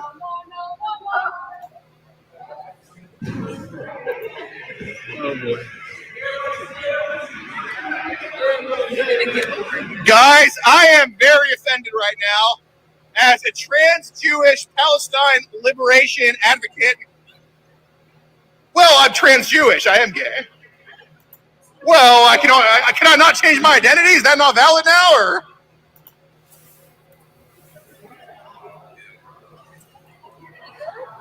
Oh, I'm good. I know. You just got to take a few, right? Just got to take a few minutes, right? Just got to kind of calm down, because social media can get a lot of people fired up pretty easily, right? Just got to calm down a little bit, right? Social media and like altered or non-altered videos can really set people off. I want to date a Palestinian on Match.com, as in we get a match and light ourselves on fire for a place we'll never visit or didn't give a fuck about until a few months ago. Yeah.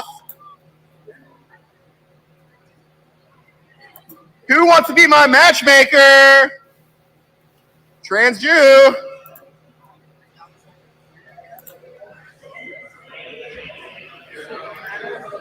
just maybe it's a little bit weird that people are lighting themselves on fire for a place they didn't give a shit about for years.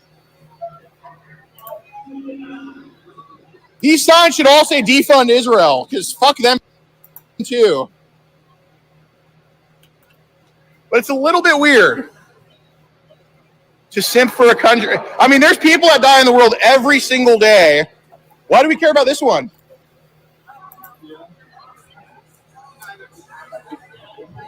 Should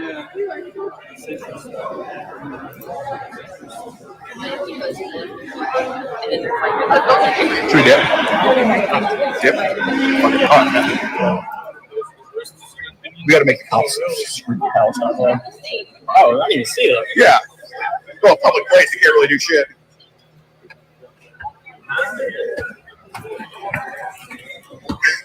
Okay, I'm gonna try to light myself on fire. I'm just gonna rub my hands together. Hold on. Okay, guys, fire for Palestine. Let's see if we can do this. Fuck. Anybody got like a shit? Let me try some rope burn here.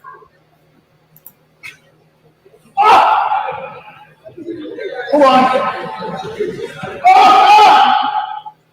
My hands are blistering, but I'm not getting lit on fire. Shit! Oh god! How did they do this? Oh!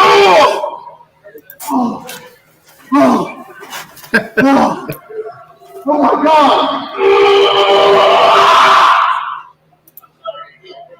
I'm trying to light myself on fire in case you dig it!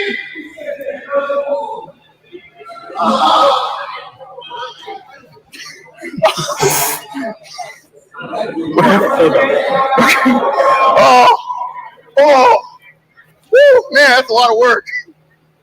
Really burning some calories, huh? Woo!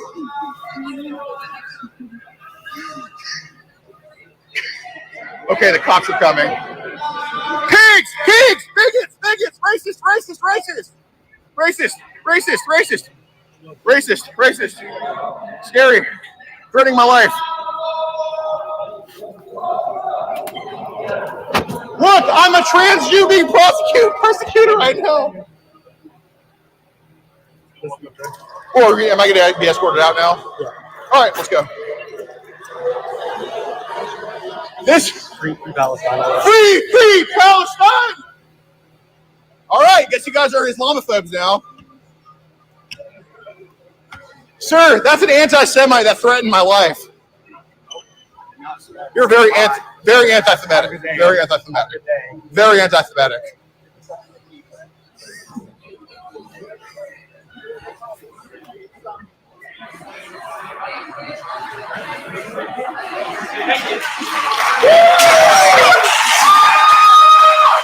Thank you, guys.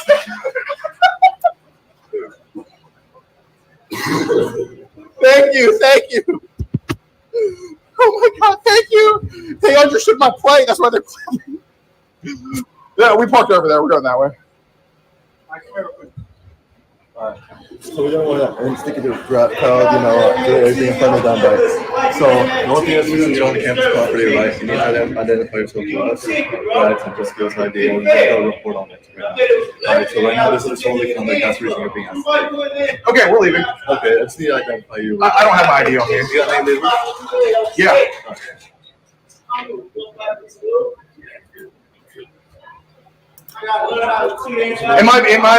Are you planning on charging or are you just planning on trespassing? Right now, just trespassing. Okay. It's an Alice Rift, ALEX. Was it? ALEX. ALEX? Yeah. LEDI. LEDI? Yeah. Yeah, that's correct. March 15th, 2000.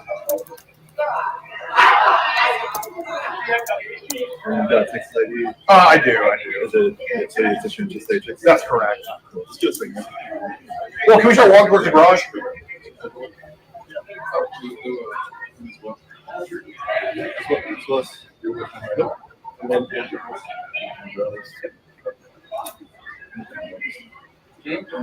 Oh shit! Well, in that case, I am too. Remove my name off there. So yeah, just educational notes. The last well, as I identify yourself. And Texas educational code, you have to identify yourself. So what? It's under the actual penal code, Texas Education Code. Well, his pronouns are he, him, if that helps. That's Okay. fine. Whatever your pronouns are, that's fine, sir. But why you asked me to identify myself? Texas Education Code, we can identify anybody we want. All right. You have to have a certain, yeah, I mean, you have to have a reason. Yeah, I mean, is he suspected of a crime or? Right now. And you're with him, sir. No, I'm just saying. Identify yourself. Well, you know, I mean, I understand why you were saying I'm disorderly, but I mean, he didn't say anything. He's just documenting it. I mean, I don't even know this guy. What I'm trying to explain is the education code. I strongly suggest I look it up. Okay. Well, can you look it up for me? I'm not right now, but I'm telling you. All right, we're gonna leave, sir. Yeah, we're out of here. You're not leave. We're not free to go? No. Are we being detained? Yes.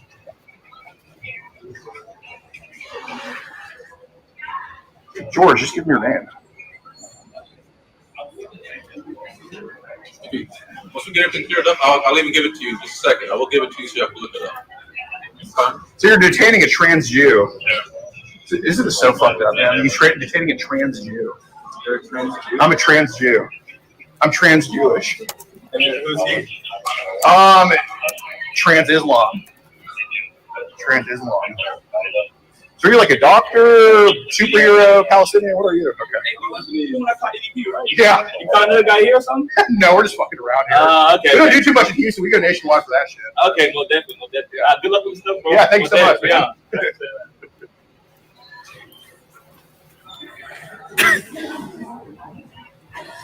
Yeah, sir. As a trans Jew, this is really messed. I mean, you have to assume I have lawyers in the family. I mean, as a trans Jew, you have to assume I have lawyers in the family. I mean, you're treading on really light waters here. We're like willingly. Yeah, I mean, sir, you can escort us to where we parked. I mean, Why am I getting? Okay, perfect. So that's a crime, right? Why am I getting investigation for disorderly conduct? I have said some work. So right now we got for filming, right? So, well, filming's on disorderly conduct. Filming disorderly conduct? I mean, if it's just stop. Yes or no? Well, disorderly conduct, sir. According to the Texas Penal Code.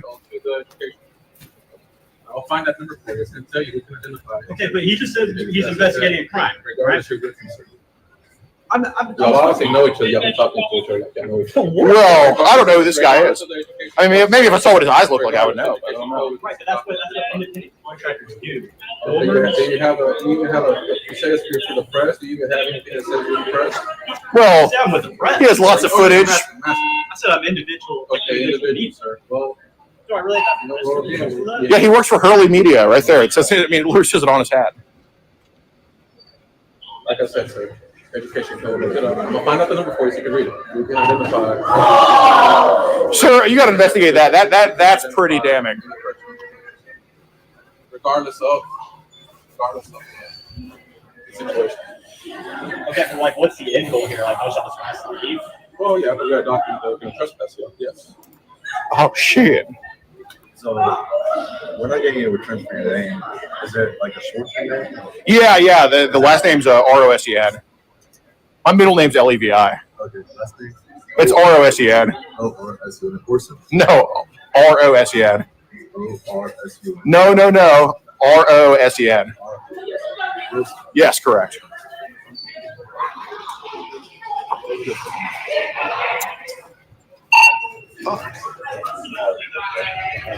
Well, I just got cucked.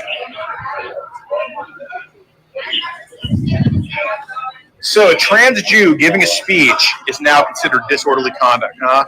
Oh, you could get that cause of promotion. Well, I mean that's pretty subjective term. People having to stop things that they want to do. Well, for future, hang on. For future, if you're trying to, demonstrate something, protest something, they got the button of plaza right there where you could freely, right there. Well, I was trying to unless it wasn't preserved. Well, I was trying to liberate some people.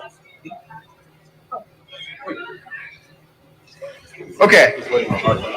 Well, sir, if he is with me like you're claiming, obviously if I'm trespassed, why would he come back? I mean, we could both just go. No legitimate business on campus. Right, so we'll both just go. You have my name and...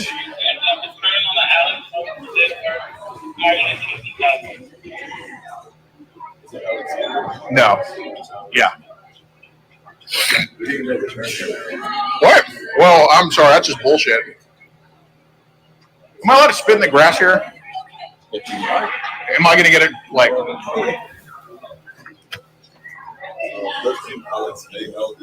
Yeah. ROSEN. Well, dude, I mean, that's my name. I mean, I don't know what else to tell you. Like, what's your official government? Alex Rosen. What's your birthday? March 15th, 2000. You've gotten a Texas driver's license before? Absolutely. I'm from Houston. Yeah. It's not, I mean, you can literally Google me and it'll be there.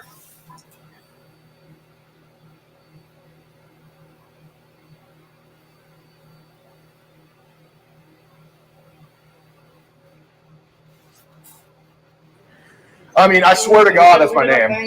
But we're prepared to leave. Officer, thank you for your service, sir. God bless you. Let's just slowly start back. I know. Yes, you could say it's trans-Jewish invisibility. Huh?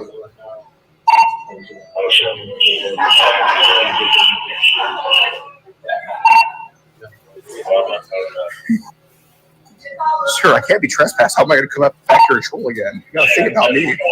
Fuck. I take this way too seriously. It's fucking unbelievable.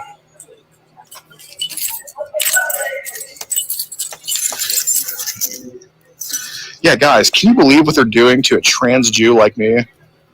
What the fuck? I mean, this is literally like a Hamas Nazi death squad right here. Do you have an ID anywhere? It's in the car with me. It's in the car. I mean, I really don't care if I show y'all. I mean, I just want to go now. Do you have your ID on?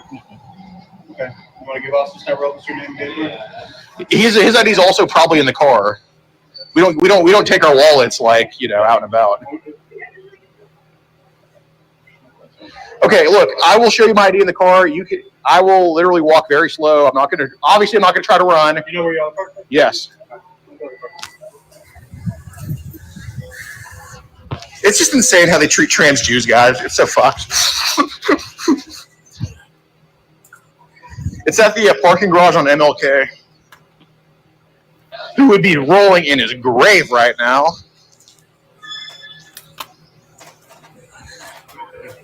You take one of the cars? That was such a fat ass question.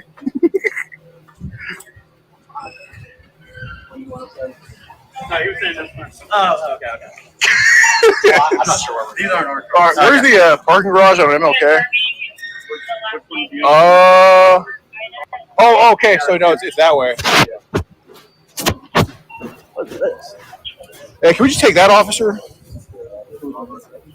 Really? I said what I said. All right, brother.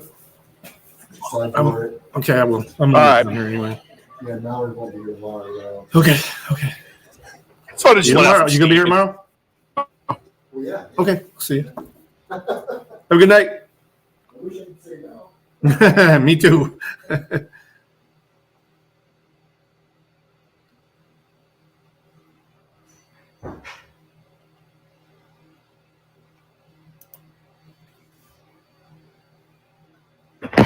The clip where I'm rubbing my hands when you post that shit on Twitter is scandal nuts.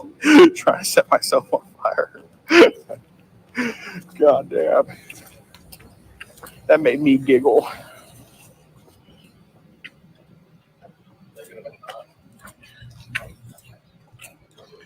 All right, guys, I'm going over to. All right. Oops.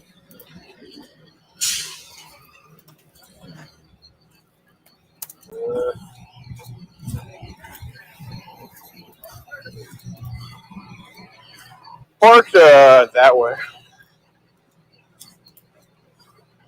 I'm going to kill this.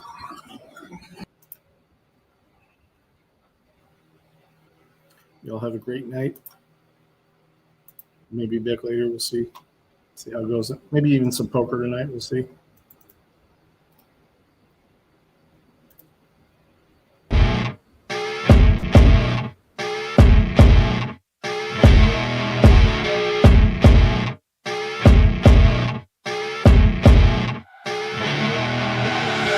I see her rolling up, Uber black Cadillac, high heel boots and a sexy body full of tats. Baby's bad, oh baby's hella bad. After her there ain't no coming back. Wanna take a run at that. I think she's feeling me, turn it up a few degrees. My imagination of her body gets the best of me. Oh gosh, she's such a tease, bitten lips, bruised knees. I'm addicted to her, need her touching me. Cause she got a bad little waist, and we tearing down this place. Off the liquor that we chase, Casamigos to the face. Baby, I don't need no space. Coming closer for a taste, and I'll show you how I make everything just fade away. Cause she's like sex, drugs, cocaine, body so insane. Jealous of the clothing that she wears up on that tight frame. All game, no shame, baby came here to play. I feel like an addict cause she's sex, drugs, cocaine.